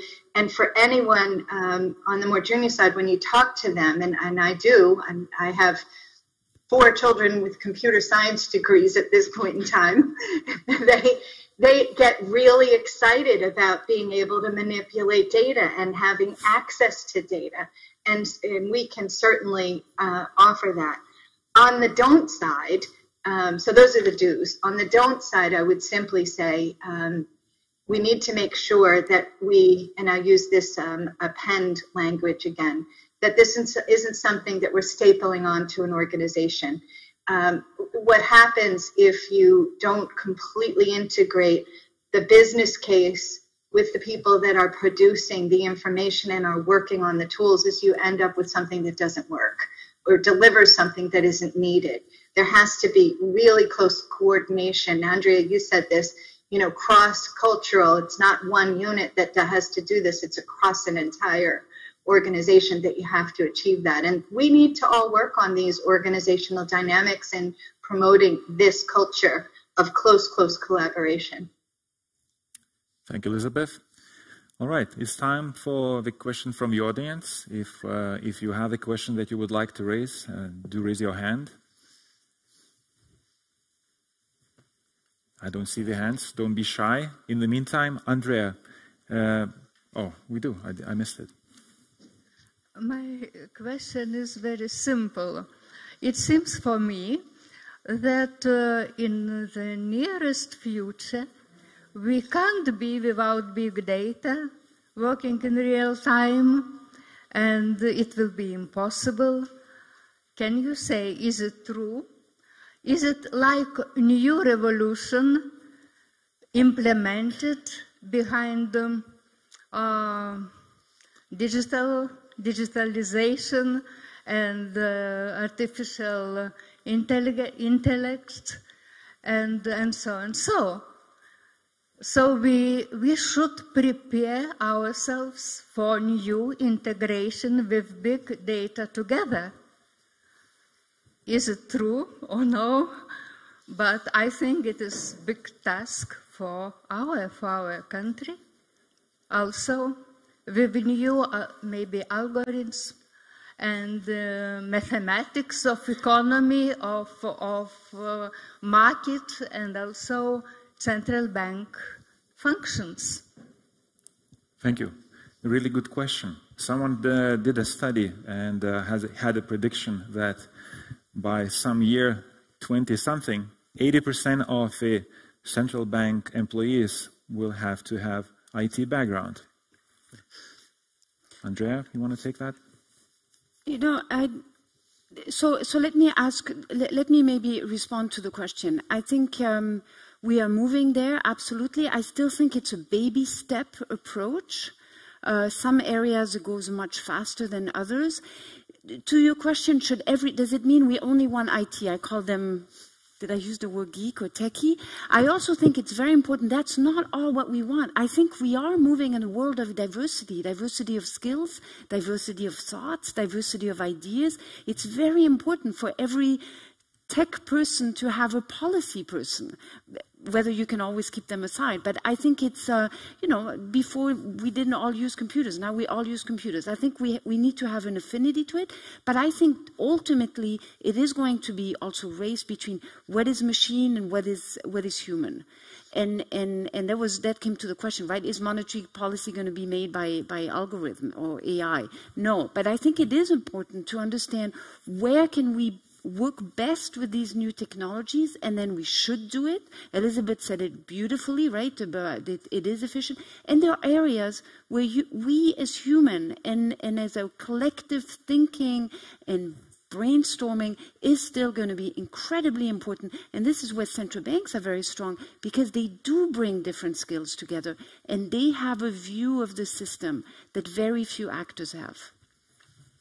Anyone else would like to add to this? Including people? I would like to add just a little bit on this side, also just following on Andrea's comment there. And I mentioned I have these 4 children with these computer science degrees. I mean, what's happening is not an overtaking of the world with just the discipline of technology. What we have to realize is this computer science degree is something like a law degree and a finance degree. And it's always combined with some other deep substantive knowledge. That's the really interesting jobs in this area happen when you're a climate scientist and you have gained the skill on the data science side, for example. And these are the people that we need for the future of central banking. We need people that are able to guide into this technology need that we have, but we also need deep expertise in a wide diversity of areas, and changing areas, by the way. All right. So if I could finish this really lively discussion panel with a bit of my view.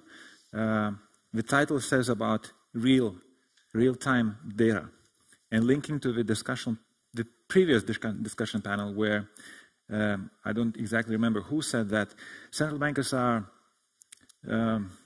prudent decision makers. We don't jump at quick decisions. So how good is real-time data, if you don't make real-time decisions?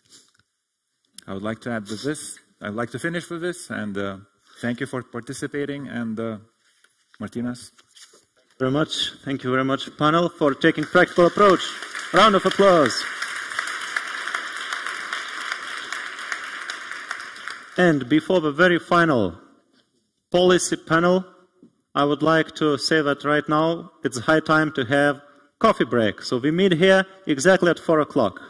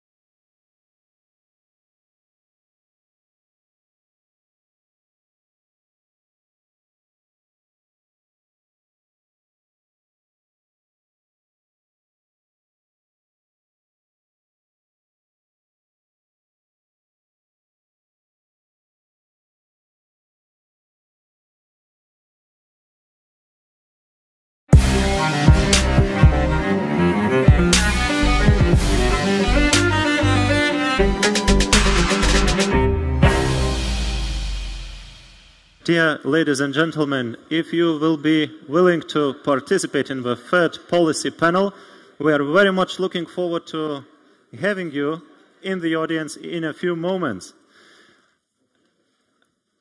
And the third policy panel that we are about to witness in a few minutes is an important one because it features, yes, please take your seats. It features topic about the central bank independence. This topic has already been touched numerous times in the first part of this conference. So instead of being totally new topic introduced in our conference, I want to see this as an organic growth of the topics that we touched in the first part of this day. I would like to share my own personal experience that when I was included in the drafting team of agenda of this conference, together with colleagues from Lietuvos Bankas and Bank for International Settlements, we found this topic of central bank independence to be of crucial importance and a very intriguing one.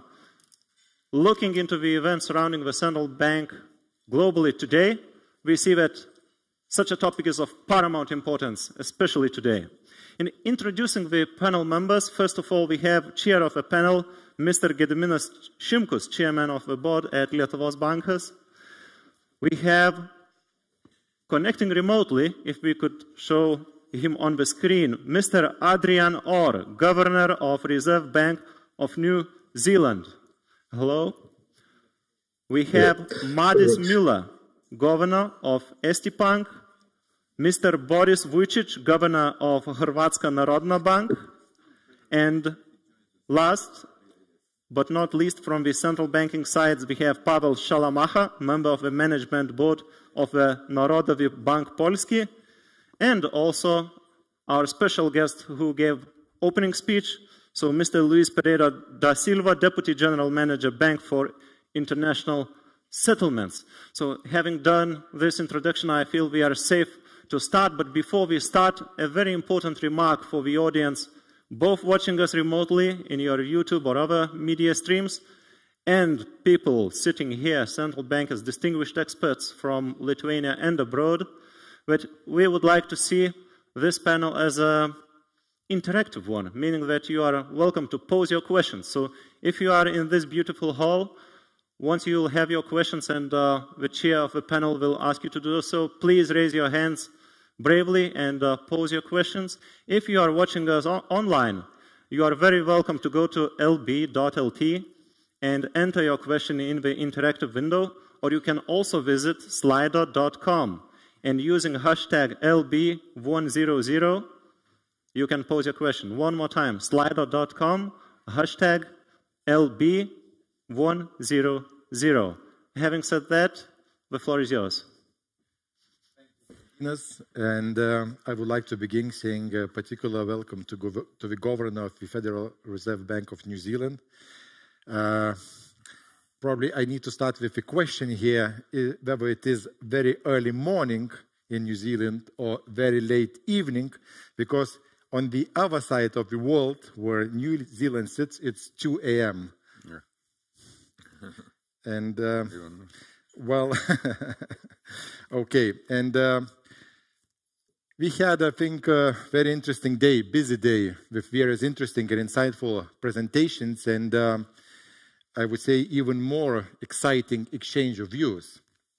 And I'm very happy to welcome you at the policy discussion on maintaining central bank independence. I don't think we're gonna challenge but we do have a challenge for central bank independence. But I think this independence is evolving, and therefore evolving with expansion of central bank mandates, of evolving with growing importance of fiscal dominance, the interchange between various policies. It was mentioned in the first panel, a mix of fiscal, monetary, and macroprudential policy. So this is an interesting issue to discuss. Since 1970s, I think it's predominant and very wide view that central banks have their primary responsibility of maintaining price stability. And this is how central banks could best contribute to the macroeconomic stability. And it's basically supported by both theoretical and empirical research and evidences demonstrating that only independent bank is effective in reducing inflation without a negative impact on growth and employment. But with the global financial crisis, the objectives and powers of central banks started growing. The mandate was expanding, also giving the mandate of macroprudential policies, or to take it broader, ensuring or giving the mandate to ensure the financial stability. And many central banks advanced the financial stability function by establishing macroprudential policy frameworks, which aims to make the financial system more resilient. But that's not the end. The mandates of central banks are going and evolving even further.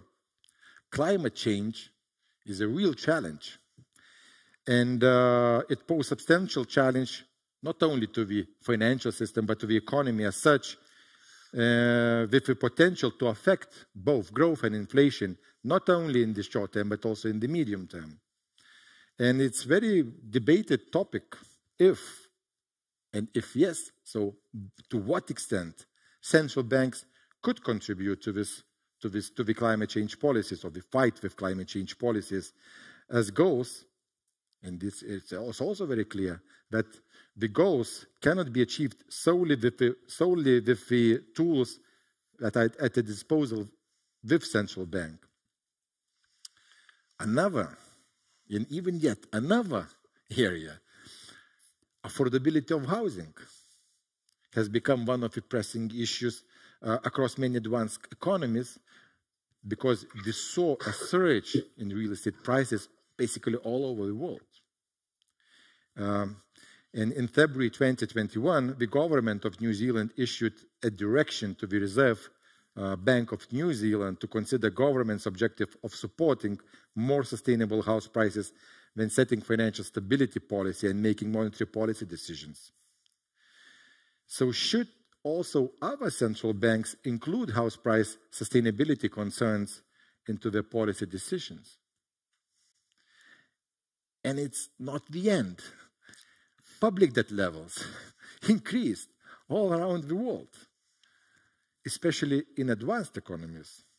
And will this pose risks for central bank independence after such a long time of negative interest rates? And then the monetary policy decisions, hard monetary policy decisions need to be made. So I'm sure we'll have a very fruitful and discussion on these issues today. And as the panel has been introduced, I'll jump directly into the questions. And I would like to begin with a question to Adrian. I mentioned the case of, or I would say, very interesting case of New Zealand and the house affordability issue. But do you see that these ever-changing responsibilities of central banks and challenges are affecting the responsibilities of the central bank? And what's your take on this change in the mandate of the Federal Reserve Bank of New Zealand, given this direction I have mentioned before? And should other central banks follow the example to include housing price considerations into their policy making decisions? So, Adrian. Well, wonderful, and greetings everyone from the other side of the world. You mentioned it's 2 a.m., but remember that it's 2 a.m. tomorrow, your time. Okay. So unfortunately, it doesn't give us too much advantage with monetary policy. We still make the same mistakes as everyone else. So I think it makes it worse for us. But congratulations on the conference, the Central Bank of Lithuania. Congratulations on your long and successful history. I would love to have been there in person, but I think you understand the constraints that we're all involved. And it's good to see the wise colleagues on stage there, all with lots of interesting things to say.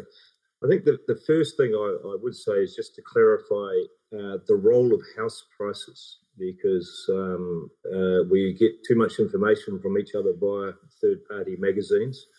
So the first thing to say is, for the Reserve Bank of New Zealand, we are a full-service central bank. So we have prudential policy as well as the monetary and macro-prudential roles. And I'd say being, still being, I suppose, the old school central bank, where we're doing all of those activities, success is measured in different ways across the different activities that we are doing. And some of the activities, will create more challenges, and hence our scorecard is marked for things, unfortunately, always against our role for monetary policy, even though some of the activities might be with regard to macro-prudential or regulatory roles.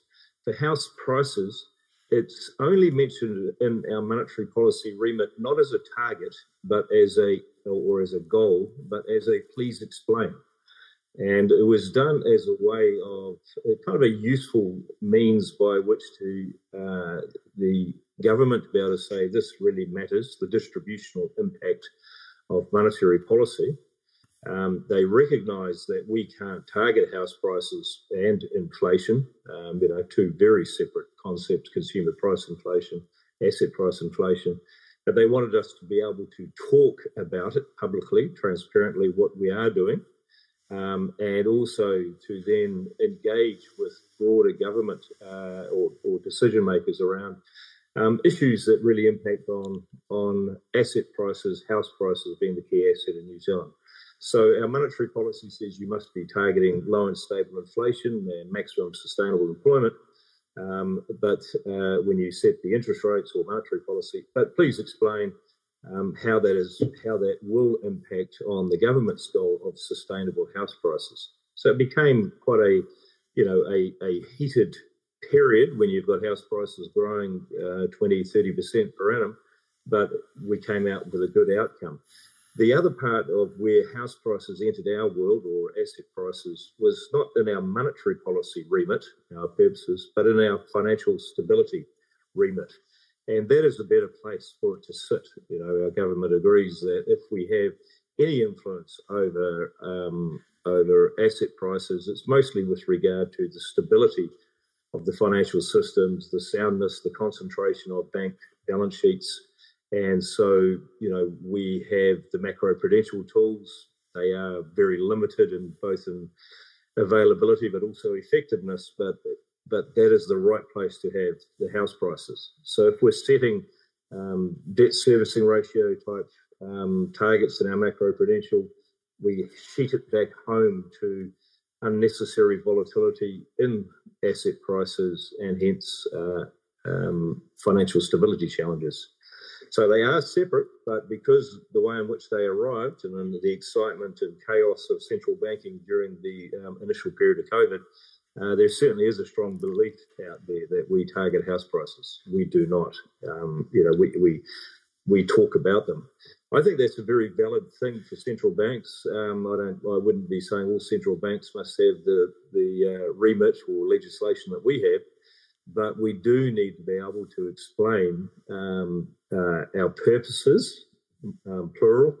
We need to be able to explain our choice of instruments, be able to explain why we're intervening, and then also be able to talk about some of the distributional impacts we have of our work, even though we can't actually influence those distributional outcomes. So it's an explain, put it on the table, have a whole of government discussion on what are these externalities and how are they impacting on us. The central bank independence topic, I've just got the stage, this is, we're kind of victims of our own success. First, the low and stable inflation for so long made central banks appear irrelevant. As soon as inflation was back on the table, suddenly we've made a policy mistake and we all need assistance. So, so suddenly we're back in public engagement, and we're having to re-explain our core purpose, but also our constraints. Independence comes in a very constrained manner for all of us. Constraints around purposes, goals, ministerial directions, levels of capital, funding agreements, expectations around transparency. In our case, statement of intents, what we're aiming to do. It is a very constrained independence, and we have to keep reminding the public of those constraints, hence what we can do well and what we can't do. My last comment is not just being challenged on our purpose and the distributional impacts, but when we've all headed into using additional monetary policy tools, note I've gone from unconventional to conventional to additional monetary policy tools, that they've had very different impacts on our ability to explain to the public what we're doing, but also to be able to measure what I would call, it's a long sentence, our net expected risk-adjusted return.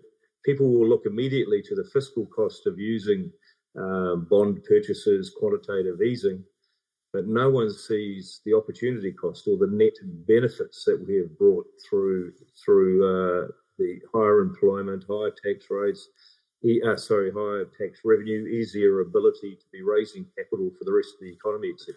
People see just the narrow window of the fiscal cost. They say that's not your job, that's the job of the government, and how is this interaction going on? I'd have to say personally, just before I hand it back to you, explaining a large-scale asset purchase via its impact on interest rates and then through the economy is a non-trivial activity. And we have all been scrambling to not only access the tools, design the tools, but build the social license to be using these tools, and then making sure that we're measuring their effectiveness appropriately, which is going to take time. It takes hindsight. So plenty of challenges for us, but I think central banks are proving they can walk and chew. We can target inflation and have consideration for these other issues. And it's probably critical for maintaining transparency and social license. So wide-ranging comments. Back to you. Thank you, Adrian, for this very extensive and informative answer. And I would like, I have a question to you, Maris. And Central Bank, European Central Bank, has also has committed to address climate change within its mandate. And you are a member of the Governing Council. And in the discussions on the climate change aspects into the mandates of central banks, there's always, so to say, a debate to what extent central banks can contribute to the ultimate goal to fight with climate change. Because central banks are supporting actors, while the primary responsibility sits between the fiscal authorities. So we do have a shared responsibility, so to say, central banks and government. So does this somehow worries you, having the climate change mandate in or aspect into the central bank's mandate? Well, first of all, thank you, Gediminas, for inviting me as being part of this discussion and excellent conference you have organized. Now, coming to the issue of what should be the role of central banks in addressing climate change, I think in a way you perhaps addressed it already in your first opening comments by saying that it has been shown that central banks can best contribute to the society by being really focused on price stability as the ultimate objective and the mandate for a central bank. And I think that also applies now for us at the ECB, after having really had these extensive discussions about a year ago. So I don't think there should be doubt in the ultimate goal of the European Central Bank as well, which is still maintaining price stability and really being focused on that. But then there's the question, while doing that, while being focused on our price stability mandate, there are other things that we could do to support the other European policies while not going into the conflict with the ultimate price stability objective. And I think to the extent that is possible, then of course we could and should contribute just as every other institution. But I think it has to be clear that the ultimate responsibility for climate policies really lies with governments. I wouldn't even say it's a shared responsibility. It really is with the governments. But we could, of course, contribute. And just to mention a few things we're doing. So, for example, when you think of asset purchases for the future, this is now, then one could imagine just tilting your purchases a little bit towards more sort of environmentally friendly alternatives or securities with better environmental ratings. We have already been assessing the carbon footprint of, first of all, our central bank operations, but also, for example, when it comes to investments in our investment portfolio, we have evaluated what is the impact today to the environment, what is the carbon footprint, and then we have also now specific goals how to reduce that going forward. Also, when it comes to extending loans to commercial banks, I think similarly to asset purchases, you could consider somewhat slightly different rules for securities with better environmental ratings. So these are things that we could do without going into the conflict of the primary price stability mandate. But to me, it's clear that, of course, the main objective and the mandate for us indeed is always dealing with price stability. So I understood the question that staying with the main goal, price stability, you could achieve more like positive externalities, which if you go for it, you can create additional value for society, as it is the case with the fight with climate change. Yes, while always still being committed to why you are really there, which in our case has to do with prices. Great. Boris, I have a more general question on these ever-changing mandates of the central bank, or actually expansion or evolving mandates of the central bank. Is it a matter of concern to you? Do you see any do you have any worries about it? Or maybe it's just a very good thing because effective and efficient central bank could do much more than just going for maintaining price stability? Oh, I would say that at the moment I'm not very much worried that we are distracted from our main goal by the, I would say, increasing expectations that we can do a lot in other fields. And probably these increasing expectations on the central banks are, to some extent at least, a consequence of this more than a decade of central banks acting like Santa Clauses or superheroes, saving the world, being very popular. So people think, well, if they can do that, they can do much more. Or maybe they can tackle the climate change, maybe they can tackle the inequalities, like my friend from Israel tells me Parliament asked them to make sure that the inequalities in Israel are smaller. Or you can be asked to make sure, for example, that the housing market doesn't get too much affected by what you do. There could be different, of course, demands on the central banks, but so far I would say we have not seen them getting to the stage where I would really get worried about it. One important thing that we got and we have to do, and with which I agree, is the financial stability.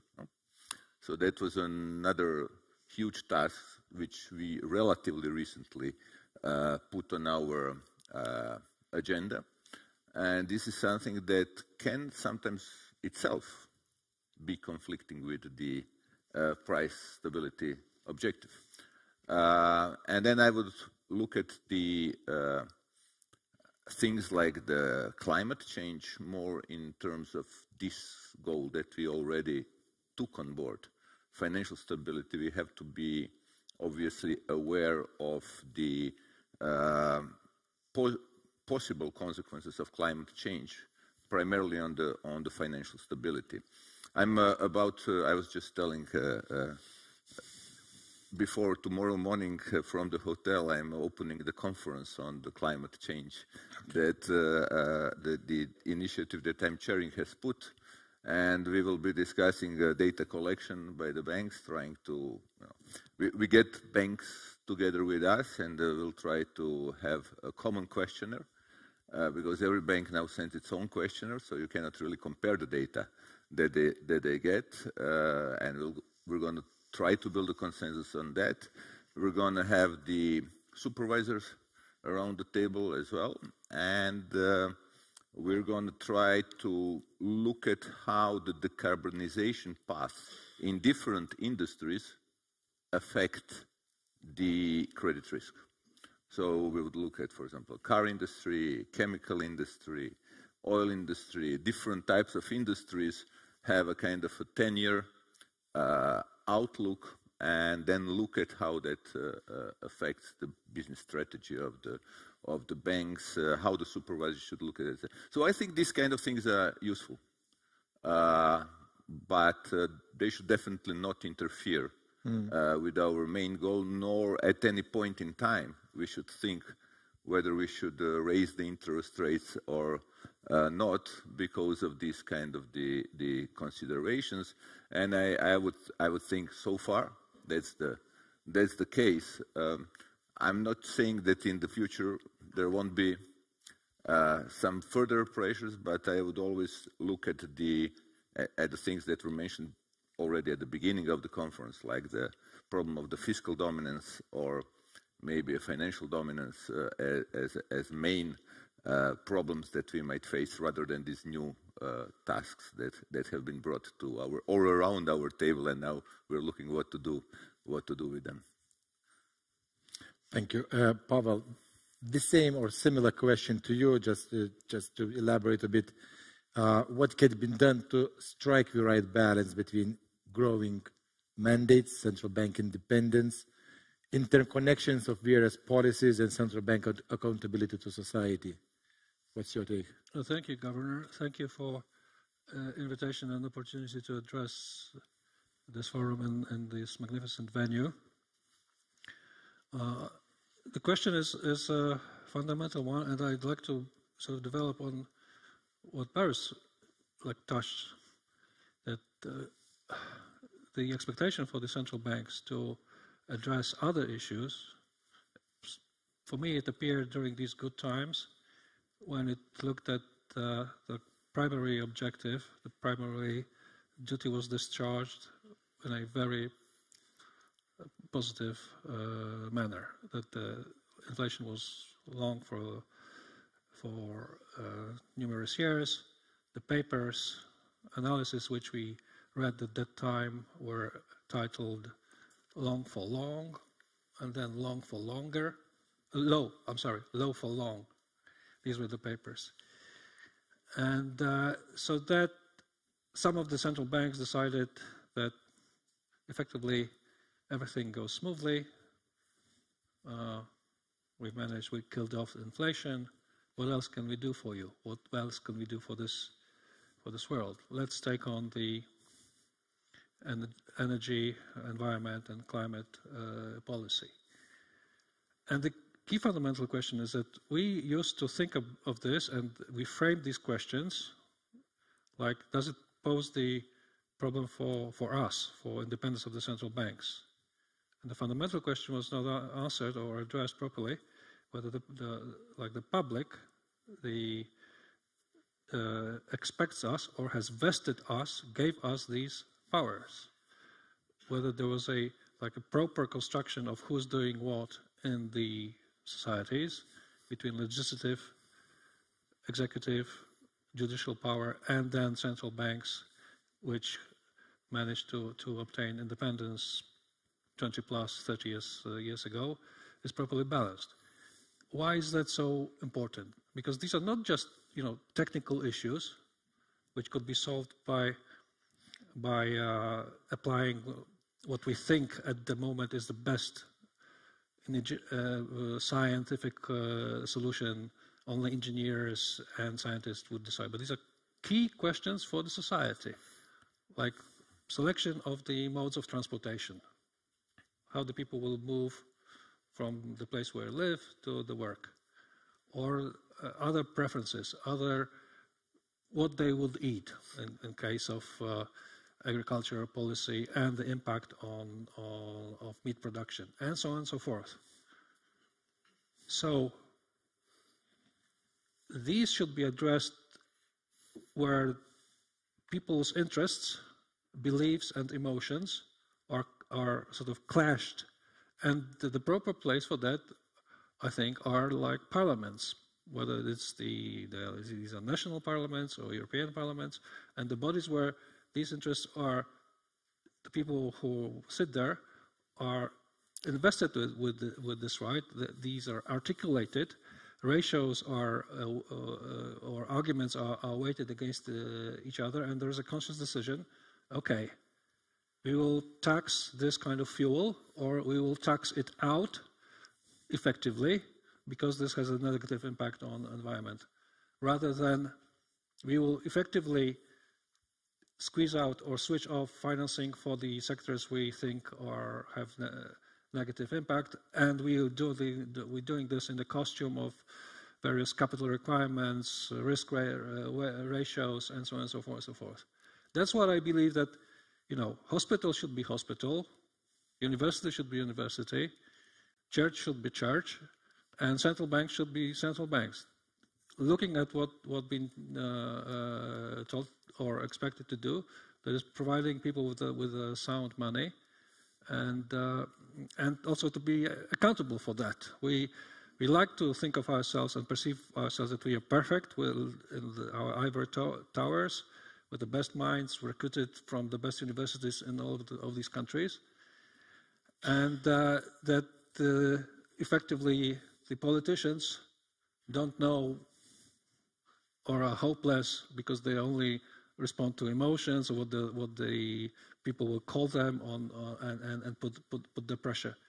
But when it comes to effectively addressing these issues, I think we have enough problems with our primary target, which is the achieving famous 2.5 inflation targets in most of the developed world now. And then perhaps after the proper discussion, we should go into these territories. Also, finally, because of what we've observed very recently, like the changing response given by very solid, thoughtful people about what are the best policy options when it comes to energy. People who are more competent in this field than us, perhaps. So that's how I would address this point. I understand that the reality is fluid and there might be some expectations coming back, but I would be rather on the cautious side of the dispute. Thank you. And Luis, BAS is central bank for central bank, so I got the toughest question to you on this. It's a bit provocative, but I spent much of my career on working on financial stability, on macroprudential issues, and macroprudential framework can be implemented or is implemented very differently in each country. So, for example, macro-proof function is located at the Central Bank of Lithuania, but in all our countries, or in other countries where there are other various forms, committees with different degree of role of central bank, and with a different degree of Ministry of Finance and of other institutions. But eventually, there's always a question, whose fault when things go bad? So then, if the responsibilities are shared, who and to what extent central bank can become accountable for unsuccessful shared policies?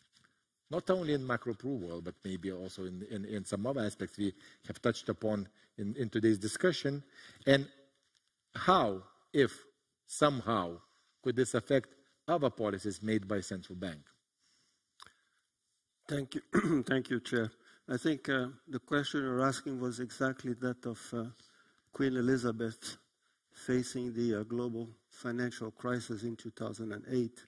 And she was asking and paying here my respects to her, how did nobody see it coming? It relates to this issue, but perhaps one step back. I think we will all agree that central bank independence, it's not just a technical ad hoc arrangement. It comes from a mandate that society gives to a specific institution to fulfill very specific goals of price and now financial stability. So how does it translate into true independence? The popular phrase is you need to have the determination to take the punch bowl away just before the party gets going, right? So this is the exercise of independence that the mandate that society gives to the specific institution requires you to do. You're mentioning an issue that is a layer more complex. To have a price stability objective, basically to fulfill your inflation target, usually and we were very successful in fulfilling that during the Great Moderation, was done by a committee, a monetary policy committee usually. And this is in the classic textbook of Alan Blinder, Central Banking Theory and Practice. Because in a committee, you express the diversity of views, you have a better grasp of the way in which you are going to use interest rate precisely to achieve your objective of price stability. And you might have different views, but at the end of the day, obviously, the committee will decide with determination and will communicate with determination that, yes, indeed, the punch bowl needs to be taken away before the party gets too hot. Now, you're adding another dimension, which is financial stability. When you add financial stability, meaning that you have probably other instruments at play, basically it's not only interest rate policy anymore, because we know that for that interest rates may be too blunt an instrument. You have an array of additional instruments. The toolkit has expanded. Macroprudentials is the generic terms, but you can think of many, many microprudential LTVs, DTIs, capital requirements. The way you do this, sometimes in some countries, is done within the realm of the central bank. You have both a monetary policy committee and a financial stability committee. In some cases, it's a mixture. You have a financial stability committee that is composed by central bankers, supervisors, but also other members of institutions in governments. And you might have dissenting views, of course. That's why a committee is all about, to exchange views about whether you are exactly on the brink of an asset price bubble, for example, whether you are in the brink of risking to derail your financial stability goal. The important point, Chair, is again to be capable, and this is what the mandate that society gives central banks is so important, to have the determination to coordinate these decisions so that indeed when it is necessary to be countercyclical, and in many, many cases you will have indeed to be countercyclical in order to fulfill the mandate that society gives you about price and financial stability.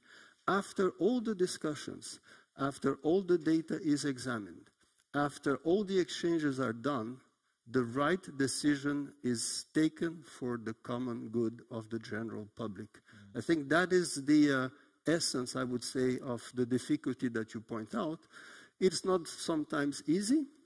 Obviously, you might have dissenting views, but at the end, the existence of instances where you decide at some point in time that you need to be indeed countercyclical, yes, has to be taken collectively in these areas that are responsible for these two objectives that society gives us. For example, today, obviously, we have in mind that inflation is the first enemy, and it has to be tackled with determination. It has been done so by central banks around the world.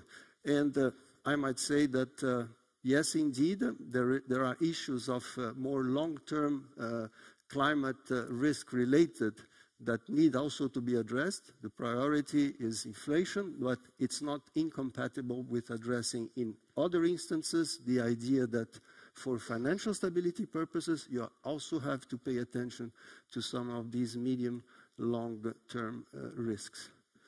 Thank you. Thank you. I would like to switch now more to the topic or to the issue that was mentioned, I think, numerous times in the first panel. This is the interaction and interdependence of fiscal, monetary, and macroprudential policies. And one of the success in the fight with COVID-19 pandemics was that fiscal and monetary policy reinforced each other. They worked hand in hand. And today, when we have this high inflation, high numbers for inflation, we also do common factors that lead to that high inflation. This is the raw material price shock, energy price shock, food price shock, so the external factors. And then the central banks implement the policies. They try to address this intensified and broadened phenomena of underlying inflation, but it's also acknowledged that the fiscal policy needs to play its role because it needs to address those external factors. So, Mari's question to you, to what degree should monetary and fiscal policy be coordinated? Should it be coordinated? Was it just a coincidence or in the recent past? Or so should we coordinate the monetary policy, the fiscal policy? Well, I think ideally they should be coordinated. When it comes to the pandemic, and you refer to this as a success story where both monetary policy and fiscal policy were sort of trying to support the eventual recovery, then of course it was relatively easier to achieve. I'm not sure if it even took much coordination, because it was obvious for the central bank that we need to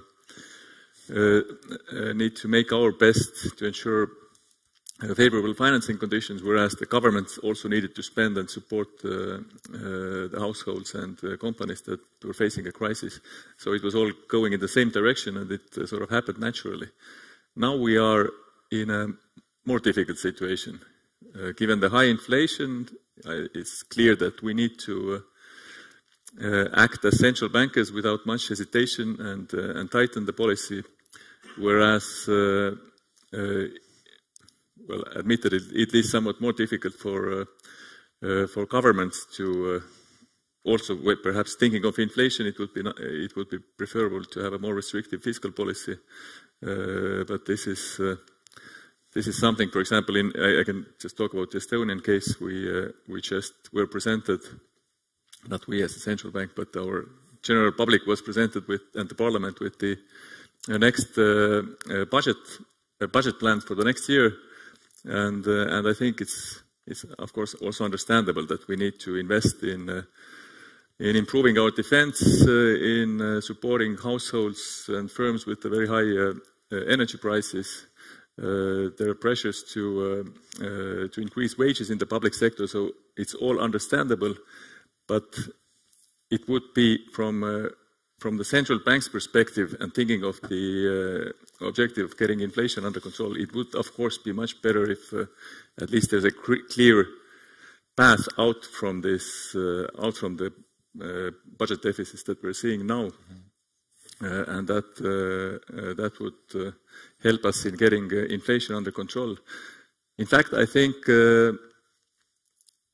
Well, you should look at it the way that we as central bankers, even as we have the price stability mandate, I don't think we can really do it ourselves on our own, quite alone. Because if the fiscal policy is really working against you, then it just becomes very difficult, or it becomes very costly, and you have to tighten monetary policy to the extent that it will trigger a recession or harm the economy more than you would want to see. And then finally, I think we're getting to the question of the risk of fiscal dominance that was discussed in the first panel. Of course, it's the risk. First of all, we as central bankers need to make sure that we can take freely our decisions that are needed for price stability perspective. But then the problems are the higher are the debt levels of the public sector, and I think also in terms of our latest policies, for example, when it comes to the QE and asset purchases, I think the less the central bank owns, for example, government debt, the easier it is to flexibly and quickly react. So I think that's perhaps something to keep in mind as well. Thank you, Maris, and I would like to extend the same question to you, Adrian. What's your take on this, on the interaction between fiscal monetary policy and your experience from the other side of the world?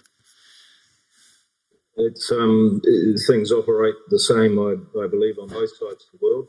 Monetary and fiscal policy, I agree, in an optimal world, should be coordinated. The challenge is, how do you engineer that coordination? And we know from decades of research experience, good, bad, and different, that monetary policy is very good at demand-side management, but governments add to that demand from different periods of time.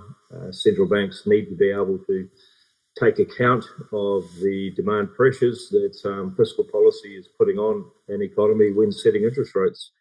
So if we're working together, that looks great. I agree sometimes that during a crisis it becomes very evident that monetary and fiscal policy are supporting each other. But in usual times, with just the straight cyclical challenge, it's more by accident rather than by planning, I believe, if monetary policy and fiscal policy are rowing in the same direction at times. Why do I say by accident?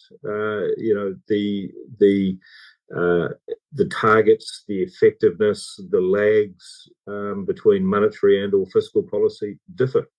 And it's incredibly difficult. We as unelected officials can't tell the government that we have primacy over what should be happening to aggregate demand. What we are doing as central banks is making it clear what that demand pressure is doing to inflation, and hence what we have to be doing with interest rates.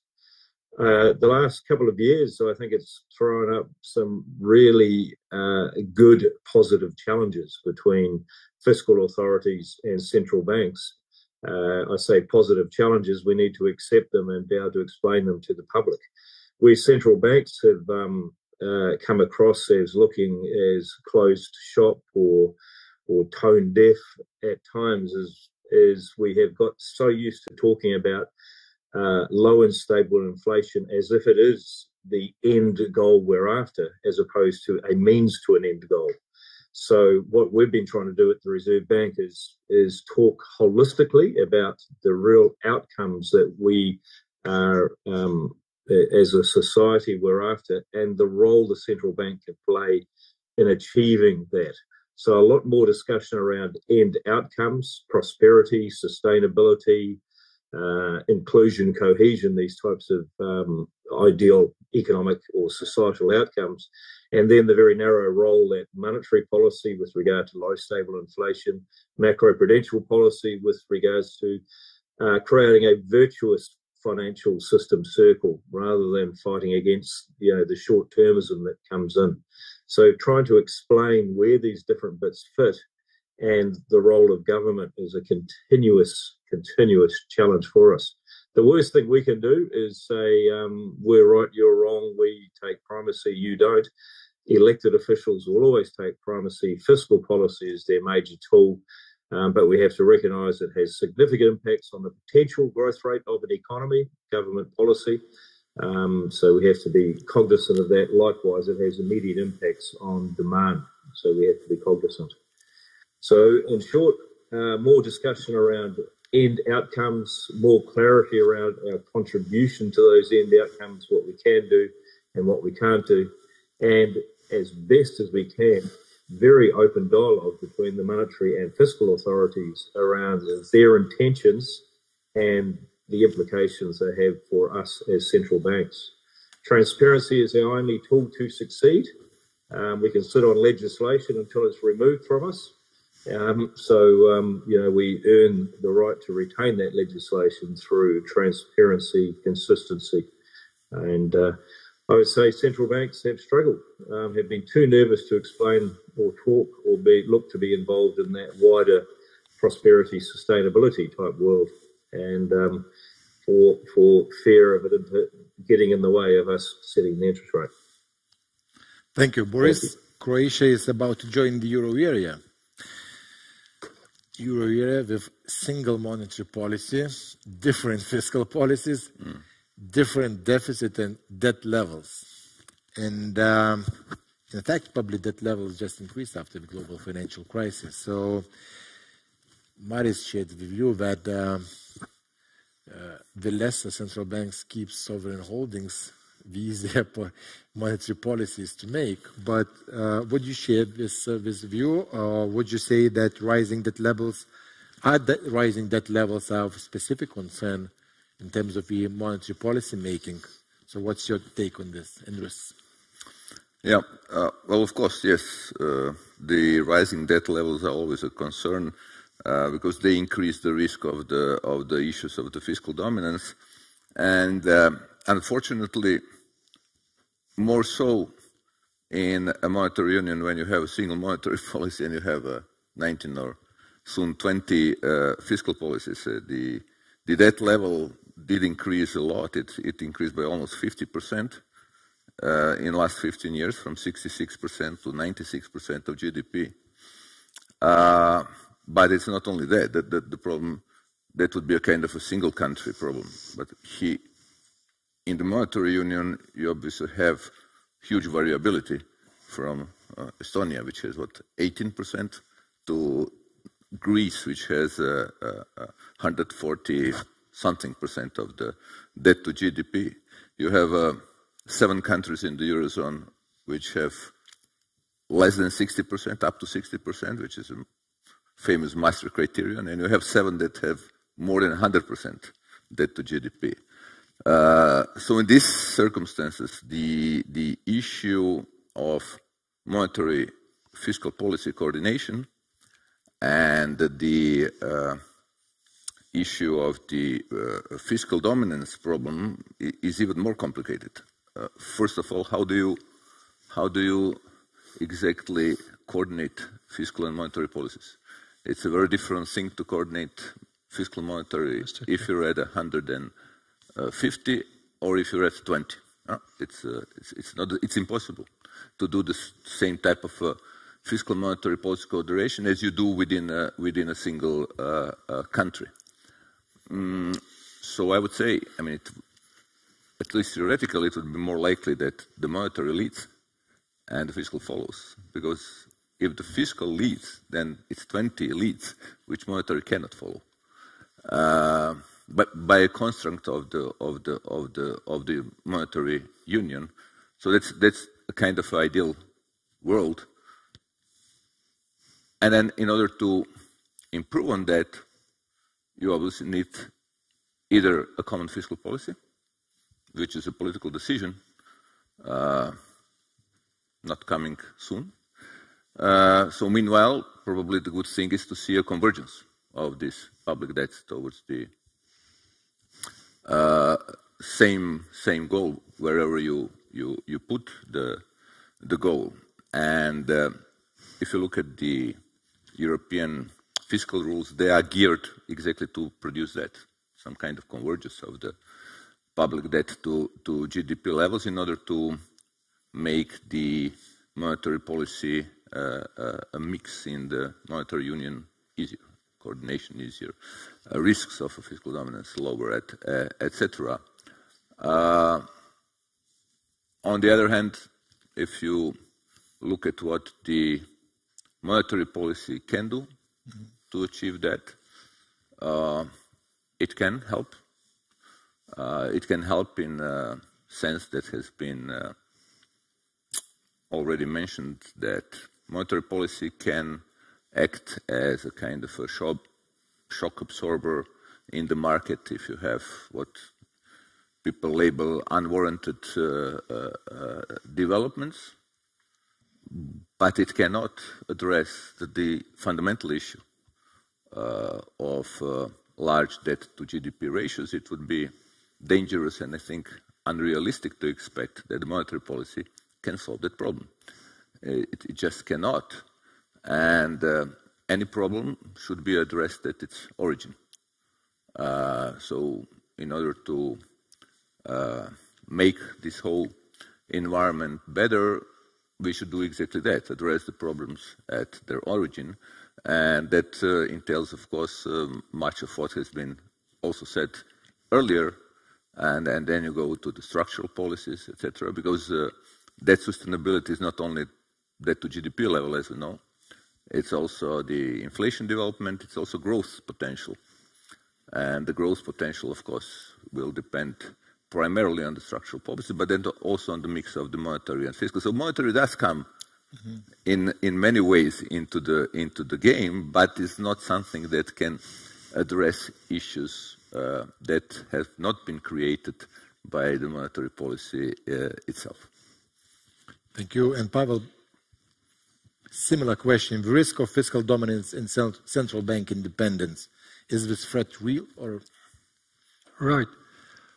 That was addressed on like European-wide level, and life would be difficult enough if we just had to deal with the legacy of what happened during COVID and afterwards with the economic links shredded, torn into pieces.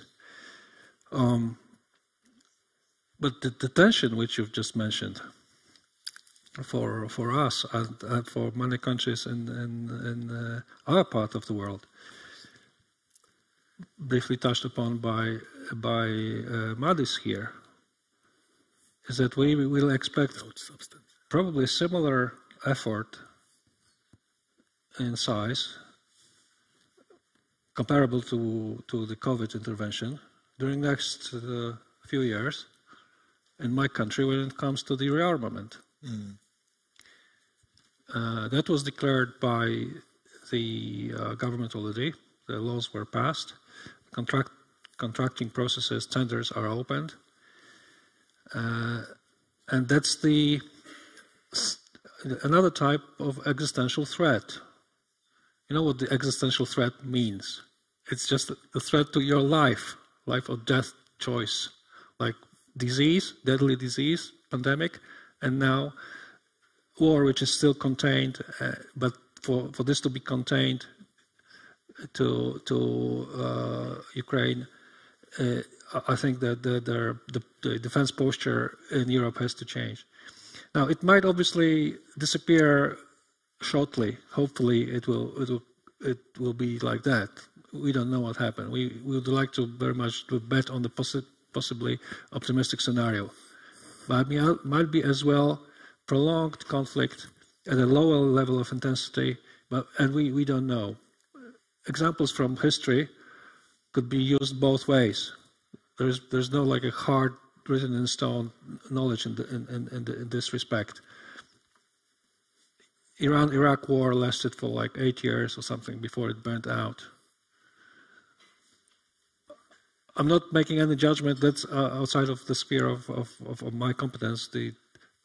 Even top generals made mistakes when it comes to evaluation of this conflict initially. But that's what will be the challenge for us and for my country and many neighboring countries in the next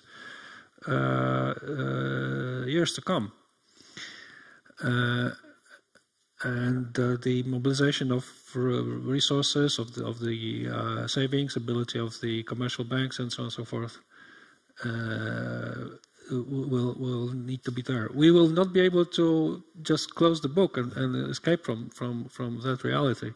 So this question is a very pertinent one, and in a situation like that, there's a proper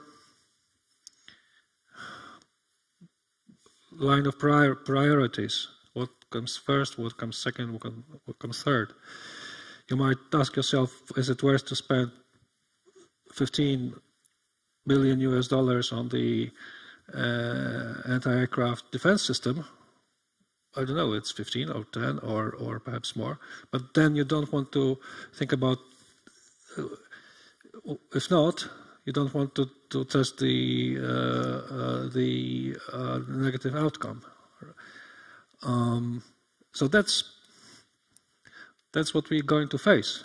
There will be more and more pertinent questions like that asked during next months and years, I'm afraid. On a very lighter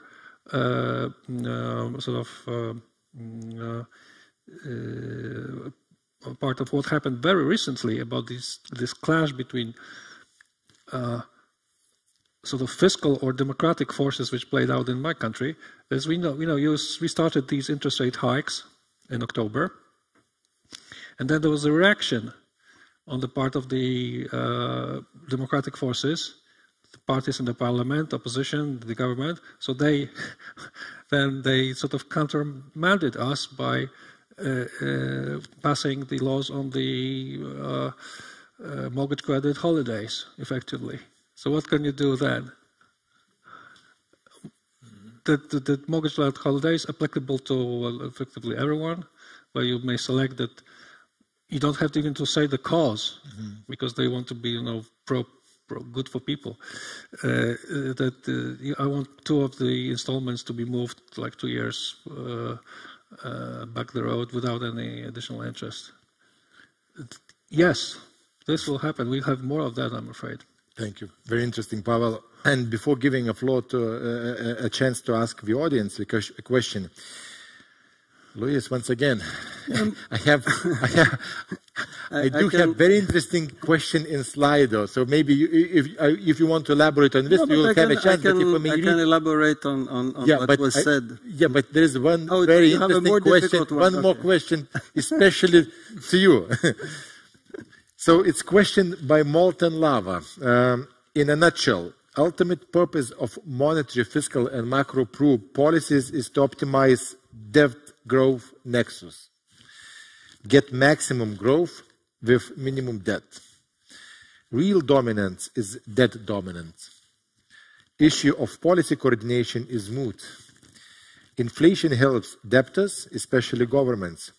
So who is really in charge of this optimization of a policy? Well, I will try to answer this question, but also relating to what the governor said. And let me perhaps take back my old emerging market central banker hat in Brazil. Very cautious about this idea of coordinating with the fiscal authority, because it's always a contract with imperfect information at the end of the day. The line is that if the macro stance needs to be tightened, everybody has to contribute. If one side doesn't do the whole job or its job, the other side, meaning the central bank, will have to tighten more. And essentially, yes, there is a risk, and always the calibration is, as you all know, a very delicate exercise in terms of achieving monetary, price, and financial stability. But the message should be that rather use the Tinbergen separation principle in terms of not necessarily relying on a coordination that might end up deceiving you and might end up confusing the general public about what exactly is the stance that you want your economy to be in at this particular point. Now, it's even much more difficult, paradoxically, when you have very large capital inflows, and EMEs are prone to this situation. Because you would expect in such situations precisely treasuries to be in a position to precisely build their own buffers. And unfortunately, the behavior of the fiscal stance, I mean, as you know from the literature, is usually very, very procyclical. It doesn't sort of has always, and again, I don't want to generalize, there are also very good examples, but the capacity to be countercyclical at the right moment, to build buffer, is absent. The story I was telling you about the punch bowl that you try to remove because the party is getting too hot. Well, if you have large capital inflows, you have, let's say, free booze coming into the house without being necessarily in the control of the monetary authority. You have currency appreciation, and you have a sort of a feel-good process that sort of prevents being the necessary, prudent decision to tighten, for example, the fiscal stance. Again, we're talking about coordination to be taken at the right moment. So, yes, of course, you are right. These issues of having to, at some times, being on the conservative side and being, because the macro stance has to be tightened for the objective of keeping inflation in check, not being necessarily corresponding to the right type of fiscal stance, is something that is common in many emerging markets, and it has to be, I think, an issue where you begin considering that in order to precisely go through bad moments, the best thing is to prevent these occurrences where you need in emergencies to be on the procyclical side and build buffers. Obviously, there are exceptions to this generic rule. If you have such a large shock as COVID, and I think we all realize that, there needs to be a fiscal stimulus in place. What you can say is that it can be designed in a proper way, it can be targeted. I think we had a section about precisely big data just before. The way in which you can now design fiscal packages can be much more sort of detailed, granular than before, and therefore the overall cost, the overall impact on public debt can be smaller. But in any event, I guess we are still in a way where I would refrain from using, at least in EMEs, the word coordinating too much with fiscal policies. I think there needs to be this separation where everyone play its proper role. Thank you. And Marius would like to elaborate also. Well, I was just thinking of the special case of a monetary union. Perhaps the situation is somewhat different, or there's an additional level of nuance. As you have one monetary policy for 19 or 20 countries in the case of the euro area, you cannot really say, in Estonia, where we have a problem with inflation, you cannot go and tighten more, because this is not something we can do by ourselves. No. So I think there it would be better to have a little bit more cooperation. Fair enough. No, I was referring to a specific a country where you do have a common monetary and fiscal policy stance. Thank you. And let's give an audience a chance to ask also one or another question. Would we have a question to our great panelists? Yeah, please.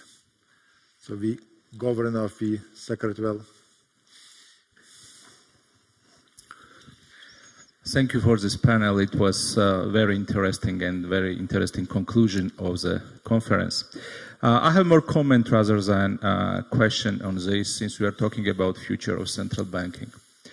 And then I don't want to sound like a central banker who will be finishing his term soon, and that's why he sort of does not care about it.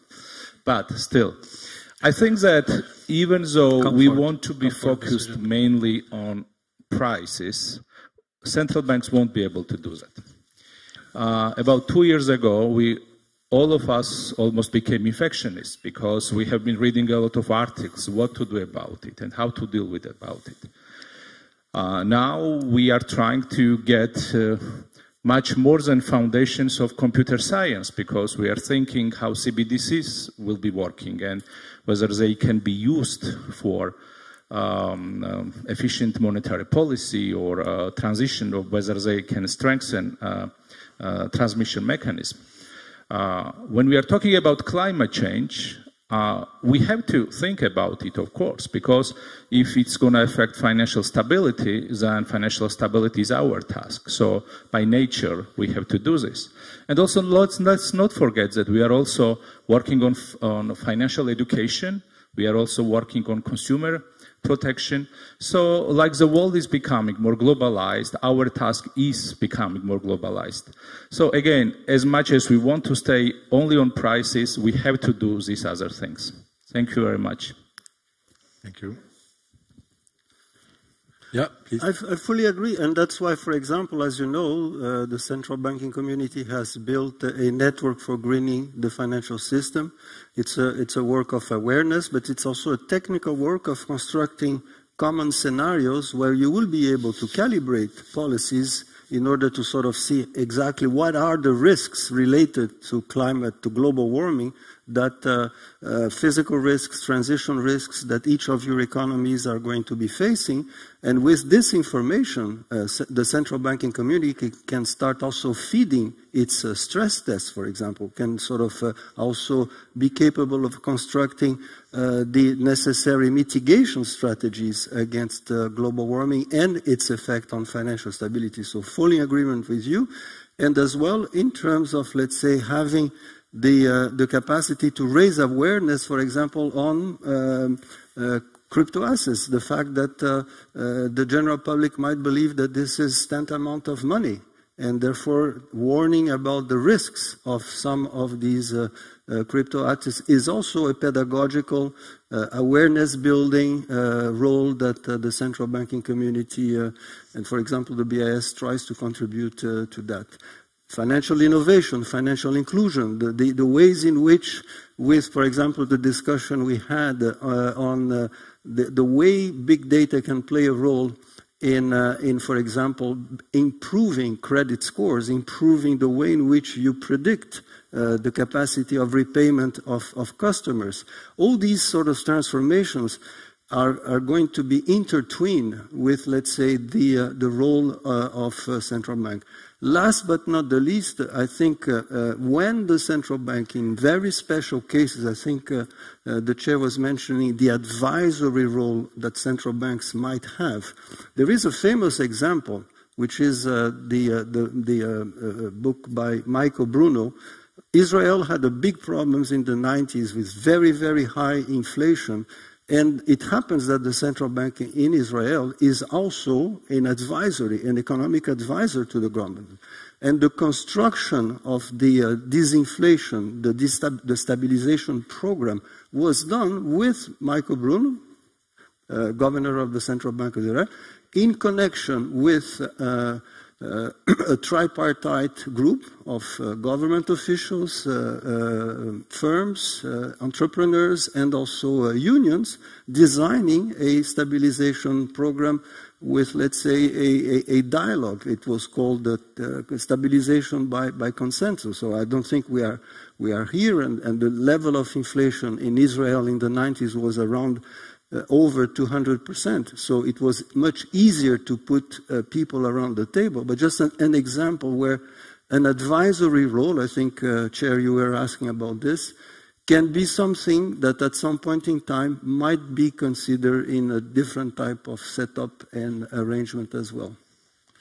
And let's, if I can add, let's not forget about supervision and financial stability. I mean, this is not in all central banks is the same. Some have it, some don't have it, but mostly central banks are involved in the supervision and the financial stability. And keeping the financial system stable is extremely important task. If there is anything which is really costly for the budget, this is when the banks fail.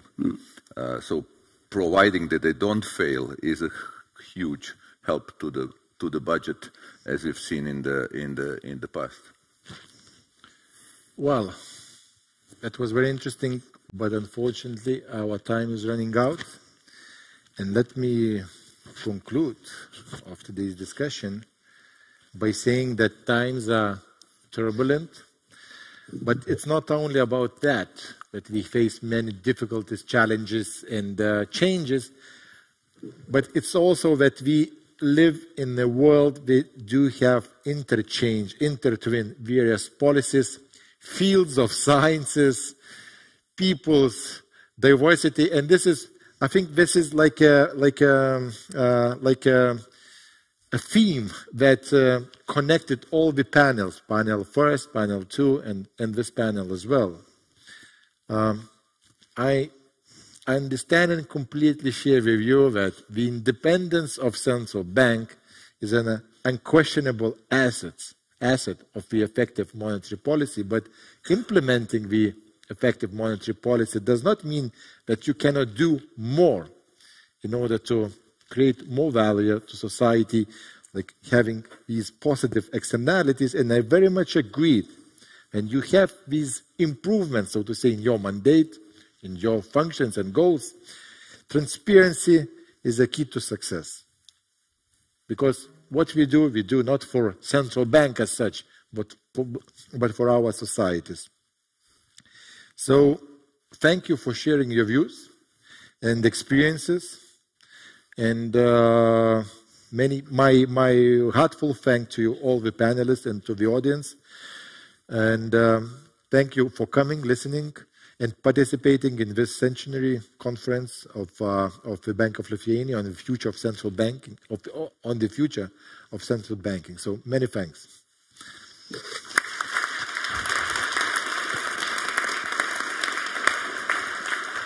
So, dear ladies and gentlemen, thank you very much for your patience and engagement all day long, and many thanks for distinguished panel for being here and providing these excellent remarks as a conclusion of this day.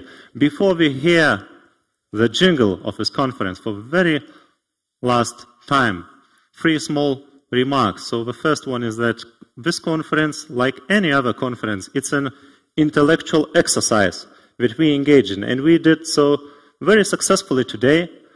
And what's more important, that's how we celebrate. So we celebrate together here, being in person, but we also learn from each other, and we will continue to do so in the future. So thank you very much for all central bank and academic community members who took time to come in here in person. I know this is not always easy to do. It's really demanding. Me, myself, I lost my luggage in Copenhagen yesterday, and it created lots of headache. So thank you very much for that. Point number 2, for those people who remain in Lithuania or live in Lithuania, please be aware that this very Saturday in the city of Kaunas, we have open house of our palace, which is a super piece of modern interwar period architecture. It's open for everybody, and it has family-friendly program starting at 10 o'clock in the morning this Saturday. Please do come. The third and final point is our big, heartfelt ačiū for teams of Lietuvos Bankas and Bank for International Settlement, who worked very hard to make this conference and this celebration possible. So please, big round of applause for them. Thank you very much.